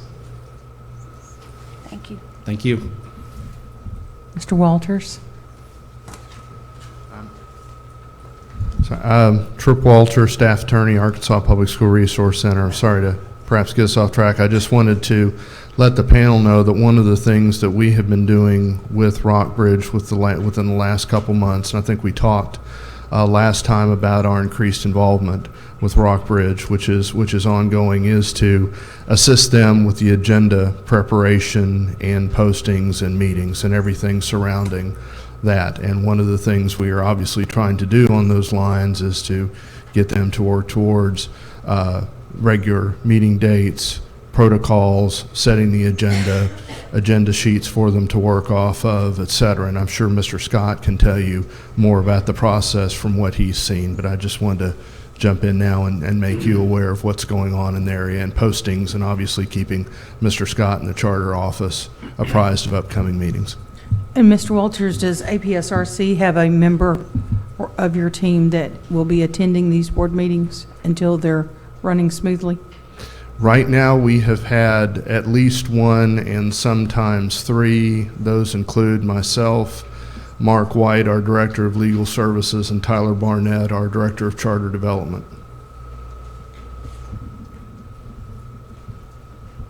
Okay.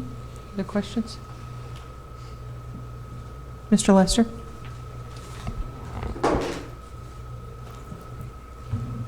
Mr. Knuckles, the last time we were with you, I informed you about your Title I status being targeted. Yes, sir. And told you with the percentages of children you had on free and reduced that you would qualify for school-wide. And you have talked to Ms. Webb in my office regarding that. Where is your status on looking into your commitment to the planning as well as the checklist that needs to be taken care of? Yes, sir. Honestly, have not dug into the checklist extensively to see what the processes are for that, although we're very much interested in moving ahead with it. I know that it's certainly something that we qualify for, and that money could certainly be used to our advantage in making additional staff additions, and knowing that certainly for the children's sake, that's certainly a priority. Well, part of that checklist deals with timely meetings and that sort of thing, going to school-wide, so this is the time of year to get that process started. Yes, sir. Okay. Understood. Could we hear from Mr. Scott, Freddie Scott? Yes, ma'am. Would you share with us your experience in going to the school board meetings? Absolutely. Freddie Scott, Operations Manager, Charter Schools Office. I've had the luxury of attending several of the board meetings, and with the intent of having an unannounced meeting to just observe, and then ultimately an announced meeting to provide some more detail on a dashboard that recognizes key performance indicators and best practices for any board. So in those particular scenarios, the challenge was the board composition, the changes, but it is what it is, and what we have now is a board that's relatively new. They're eager to learn, and I've expressed to them an importance of attaining professional development in various areas. Legal is one, so they have access to APSRC. There's also training provided through the Arkansas School Boards Association. Our charter school office, myself, have been willing to offer professional development as well. And those are key areas that are outside typically the areas you see in legal. There are certain things at the end of the day that each board should be in a position to hold the superintendent accountable for. So from a board composition standpoint, having someone that understood Montessori, for example, on academics, and they do have that, but they have plans to receive, the entire board receive Montessori training. On the financials, to make sure that there are key financial reports that they were not just received, but they could digest, they could understand, and make valid decisions about operations as well. And so having someone on board within their local school board that would understand that, so they weren't making quick, rash decisions on the spot and rubber stamping. Thank you. Any questions for Mr. Scott? I have a follow-up question for Mr. Bennett. Mr. Bennett, was your first board meeting March 28th? Yes, ma'am. We tried to meet the previous week, but did not have a quorum present, but yes, ma'am, 28th. And on the agenda, I see adoption of charter policy manual. Yes, ma'am. And then, so I'm assuming that was adopted at that March 28th meeting? Yes, ma'am. Would you walk us through the process of how you reviewed that to make your decision to adopt? I believe Mr. Knuckles gave us a brief overview of the manual. We did not review specific areas of the manual, just Mr. Knuckles gave us a brief overview. Mr. Scott may have talked to the board as far as some aspects about it, and then we made a motion and voted. Thank you. Thank you. Ms. Haley? Did you all each have a copy of the manual to look through before you adopted it? Was that the manual or the charter?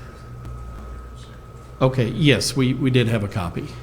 Okay, everyone had their own copy to Yes, review? Okay. And you still have your own copy? Yes, ma'am. Okay. Trip?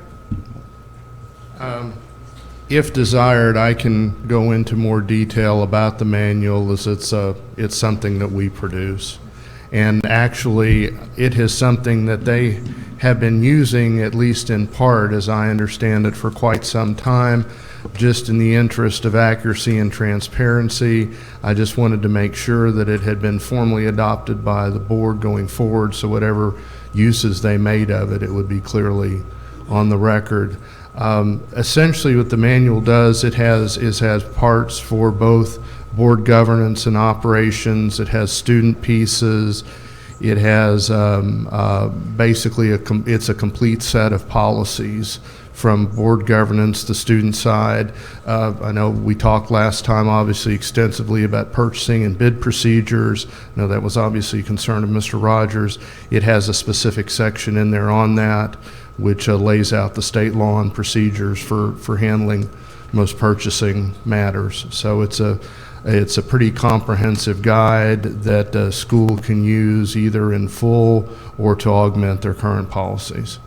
And while we're on the point, I would point out that over our time working with Rockbridge, since inception, we've also developed several policies for them to use, mostly on the student handbook side. So I think our concern is, or my concern is, let me just say, first of all, I'm so happy to hear they have written policies and procedures. That's fabulous, and thank you for doing that. I just want to make sure that, because this is relatively a new board, that we don't set that mode of operation of somebody presents something, they tell me a little bit about it, and I approve it, because the sense of responsibility of being a board member is to read every word. Absolutely. And so that's why I was asking those questions, because it's really incumbent upon a new board to know exactly what you're approving. Absolutely. Each time. Yes, ma'am.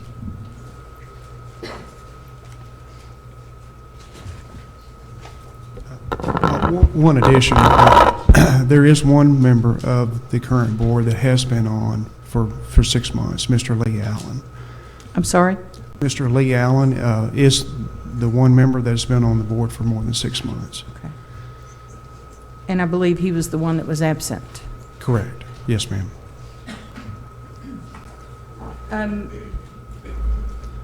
In your board minutes for April 13th, you hired a teaching assistant and the part-time office assistant. Yes, ma'am. In your minutes, there's no information that tells us about looking at your finances to be able to pay for those positions. So talk us through that a little bit. Of course. Yes, ma'am. So, of course, the contracts were presented for the board's review to look at both of those positions. They are both hourly contracts for both the teaching assistant at $10.50 per hour, as well as the front office assistant. Again, the teaching assistant is a trade for one since we lost the previous, and of course adding the part-time teaching, the front office receptionist. Also, in those same minutes on number 6, it said a complete update of the school's financial report was not provided due to the fact that the accounting firm under contract with the school did not provide the information after multiple requests. I'm sorry, could you rephrase, please? I'm on the minutes, Yes, ma'am. from your board minutes from April 13th. Item number 6 Yes, ma'am. said that your financial report was not available, even though you had made multiple requests. Yes, ma'am, that's correct. We've continued to work with Complete Consulting, Mr. Chris Bell and his associates. However, he was not able to be reached in order to provide the financial updates for the board at that date and time. And so was not able to give that information as the board requested. However, Mr. Hamilton is here with us today from Complete Consulting that could give us an overview of the financial status. Y'all ready? Any questions more about governance before we move into finance? I do have one more. Excuse me.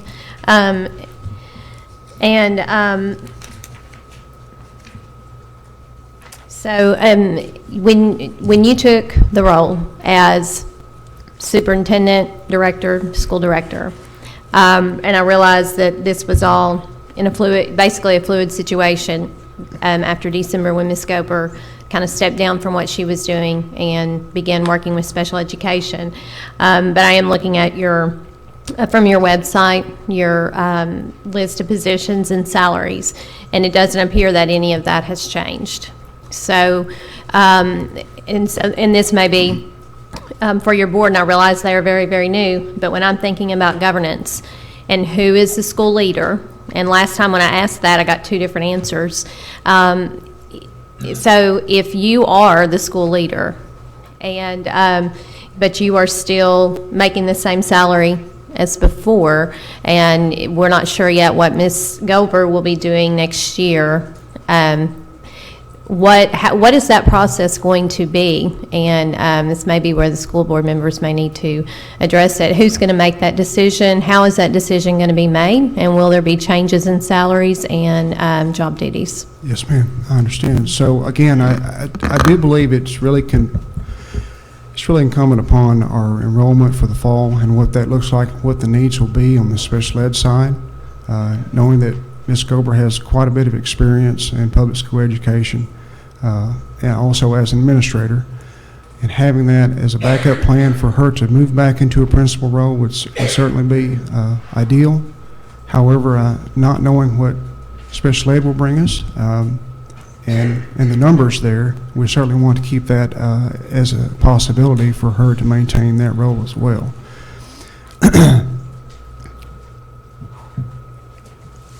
So if Mr. Bennett, do you mind coming back? So as the board president, ensuring that the right person is the leader of a school, how is that decision going to be made? And how you all are a very new board, but if you don't have a grasp of the leadership and the salaries that need to be in place in order for you to have the leaders, I don't know how successful things are going to be moving forward. Yes, ma'am. Well, what we intend to do is we'll look at the staffing, we'll look at the staff members and see where good fits are, where the needs are, and then as a board, we can discuss what salaries we can pay based on that. But we would like to look at the staff members and the administration and see how things are going, where we need to make improvements, what's working well, and then where we can make changes to make the school improve as we move forward.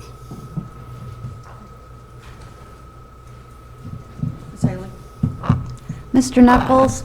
Yes, ma'am. So you're currently serving in the role as principal as well, is that what I'm hearing? That's Okay. correct, yes, And so ma'am. you're aware we had several concerns in special education. So as the Yes, principal and as the superintendent, is it you who is now responsible for ensuring that the staff is aware of special education laws and procedures and services for students, and that they are complying with requirements around notice and all of the things that go along with that? Yes, ma'am, that's correct. And so I know you've been busy in the last, since we last met, with lots of things, but how are you going to get yourself up to speed in terms of special education regulations to ensure that you're compliant and that the students are receiving the services and that the parents are receiving the notice and things that they are entitled to for meetings and are part of the process. Yes, ma'am. I certainly need additional professional development in that area, and I know the panel has a submission of professional development that I have noted in moving ahead. Granted, I need to add special ed to that, given the importance and the critical need that we have in that area. So certainly want to do that as we look ahead, and I know there are professional development opportunities coming up in that area. So and I know we'll get to that soon, but special ed is certainly an area that we want to address, and knowing the critical needs that we have and additional children that are coming to us with special needs. Right. And I don't think we're going to dive into special ed just yet, but are you aware of the requirement that an IEP meeting, that a representative of the LEA is in attendance with knowledge of special education and funds available to provide those services? Yes, ma'am. You are? And if so, who has that been at IEP meetings? Well, Who has served in that role? I have attended those meetings, yes, Okay. ma'am, with Ms. Wade and the parents.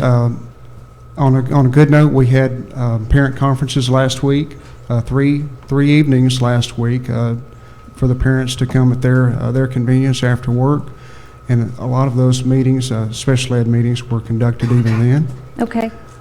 To accomplish those IEPs. Okay. Thank you. Yes, ma'am. Dr. Gotcher? Good afternoon, Mr. Knuckles. Yes, sir. I was encouraged to see a piece in the minutes regarding public comment. Let me see if I can get to, I think it's a standing agenda item 1, board sets aside time to hear from citizens. Since our last visit, has there only been one, the March 28th board meeting, is that correct? We had one on the 13th of April. 13th and then Yes, March sir. 28th, okay. Yeah, yes, sir. Yes, sir. Have parents attended, and if so, what have been some of their comments since the charter panel last met? I'm sorry, could you? Have there been any parents that have attended? Oh, parent. Yes, parents or public. And what have been the general comments if they have chosen to comment? We have not had any parents come to the board meeting at this point in time. Although it's obviously advertised on the website, and parents are aware that it's open to public comment. And however, I will say that was the 13th meeting was the first time that we've included that in the minutes itself, in the agenda, if you will. Yes. And that's something we had to correct. Good. All right. I think just as a fellow superintendent, encourage participation. It might need to be more than just posting, and there's no better way to include your public than at the public board meetings. And so, as opportunity allows, have student presentations, have students of the month, teachers of the month, all sorts of things that can include parents at those board meetings. If you're not already doing that, I didn't see that, but Yes, sir. that's Yes, something sir. to consider, because I think that's real important to the culture Yes, sir. of an institution. I do foresee that growing with parent participation as we discussed last board meeting. Mr. Bennett and other members of the board have expressed interest in having Mrs. Knuckles, curriculum director, come in and provide Montessori training. And of course, parents will be interested in seeing that as well, so that gives them ample opportunity to attend the board meeting and know about what's going on. And certainly, that will certainly change the scope of having parent participation. Thank you. And Madam Chair, I haven't seen your list. Are we going to, there's some other pieces I was just going to ask? Just working down the Just working down the list. I've got a question at the end of that, so thank you. Dr. Pepper, do you have one? Ms. Davis, I need your help. On our letter to Mr. Knuckles, under governance, it says 1599/1381, approval or proof that approval has been requested. And is that the same as the section that we received under 624-101? It is, and I will say that they did submit the documentation. They were missing something, and then they provided it for the approval. It has not been completely reviewed yet, and here's the problem is typically we do not offer approval for the superintendent because that person is hired by the board. Mr. Knuckles should have been, the approval should have been to hire him in the position he was in prior to, I'm not sure what the title was, but the finance position that he was in. But we don't offer retroactive approval either. So at this point, we would not approve or deny his hiring as superintendent because that's not required by law for us to do that for him. But we can't go back and approve for the other, so it's kind of a mess. But they did submit it.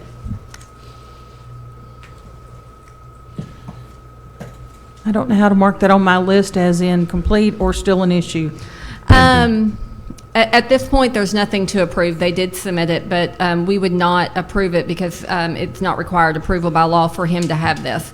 A legislative audit may, at some other point out that they should have had approval for his previous position, which would have been required by law.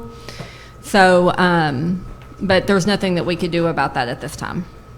So there's no correction. That's procedure. correct. Okay. There's no retroactive approval either. Okay. And I don't know if this is the point to point it out, and I think that somebody else has said this as well, and they might have. I am uncertain if on the org chart that they provided, if Mrs. Knuckles is reporting to Mr. Knuckles, and if so, that's going to be an issue. Mr. Knuckles, I don't know. Maybe it's just the way it's lined out too. So, could you address that, please?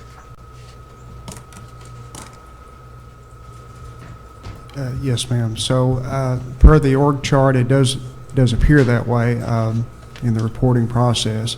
However, our hope, again, by the fall, that Mrs. Gober will be able to move back into the principalship, and then that task org will obviously change at that point and provide the proper assessment of staff. So are you currently evaluating your wife? Well, as curriculum director? Yes. Yes. My sister used to be my principal. It's tough. Yes, ma'am. Dr. Pfeffer? And I was going to wait until we were talking more about special ed, but I'll go ahead and ask this now because it would seem that the decision, whomever is going to be making the decision, and I'm kind of wondering, for Mrs. Gober's role going forward, because, you know, her salary is commensurate with that of a building administrator or, you know, in a superintendent role. It would seem that is all contingent upon having a special education teacher or teachers as needed. Now, has someone been hired? For special ed. For special ed. Yes, ma'am. Mrs. Cheryl White has officially been hired. Okay, Yes, ma'am. and is that reflected in the school board meeting minutes? Now, just for clarification, not for the fall. She hasn't signed a contract for the fall as of yet because she's still on contract with Lighthouse Academy. But she did submit a letter of intent for hiring this fall. Yes, ma'am.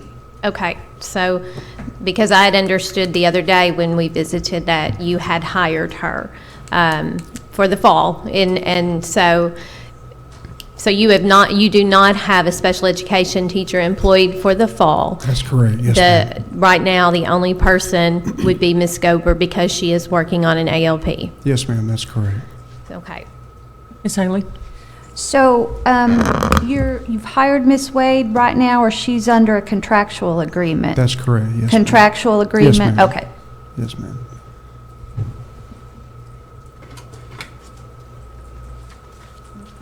Any other governance questions at this time? We can always come back. Mr. Walters. Please.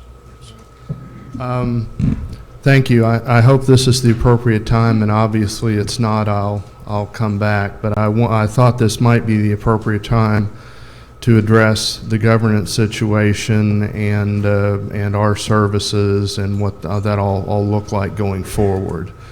We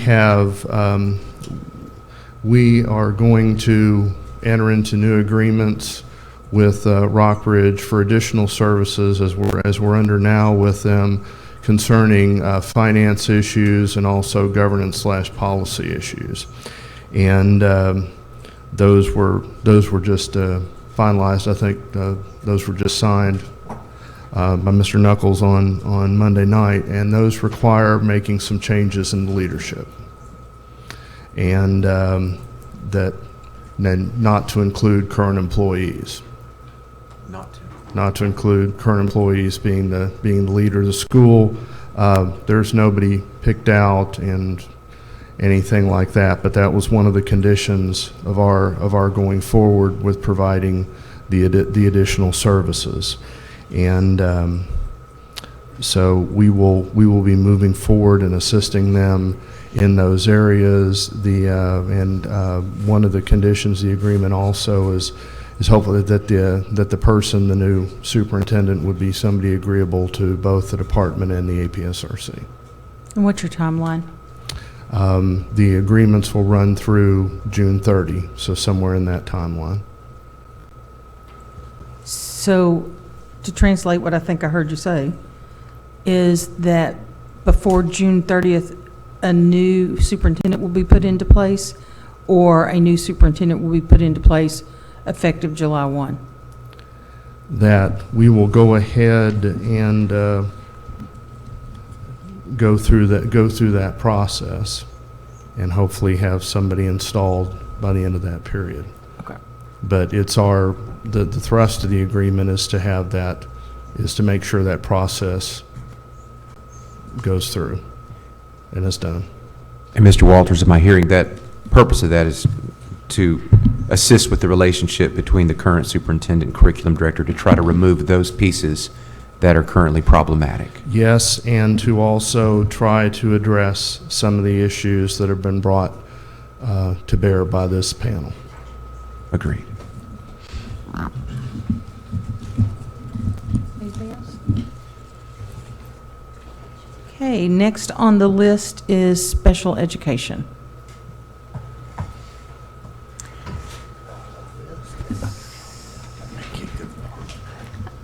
Mr. Knuckles, I had just asked you about the LEA issue. We had asked you, or I had asked you at the last meeting to submit a plan, and you did submit a couple of items that specifically dealt with IEPs and compensatory education. For us, a plan to implement special education and ensure you have written procedures in place is much larger than just those two issues. So that's will be my first point. Secondly, I would like to ask our program advisor for non-traditional to just kind of come up and talk to us about what's happened since our last meeting in terms of things that you have provided and things that she's observed. Yes, ma'am.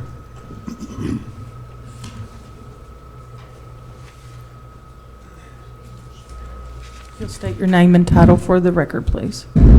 Hi, yes, Kristen Hughes, Special Education Unit.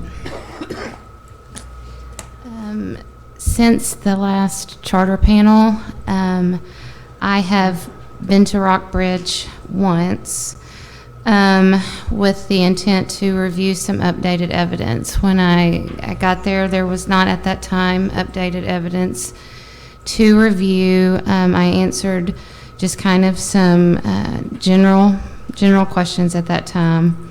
Ms. Gober then came to our office once, and she provided an updated daily class schedule to meet the new IEP minutes. Still at that time, I hadn't seen the actual IEPs that she said that she didn't have access to, that the contracted provider still had those. But that she would get them to me. I have received 11 of the 22 IEPs. Now I understand there may be 24 with 2 additional students. But currently I've received 11.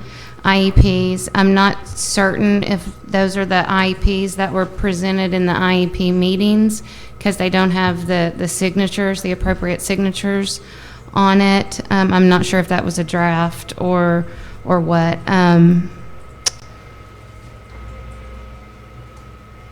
I don't know specific times on compensatory education services.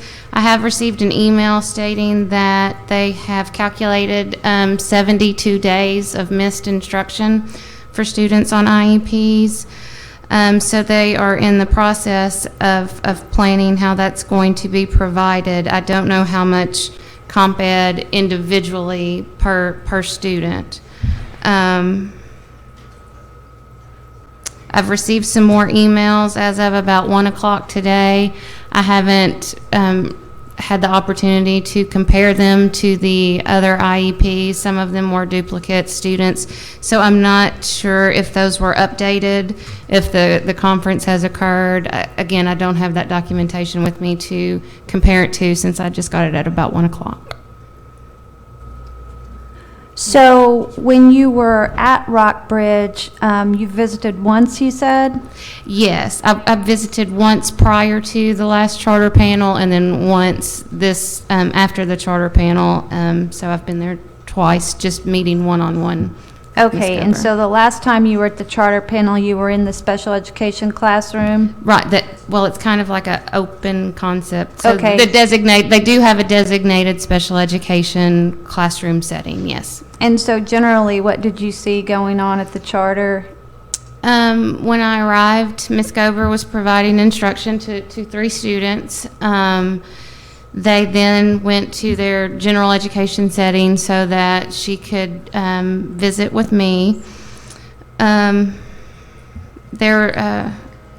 was a little distracting, because again, it was kind of an open concept, and there were kids walking around. And the time I was there, one of the teachers was having maybe a stressful morning and was loud, and I thought it was somewhat disruptive, but I was there for about an hour on that one. So in summary, you've received some of the documentation Yes. that we need, but not I have. everything.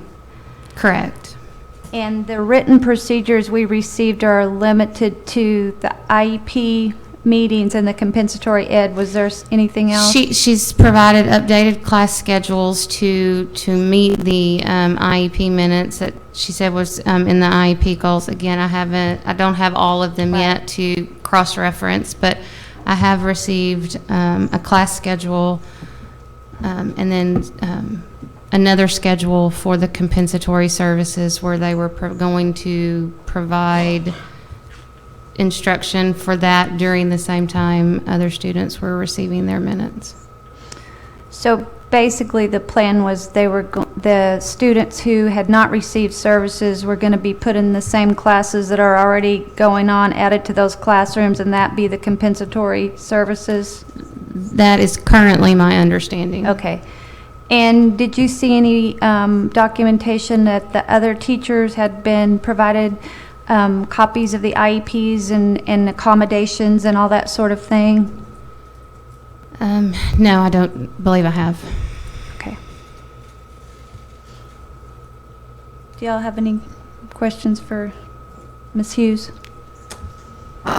Ms. Haley, just to that question, are there evidences of documentation that teachers have received the appropriate accommodations? Can we get that question answered? Is someone here that can answer that? There were not when we monitored, and so that was part of what we would want to see in terms of a comprehensive plan for how you're going to do business, basically, in special education, and we do not have that.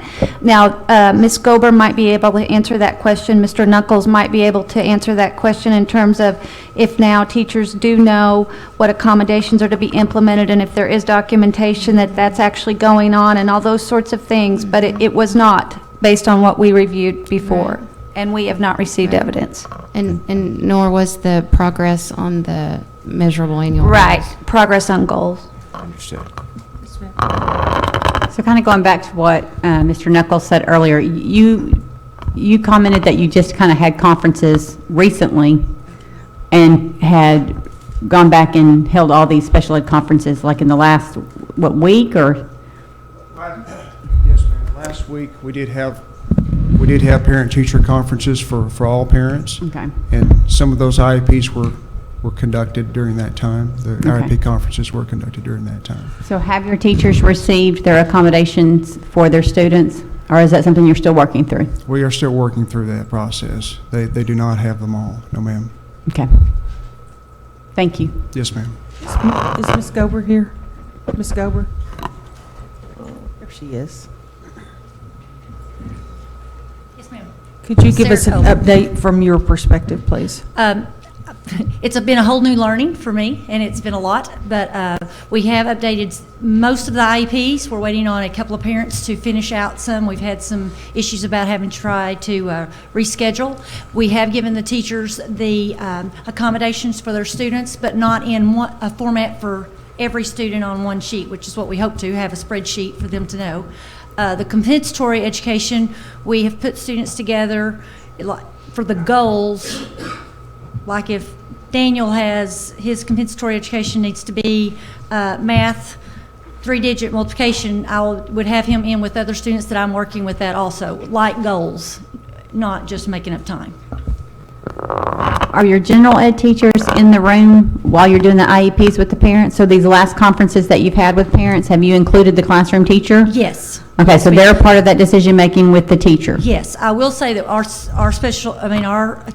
parent-teacher conferences are set on times, and they might have to be pulled out for a few moments and come back, but yes, they were invited in, a part of that, yes. Okay.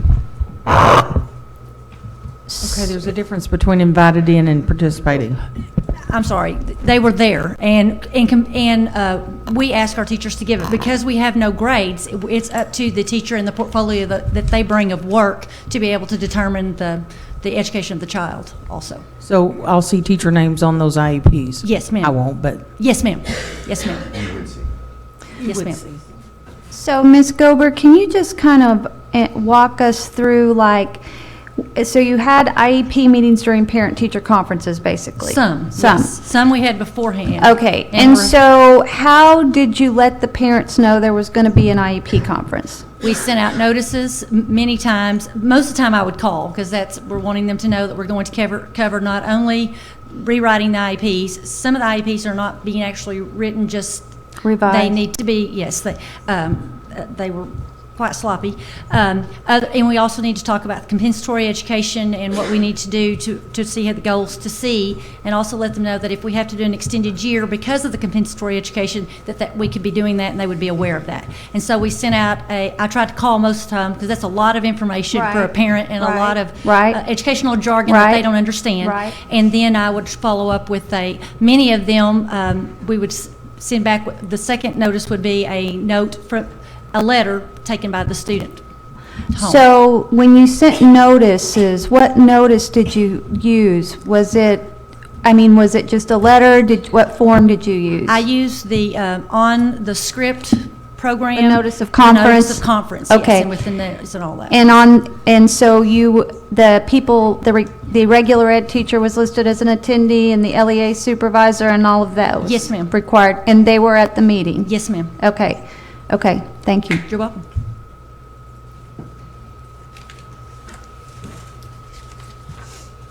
Ms. Haley, help me understand 72 days of missed instruction. How do you make that up? Well, what happened is, like we talked about last time, the students had not had services since the middle of October when that teacher left, and until Ms. Gober started providing services in March. Okay.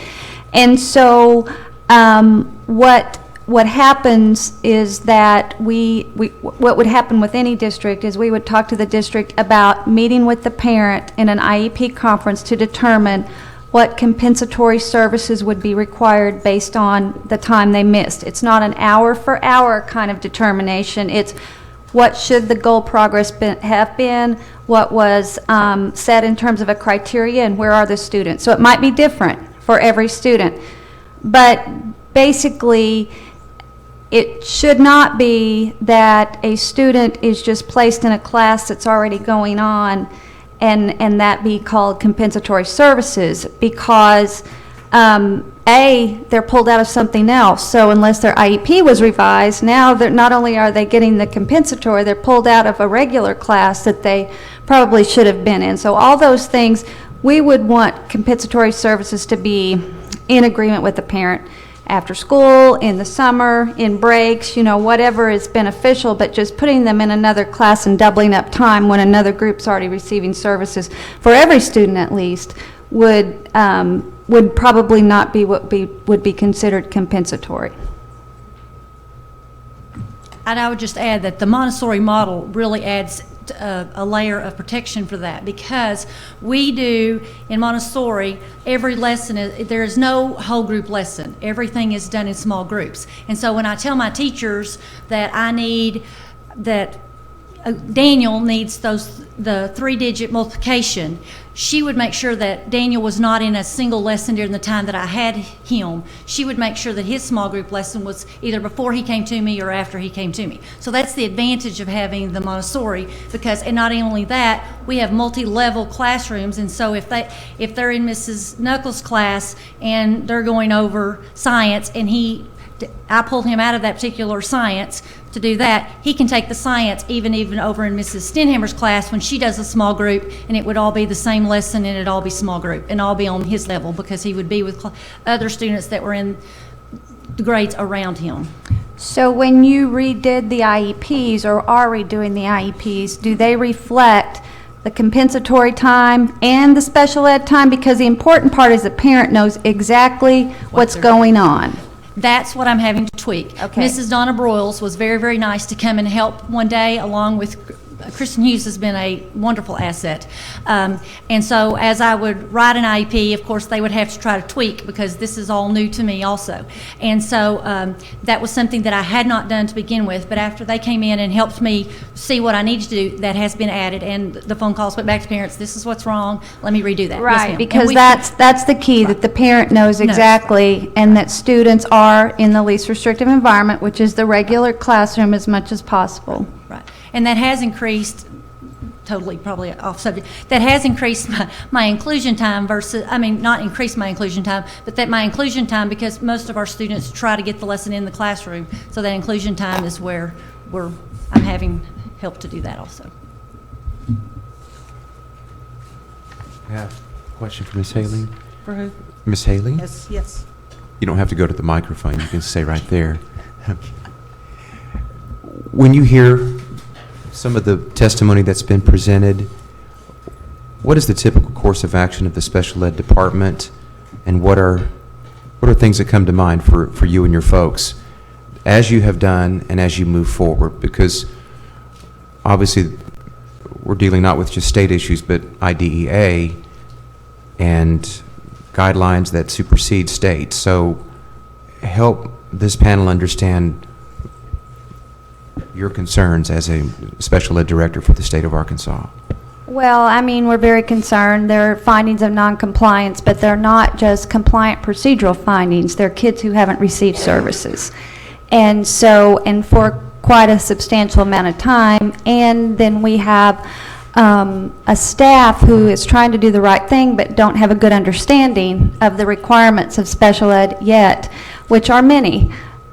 So my biggest concern is the whole leadership and governance structure, in terms of somebody understanding the requirements and making sure. It's up to the teacher to make sure the IEPs are written, but then it's up to somebody else to make sure they're implemented and make sure that they know students can't be suspended for more than 10 days without due process and all those sorts of things. So for us, there'll be written findings.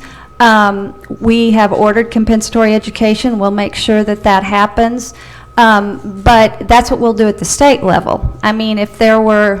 If this rose up to another level, if parents were to come and say that they wanted their students to receive compensatory services in another setting, Rockbridge would be at risk for providing that education somewhere else, since they hadn't gotten it, and especially if there was a lack of progress demonstrated, which is hard for us to see because there hasn't been documentation that the students have been assessed to ensure that they're progressing on their IEP goals.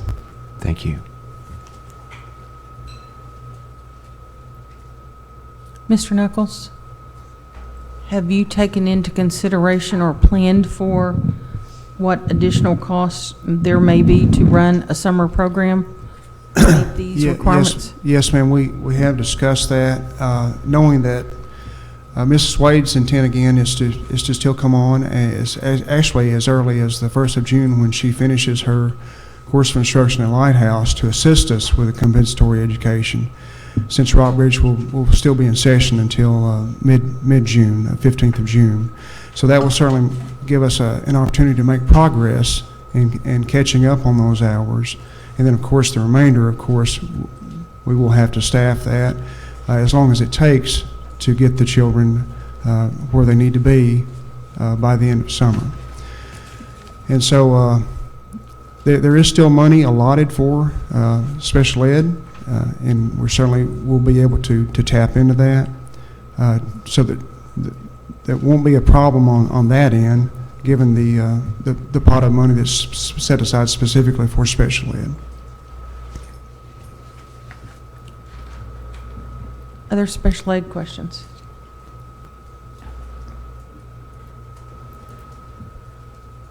Data reporting.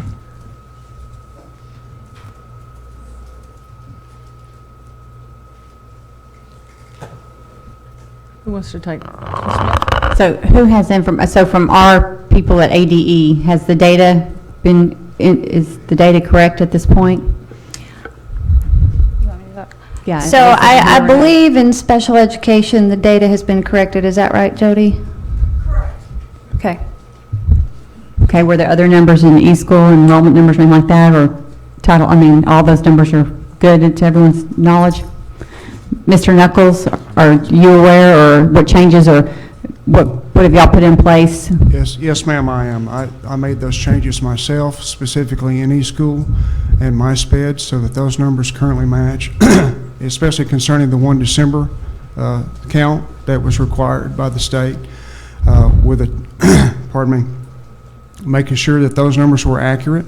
And Dr. Fields, with ADE, I know her office sits at ULR, was certainly a great help in providing assistance in doing so and cleaning those up.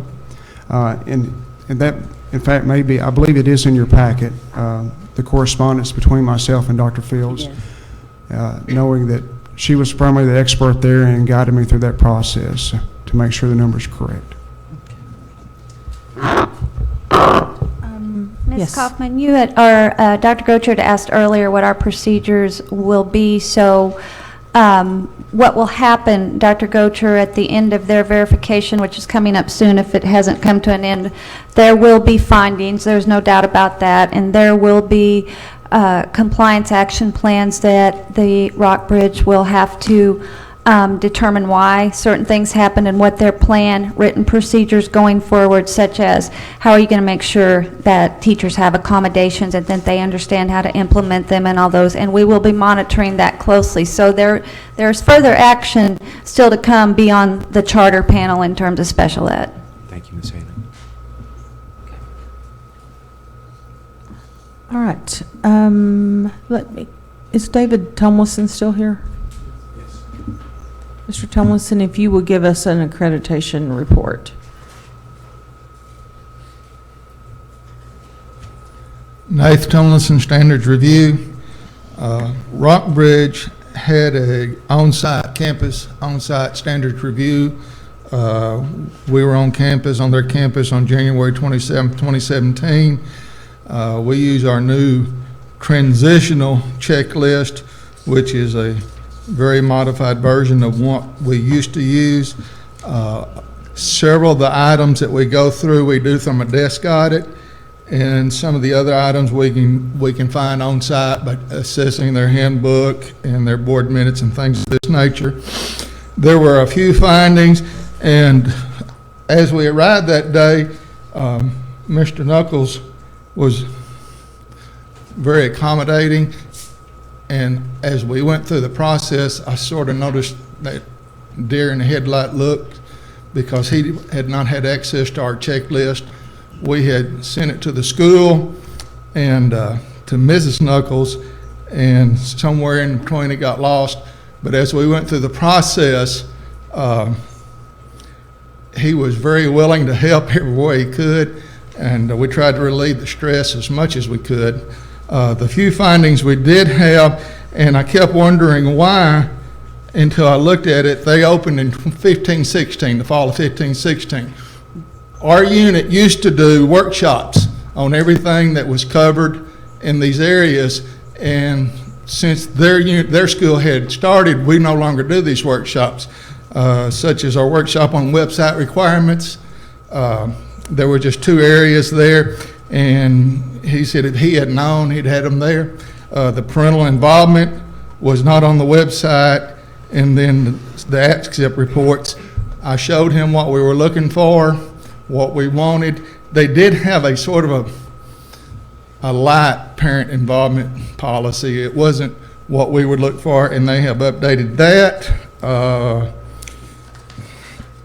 And then there were some issues on AIPs, and I had to explain to him what AIPs were. He was not aware. This is another item we used to cover. We used to do what we call our new administrative workshop, where we go over everything, and he would have benefited greatly from that. But we showed him what we were wanting. I forwarded him a copy of it, and they were very, very prompt in making all the corrections that came up on our on-site review, and everything has been taken care of from that list. And then once again, in March, we sent out our initial accreditation report, and then going over what their waivers were. These items were all covered, and all the exceptions were able to be removed from the initial accreditation report. And both of, their school, their Montessori school has been accredited on the accreditation report. Has been. Pardon? It is currently accredited? Yes. Okay. Well, we don't accredit, we make the recommendation. Gotcha. And the That's board will act upon that. State board. Thank you. Any questions? Thank you very much. You're welcome. Finance is our next topic. Mr. Rogers, would you like to start with Ms. Smith?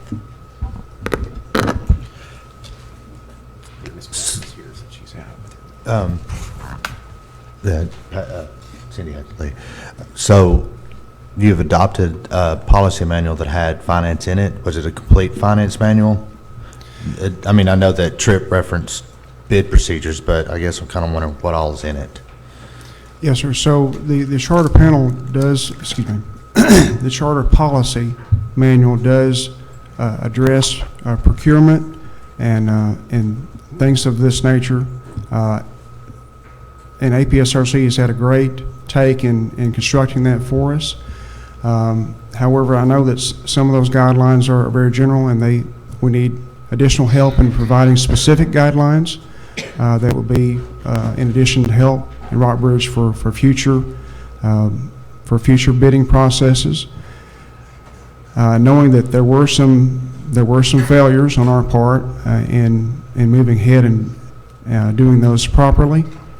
Although I do know that based on the documentation that you may have in front of you concerning the specific vendors, that there were some bids put forth and they were done properly, while others fell through the cracks. And I know that your audit has been completed, but you haven't had your exit conference yet? Correct. Yes, sir. I did touch base with on it by phone. Spoke with Mr. Thompson. He indicated that the 2 individuals who were conducting audit for Rockbridge, one has since moved on from audit, Mr. Tyler Croning, so was not able to touch base with him. Mrs. Stephanie Simmons was the other individual who was conducting the audit. Haven't heard back from her, but we were referenced to another individual, Mr. Thompson. He did indicate by phone on the 17th, that there would be an upcoming initial interview, but according to him, per the confirmed conversation, he didn't have specifics yet, given another course load that he was maintaining. So I'm assuming our caseload has shifted to other individuals who are currently handling it. But as of now, I don't have any specifics that he indicated to me. So, yeah, on the bid procedures, so. Yes, sir. Yeah, I think that Patty sent you an email asking you for some, and I would just pick some that were over $10,000. And it was interesting. There was only one that you had put a bid out in the paper for, which was for a food service. Yes, sir.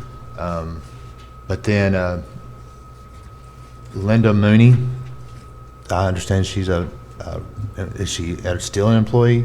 Yes, sir.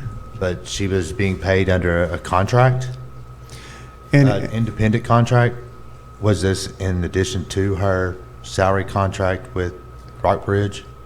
to my understanding, sir, she's always been a salaried employee with Rockbridge as a classroom teacher. So if there's an issue there, it has to be tied into coding on the finance side. And I know that Complete Consulting has been aware, they're aware of that. And I don't know if Mr. Hamilton may be able to speak to it, but she has never been an independent contractor, so to speak, for Rockbridge.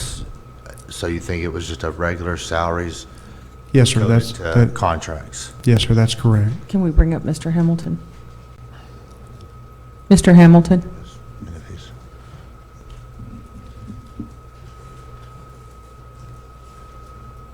Could you address this issue? Darren Hamilton. Is that simply what it is? A coding Just a issue? reimbursement. It was actually reimbursement for training. The AP check. For $12,681 reimbursement of training. What was she being trained on? Montessori. It's expensive. Wow, that is expensive. Is that about accurate? Yeah, that's accurate. Okay. And then I also had, and that was it. I was just wondering. So that was. If I could clarify, the teachers travel to various sites around the country for their Montessori training, and sometimes it's a different city each year. So there are 3 years of Montessori training for each classroom teacher to become fully credentialed, and so that's the tie-in. And for an extended number of days. Isn't that correct? And for an extended number of days? Yes, They ma'am. go to training, they go for, Yes, ma'am. So for the entire summer, each summer over the 3-year cycle, the teachers are involved in training along with spring break and fall breaks. So there's another 4 weeks in addition to that where they're out during training. And so each one of them, it's about $12,000. Because I'm assuming it's still a coding issue, since it was coded into contracts, and it should have been employee reimbursement. So I'm assuming it's still that. To my knowledge, yes, sir. Okay. so will Mr. Hamilton make that correction? Is that who's in charge of making that correction? Or journal entry? Well, I've technically been with Complete Consulting for about a month, and so I'm still kind of working my way, working with Chris. But I will commit to making that transition. And just to say about Complete Consulting, I think that's why Chris wanted to bring some additional CPAs on board, because he knew he needed to get that bandwidth to be able to take care of things like this. Okay. Thank you. The other thing I have is just looking at your current duties. And I know we haven't seen the audit yet, but I can't think that there's not going to be some kind of segregation of duties finding on your audit. Just looking at everything that you're over on the org chart. Who else besides you is responsible for making payments on behalf of the charter? Pardon me? Who else besides you is responsible for making bill payments on behalf of the charter? As far as the billing processes for making any payments. Yes, sir. For bills that you get in? Yes, sir. Like Yes, sir. payroll? I supervise those. They come, either they're mailed directly to the school, or some of the vendors are mailing those invoices to Complete Consulting for processing. But initially, whichever the case may be, they go through an online system called Avid that there's an approval process. It comes to me first for approval, and it goes to another staff member for a second look before it goes over to Complete Consulting for a third look, and then final processing. What other staff member? Mrs. Gober is the second approving authority, and then at that point, it goes to Complete Consulting's staff for a third look before processing continues. And these are all standard bills that come across the desk. So I'm part of your contract with Complete Consulting, they make the payments for you after you and Ms. Gober approve them? Yes, sir.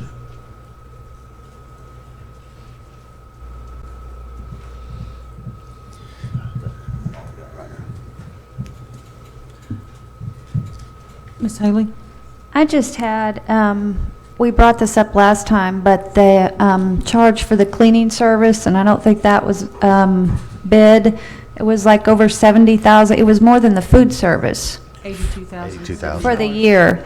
And so I'm just, there was a note in there that it was $3,000 a month, and then that stopped because they weren't doing a good job, or, so I'm just wondering if you can tell us a little bit more about that. Of course. Yes, ma'am. So prior to interviewing any of the cleaning services, the staff was trying to maintain that themselves, but of course, trying to run a school, it becomes very difficult. So there were interviews set up for various cleaning services. The first one did a fair job, but over time, the lack of progress was seen and performance fell through. So staff went back to cleaning. So they tried it again, and then there's another attempt made to hire someone else that could be more competent for about $3,500 a month, but that's cleaning only. And after that fell off, a third look was taken for razor cleaning, the service that they offered, which is not only cleaning but major mechanical repairs, which we've actually had to take advantage of over the last several months, including air conditioning issues, heating issues, water damage repair from every time it rains, torrential downpours and flooding in the building at times, replacement of ceiling tiles, plumbing services are also included. They're to the school almost every week. So it's cleaning and maintenance? Correct, yes, And ma'am. does your contract with them specify, I mean, that's a set fee for the year, or? It is a multi-year contract. Typically, it is a $6,000 payment per month. How often does your building flood? Well, until the church put in the French drain, which was just recently, there would be some leakage to some degree every time there was a torrential downpour. Over last Christmas, the staff members came in. There was almost an inch of water in 4 of the classrooms that had cleaned up. So a restoration service was called in order to make the cleanup and repairs. That has gotten better, though, with the installment of the French drain. Okay. Is there someone on site? Of course, daily with cleaning, and we can give them a call at any time for emergency services in which they can come out and provide necessary fixes.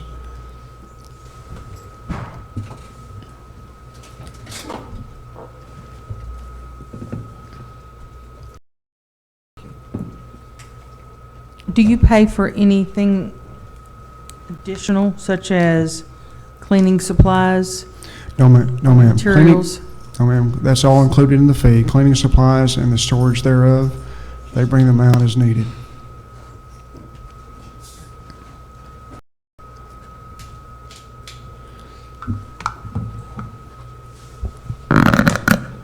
May I ask Yes. So just to clarify, though, there are at least 3 services here that did not go through the proper bidding process, is that correct?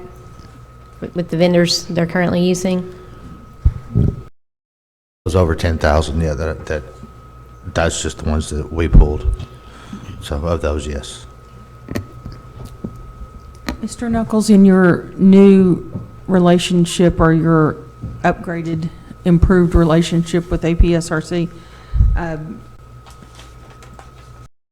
Walters said that there would be financial and governance.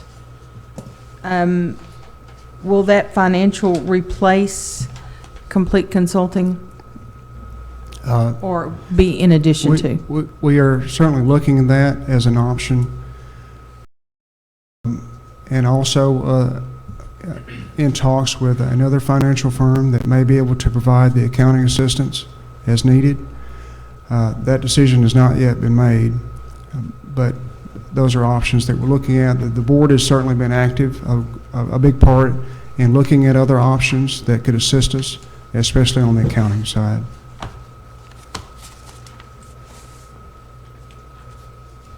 Okay, other questions? Open general questions.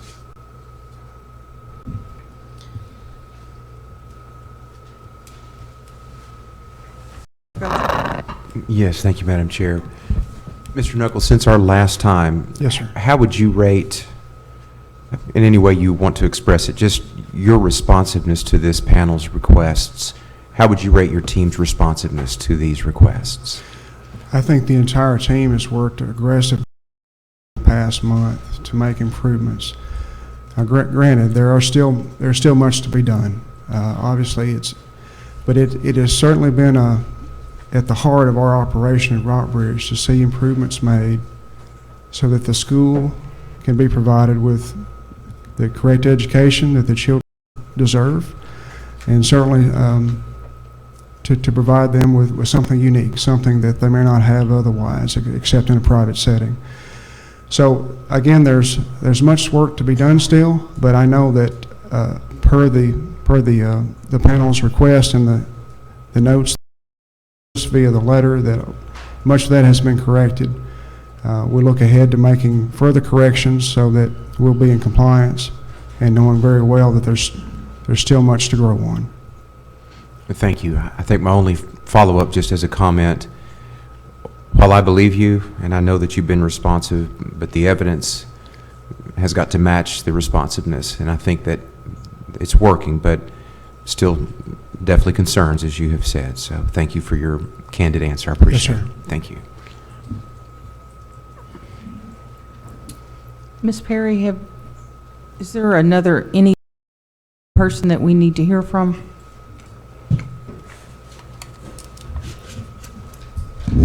No, ma'am, I'm not aware of any. I'd like to speak to the board members, if all the board members would come up to the microphone.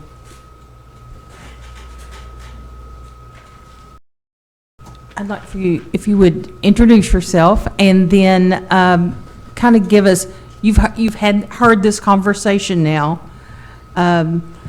We take the responsibility of a board member very seriously. I hope you've seen us take that very seriously. It's important to ask questions and not assume that you know, or to really, it's your responsibility to really know what's going on to make wise decisions for the school.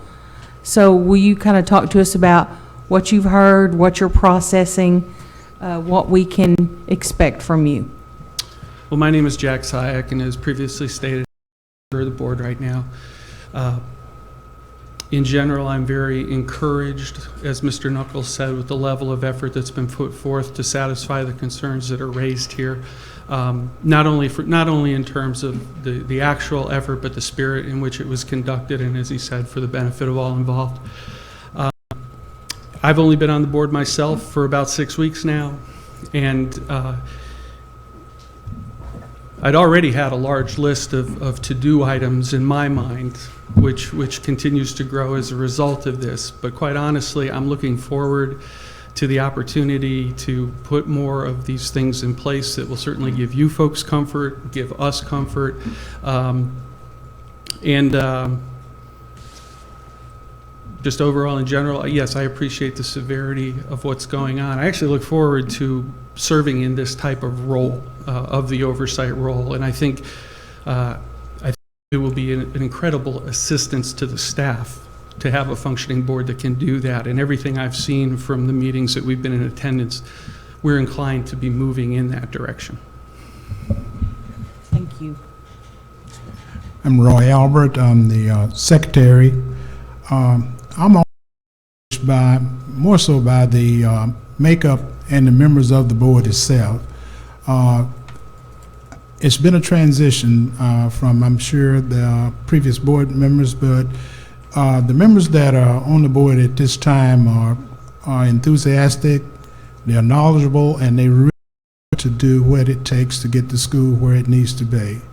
The children are the most important thing before everybody's mind, and everyone has made a commitment to bringing whatever skills, whatever concerns, whatever it takes to get the job done.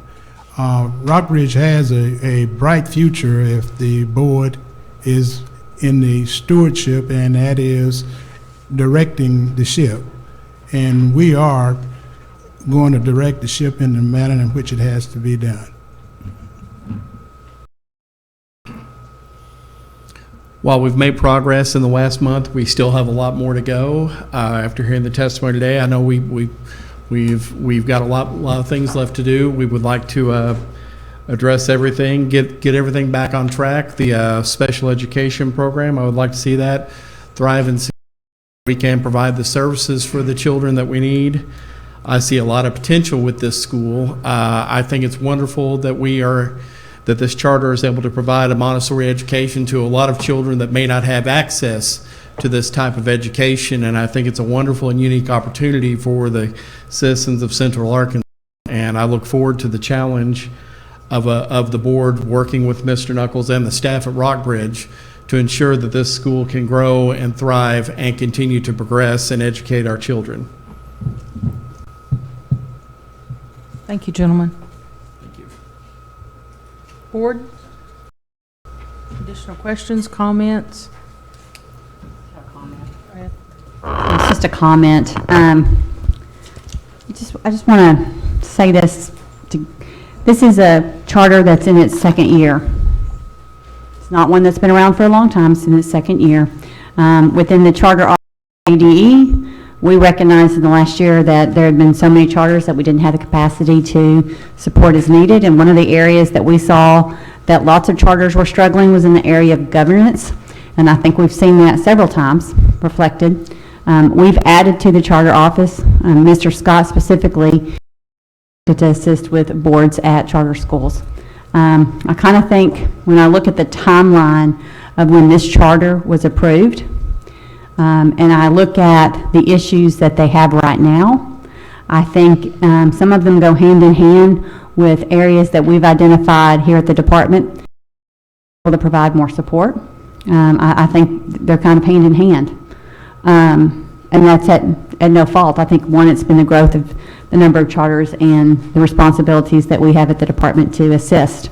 I also think the partnership and collaboration that we at the department have tried to APSRC and determining where our needs they can meet and where the areas of need that we can meet, and trying to just develop a better partnership there, whether it's providing professional development, assisting boards, but just continuing conversation and dialogue there.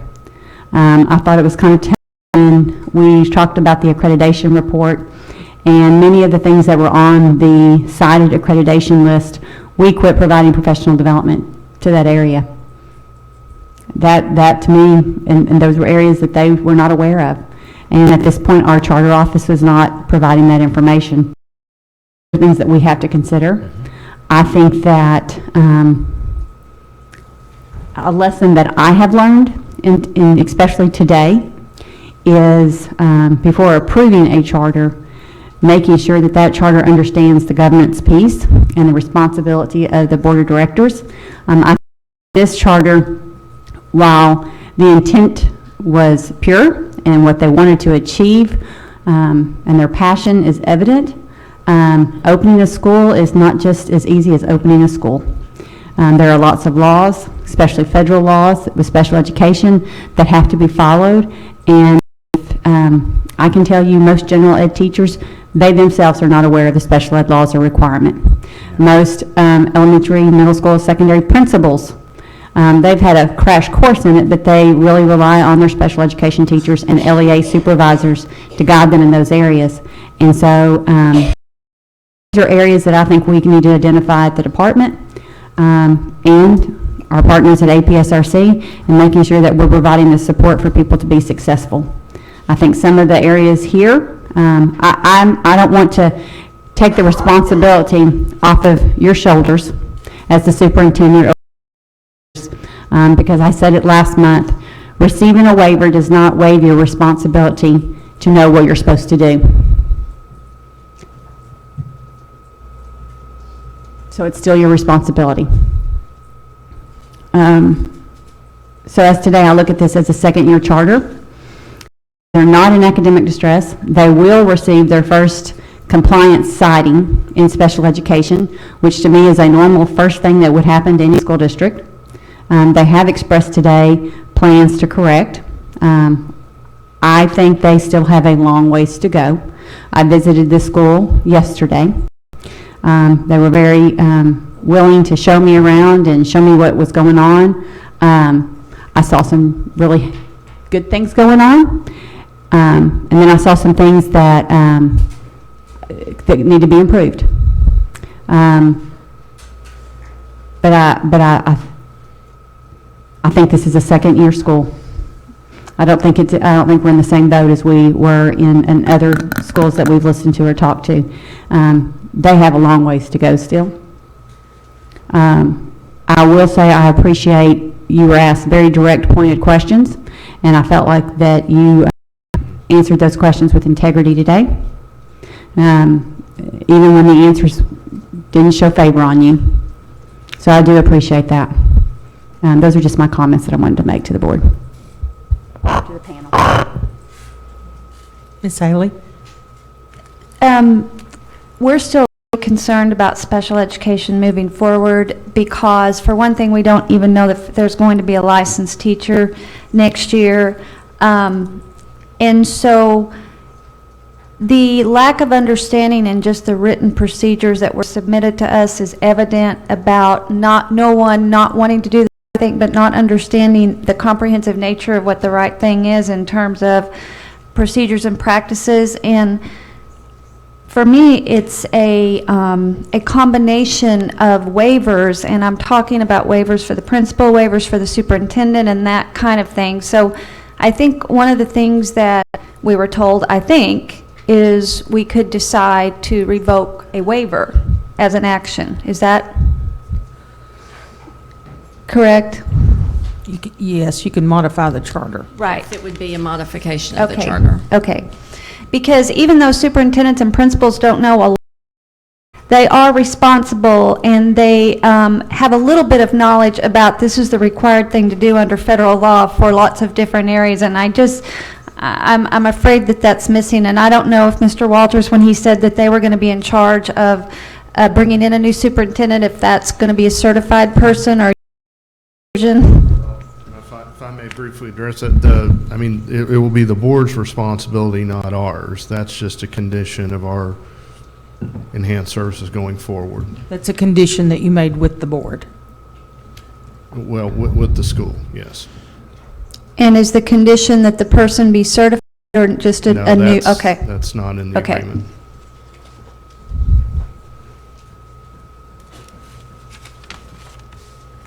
Mr. Walters, could you expand on that partnership, or that, I don't know what you're calling it, your relationship? Will that include assistance with these special ed issues? Can you kind of be a little more specific, or you don't have to be extremely specific? If you can give me just a second. Yes, can you be a little more, less general?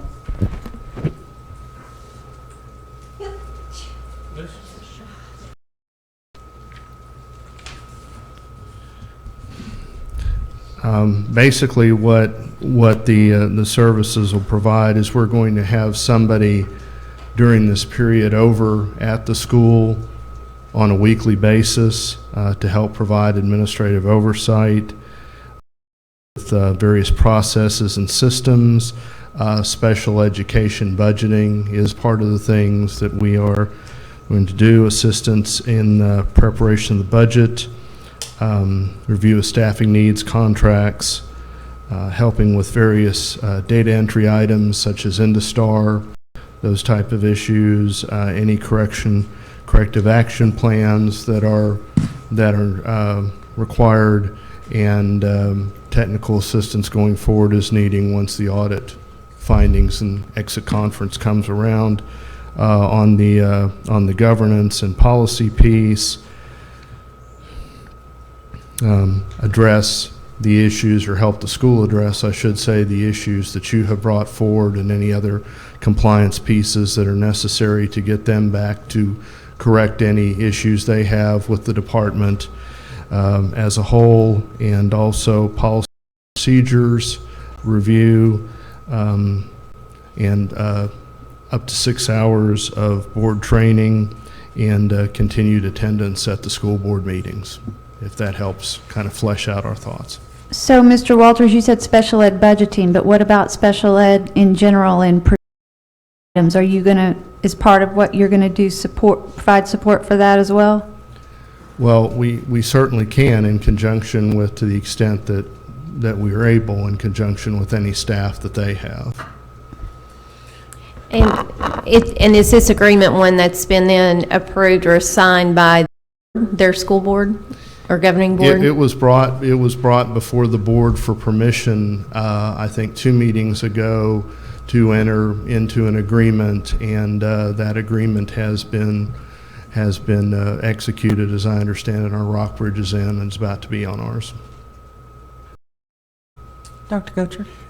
And with respect to Mr. Rogers, my question is for our charter team, so if he has a question for Mr. Rogers, I'll defer. So, hey, Tripp, before you run off, I just want to make sure I understand. Yes, sir. This agreement that you've got with Rockbridge now, as part of the compromise of the agreement, y'all are going to help them seek out new leadership for the school district? Did I understand for the school? Is that what I understood you saying? Yes, would be of assistance in the process. We obviously, I mean, that's obviously a board decision, but right. But y'all are going to help them select somebody that can step into that role as superintendent to help. I'm not trying to put words in your mouth. I'm just trying to understand. To the extent that we can. That was one of the conditions for us moving forward, that piece be in the agreements. So there would be changes in leadership. Okay, so I think I'm hearing you. I think we're saying the same thing. Okay. I think the only thing that we perhaps might not be saying is that it's really going to be calling the board's process. We would offer technical services around that, I'm sure, just as we do anything on an ongoing basis with them being our members. But as a part of this agreement, y'all are going to help the board find somebody else. Y'all can't say hire this person, but you can say, hey, here's 5 people. What do you think? Well, again, that's not spelled out to that level of detail. Again, it's their call. We're not going to be selecting their next director. That's not our not our ability to do. We're trying to build some confidence in what we think service that they're going to receive.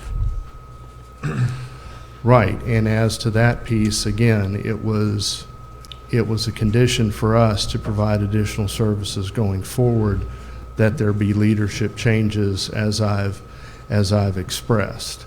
I mean, again, the hiring of a superintendent is going to be a board function, or any other leadership is going to be a board function. To the extent that we are asked to assist in that process, and we will be glad to do so. And by when are they supposed to have a new superintendent? June 30th. Like coming up or Yes, next sir. year? And I'm hearing that Mr. Walters is preserving that line between board and services. So I'm hearing that. I just wanted to make sure that I was clear on my next question for Mr. Bennett.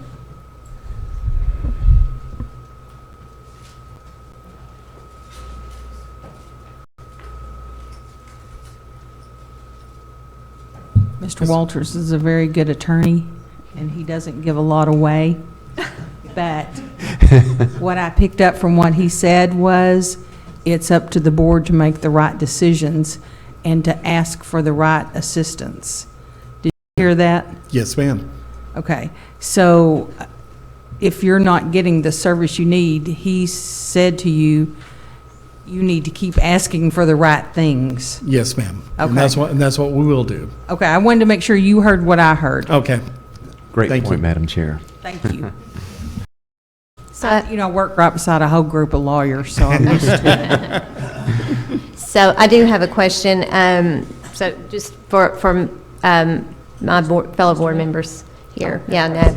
So, Mr. Rogers, last time a huge concern for you was finance, and by this time we should have had more information, and we don't. But just based on where we are now, how comfortable are you with financial matters, and does the conversation we've just had with APSRC, are you feeling more comfortable going forward with financial issues?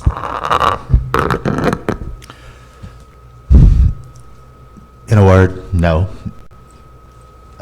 I still have problems with the bid procedure. I still have problems with the segregation of duties. I'm concerned about what the leg audit's going to show next week. Opportunity. I wish we would have had to see that. I think the easiest thing that I could say is that if this was a traditional, then fiscal services board probably would have already recommended early intervention on them. So I do have concerns going forward with, and I know that they've adopted the generalized policies that APSRC puts in them, but they are generalized, and so I'm concerned about how they're going to make that their own. And it really just the governance structure of it, having so much on, and I think Mr. Knuckles trying to do the right thing, but he's carrying a lot on his shoulders that I just don't know how that's going to work. And I think I would agree too, because it just seems that the conversation today has been full of good intentions and promises, and just there's still such a lack of defined sustainable leadership. And I'm concerned by the fact that by now we don't have a definitive plan to have a special ed teacher on staff. I'm a little bit surprised that still trying to get some of the paperwork right, and just not out being really walked through processes, some of those things not being farther along than they are. And I'm just glancing here at some of the stats that on My School Info, and the student to teacher ratio is 27-1, and I went back and kind of looked at the number of teachers they have and the number of students they have, and just thinking through the number of people working there. And that was my observation when I went. There are a lot of students compared to the adults working there. So I share the concerns about, I don't know how the segregation of duties is going to be addressed, and some of those other leadership pieces. I do appreciate what we have heard from APSRC in terms of, already having talked about an agreement. And I think Ms. Smith made some good points, but I don't know that I feel quite the same way as feeling good about where we are in year 2 and feeling like it's okay to be there in year 2. So. Dr. Gotcher. Thank you, Madam Chair. And if I could address our charter team, I'll just call that. I'll start with Ms. Mary Perry. And I'll ask you the same question that I asked Superintendent Knuckles. How would you rate their responsiveness since our last charter panel meeting? I think they get a very good mark for effort. I am concerned about the quality. Latter part again? The quality of what we've received from them is a concern with quality. Understood. Cooperation and effort marked very highly. Thank you. I'm encouraged by that. I think I want to follow up with what Ms. Smith offered, and I certainly appreciate colleagues' comments, and I do recognize there has been some changes in standards in terms of training, and I recognize some of the things that may have been offered in previous traditional and charter schools has not been afforded to this team. However, I think back to where I was a little over a month ago, whenever the time was. Number one, I'm encouraged by the comments and the transparency, Ms. Smith, of Superintendent Knuckles, and the responsiveness, albeit the quality may not be there, by the team, by institution. But now I trickle down to why we're all here, and that's about the students. When we think about what is best for our students in this state and the responsibility that we have, I look back at my notes and I'm just wondering, special ed team, are we at a point of no return and been able to provide the services to provide them what is federally required and our duty to support that? Are a new institution, and certainly there's a lot of grace in that, and I think grace has been given. But I think where I am today is the issue of the special ed students and wondering,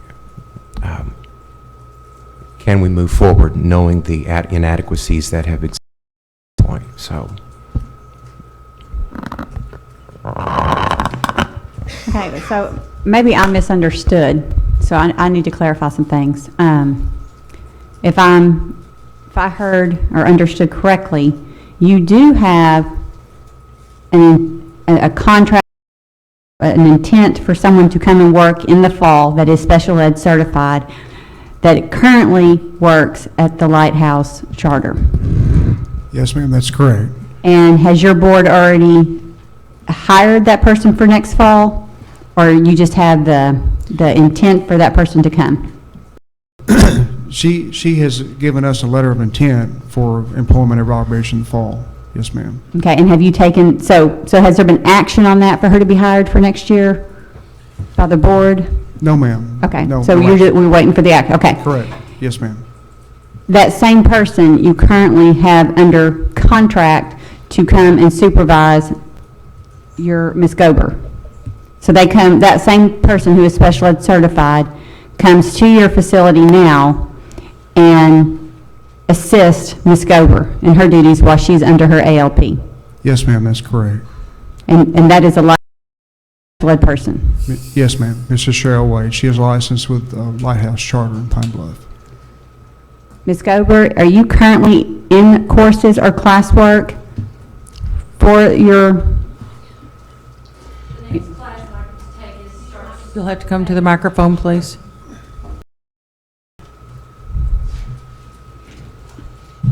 The next class I could take would be, it starts May 30th at ASU online.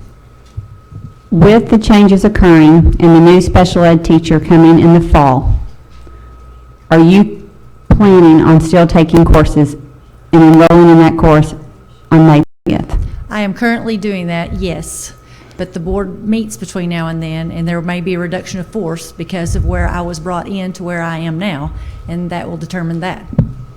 Okay, so right now you're saying that you're still planning on taking coursework? Yes, ma'am. Okay, and if I heard earlier when they were talking about restructuring and stuff, the possibility of you being moved back to an administrative role. So even if you move back to an administrative role, are you still possibly looking at getting your special education? Yes, because in charters, everybody wears several hats, and I could be that assistant person that would need with a full person on special ed. Okay, so there is a plan, special education, for the school now and in the fall? Yes, ma'am. In my mind's eye, yes, ma'am. Okay. Then the question about the finances, and Greg, the phrase has slipped my mind, the duty, the two people's signature, segregation of duties, thank you. has there been a finding of an issue with segregation of duties? Because when he explained the process that he approves, and then it goes to Ms. Gober, who is not related. Now, I think if it was going to his wife, that would be an issue. Goes to a separate person that's not related, and then goes to, so where is the problem there? Has there been a finding?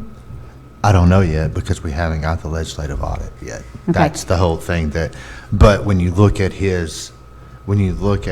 what all he's covering, from everything through being one of the person who approves bills to the off on invoices to the person who signs off on contracts once it has board approval, he is wearing a lot of hats. And it is a problem, it's even a problem in a lot of smaller school districts too, but there is a lot of hats that under the finance role that he is having to wear. So if there is not a segregation of duties audit finding on it, I would be surprised. I know that there's going to be one for sure. No, not yet, but that hasn't been issued yet. Is it written in policy? Do you have it written in policy somewhere that you have a second person who checks you that's not related? Is that written anywhere? The assigned person who's doing, is that written down anywhere, or has that just been and how long has that practice been in place of the two approvals? I do not know the answer to that question, Ms. Smith.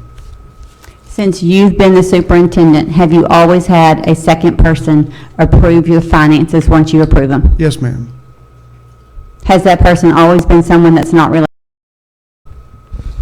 For signing off on the Yes. for signing off on the checks? That's correct.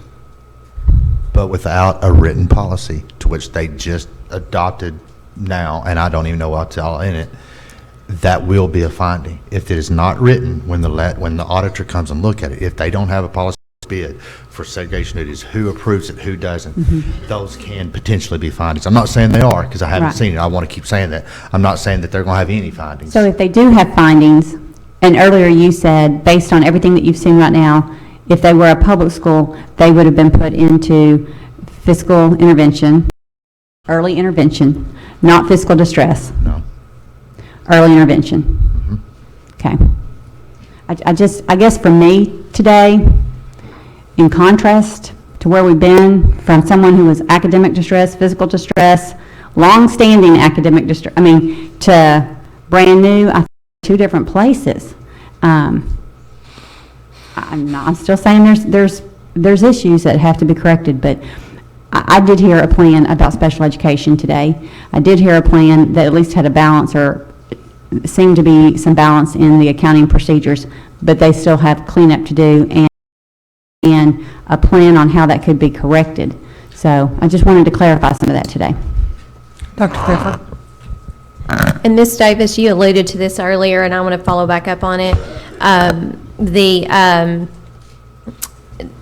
With the transition, because this was all, at our last meeting, it was very clear really who was in the leadership role at the school, and since then, Mr. Knuckles, it has kind of solidified that he is that in charge of the everyday operations, but that was never a board decision, is that correct? Or is that something we're wondering right now, and where does that leave things? Well, I'm not sure if that was a board decision by their sponsoring entity that hired them, much like a school board would hire, the superintendent. It's a little unclear on that. I don't have any documentation on him being hired as in the financial position. So, yeah, kind of unclear. So, and they might have approved, the entity, the board may have approved his hiring as superintendent, but it wouldn't come through us anyways for commissioner approval. Right. I was just trying to think about that, and does that make any difference with anything right now in terms of? I had sent several questions in trying to figure this out to the charter office, because it does seem, and I think Ms. Gober had just said it, that they all wear several hats, and I think that has been at least a confusion for mine, is that they're all wearing multiple hats and trying to figure out what hat are they wearing in what situation in order for us to do. Because I've seen the org chart change with with those names there, but when you look at the the salary schedule or the list of employees, you still have the same things with people, and I realize when changes are made in the middle of the year, but okay, thank you. Any additional questions or comments? I guess it's just a comment that while what you're saying, I do, yeah, they have been trying to get it, but it's in the past month. And that concerns me, that it took Lisa requesting a full review to get them in front of us last month to flesh out all the problems that they had concerning the whole thing, from special ed to finance to go back in a month and then jump through every hoop, get APSRC to get a special agreement with them, have a whole new board. All this happened in the past month because special ed started asking the questions. And my concern is, yeah, they are new, but it took us on them to get there when there's 150 kids sitting at this school. And it scares the crap out of me that what if we wouldn't have asked those questions and those 150 kids are there and those 20 kids are there with the IEPs weren't getting what they needed. So while we've been giving them kudos today, I'm still not happy about it because it took our people catching it and saying, y'all are messing up to get them here. And so I guess I would just want to be balanced on that yeah, they've jumped to a whole lot in the last month, but it's only because there were 2 votes to close them last month. And so that I just want to just comment on that I'm glad that they're trying as hard as they are and do everything are. But what happened if we wouldn't have said that? And I know we can't answer that question because we're here now, but that's just my concern. Mr. Bennett? If I could make one final comment, through discussions, Dave, I haven't had the opportunity to bring this up, but we have looked at doing is bringing on a compliance officer to help us with these governance issues with finance, and we've actually had the possibility to apply for some grant money to assist with their salary as well. So that is one option that we are definitely exploring, and we would like to take advantage of if given the opportunity. Just to help us be better stewards of the money, of the public funds that's being entrusted to us, and to hopefully make sure that we're educating the children as we need to. Hopefully the lesson today is the minute you know there's a problem, you start asking for help. Yes, ma'am. It's never a weakness to ask for help. No, ma'am. It's a sign of strength. Yes, ma'am. And since I'm new to the board, I'm new to the problems, but my intention is that if we see a problem while I'm on the board, I would like to address it head on and address it as quickly as possible and take advantage of the charter school staff here at the Department of Education and the APRC. They've both been very wonderful through this process in helping us. I feel like everybody wants us to succeed and wants a school to succeed, and I just hope that we continue to have that opportunity. There's no person in this room that'll say no to you if you ask. And if they do, you let us know. Yes, ma'am. I will. Any other comments, questions?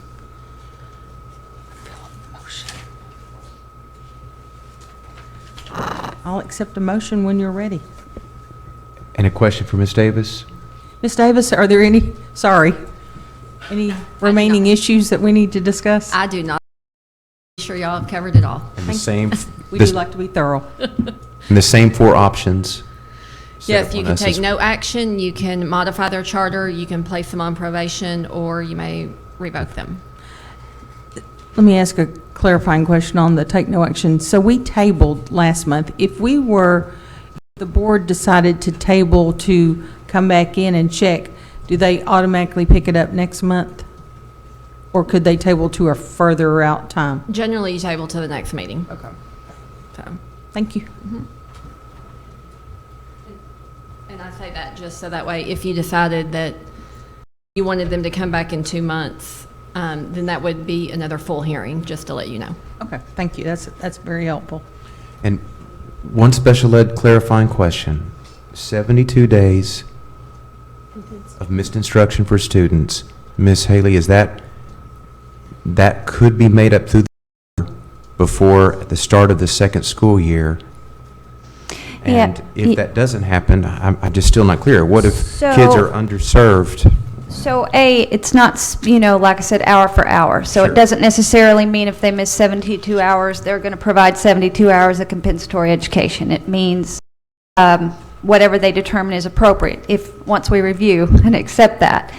But we have the option to withhold funds in special education too, in addition to findings of noncompliance. And so if the district is not complying with what's set forth in their action plan, that would be an option open to us. And then we could recommend further action either through the panel or, standards of accreditation or whatever the appropriate entity would be. Understood.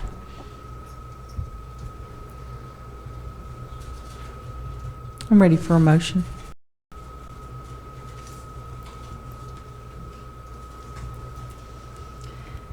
Can I ask one more question of Ms. Davis? Can you, the waivers that the charter has in terms of licensure is for the superintendent and the principal and teachers and? They have waivers of, hang on, I've got the waiver chart up here. They do have a waiver of, employment certified personnel. They do have a waiver of principal, and they do have a waiver of the superintendent license. And of course, all associated rules and standards that would go along with it. Okay.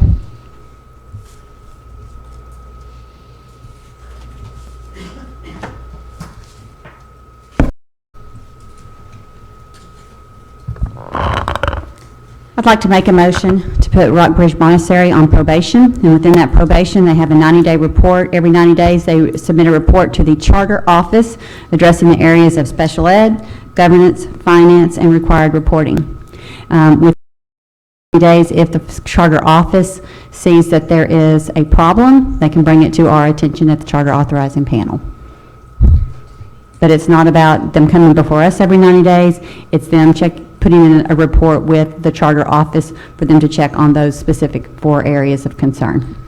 Second. Can I do that?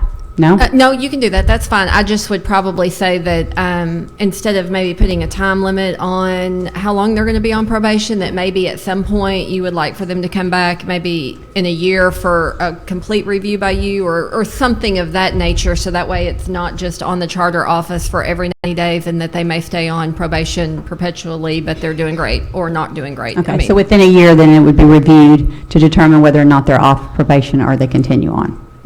Yeah, I would just say with probation status to be reviewed in a year. In a year, okay. Do you agree to that?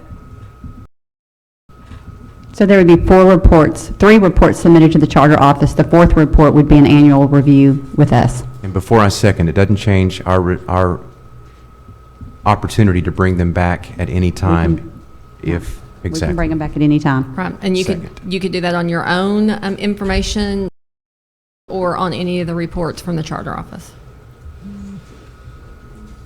Discussion? My reason for making that motion is I do think there are big concerns today that have been shared. I do think there is a plan of action, but as Mr. Rogers stated, we've had a lot of action in a month. Can it be maintained? I don't know. This 90-day report in the charter office, they can put their hand on the pulse to determine, are they doing what they said they would do with APSRC? Are they doing what they said and committed to us with their special ed teacher? Does that person actually start in the fall? Attendant. I mean, I think there are several things that have been testified today that report can do a 90-day, can do a check. And I think the charter office can make a streamlined process of what that report looks like, the information they need, and not make it be something that is burdensome, but does it address the concerns? That was my reason and intent for the motion. Dr. Pfeffer? You said then that the review would take place within a year. Could we ensure that the review would take place in time so that if overall progress had not been made, the recommendation, at some, you're not going to set a date for April or May or March for the review? I think if we got to September or October next year and they were submitting a report and the charter office said they didn't have a special ed teacher, they didn't make the meeting as they're supposed to governance-wise, the board is isn't, Mr. Morgan has attended meetings and there's a lack of governance by the board, then that report would come to us, and then we could call them back in immediately. You'll have 3 reports by January. And that was the discussion, Smith, because while I support the probationary motion, if by September, October, grave concerns emerge again, I would not feel comfortable as a panel member moving forward with students underserved yet another year. So, okay. And acknowledging that within this time period, they are going to have special ed compliance findings. So they're going to have to address those issues.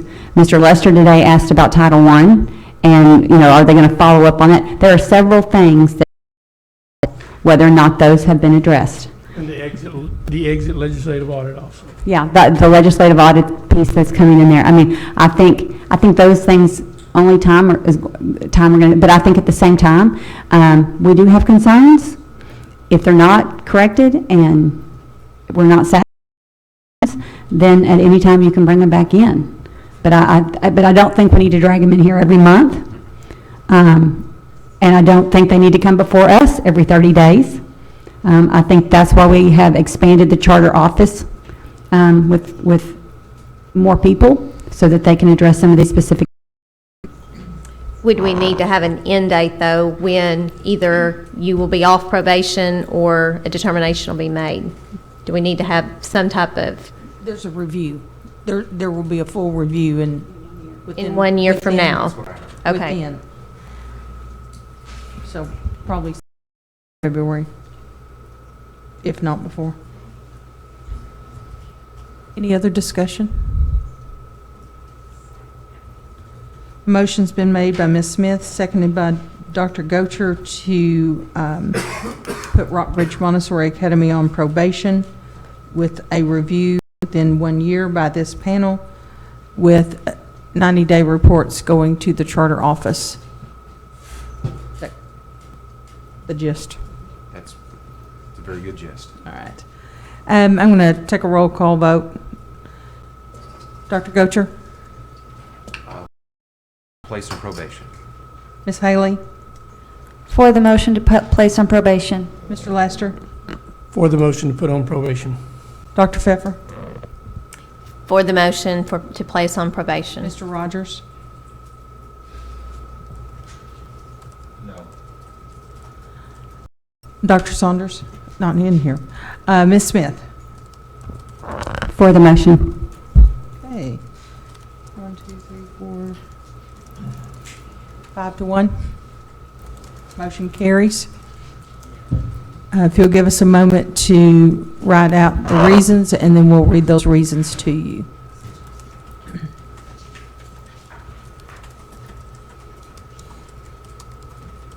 And then we'll have any comments.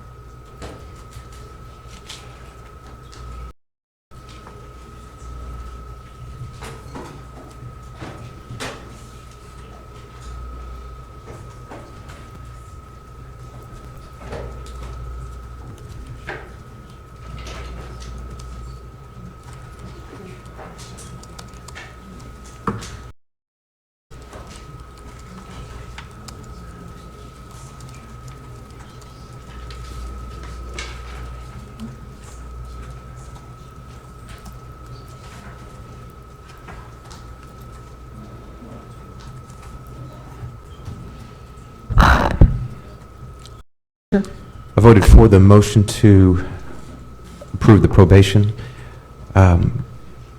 Concerns have been well noted and a new direction appears to have taken place. I strongly encourage the new board to take its place and move this school towards excellence. Ms. Haley? I voted for the motion continuing concerns with special education program administration and most importantly, services to students with disabilities. I would expect that future reports to the charter office be comprehensive and of quality, not just quantity. Mr. Lester? Voted for the motion. Although I agree that there are several areas of concern, I think that provide the appropriate choice at this time. Dr. Pfeffer? I voted for the motion. During the past month, I do acknowledge that the charter has begun to address concerns.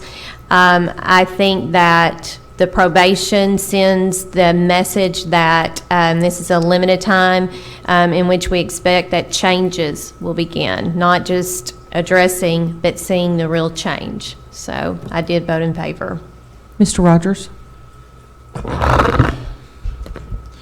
I voted against it.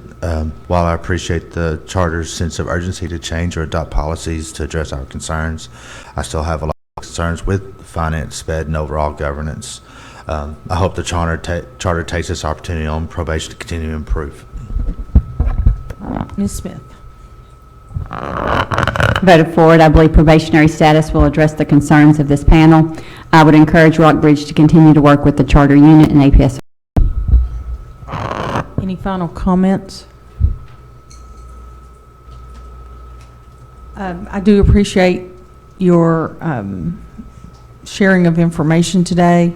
Mr. Bennett, heavy work falls to you and to the board, but I hope that, and I feel confident that your board is walking away with a sense of urgency. And I think, as Ms. Haley alluded to, is that we're not looking to see that things are starting, we're looking to see that things are changing. So kids deserve the very best. Thank you. Ms. Perry or Ms. Boyd, do we have any additional business today?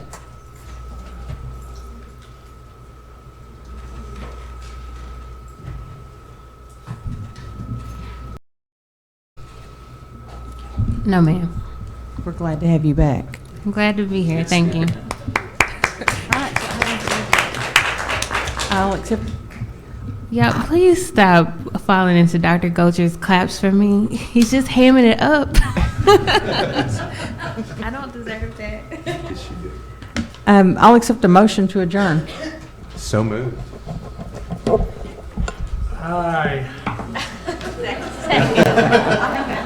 All those in favor? Aye. Meeting adjourned. Thank you, everyone.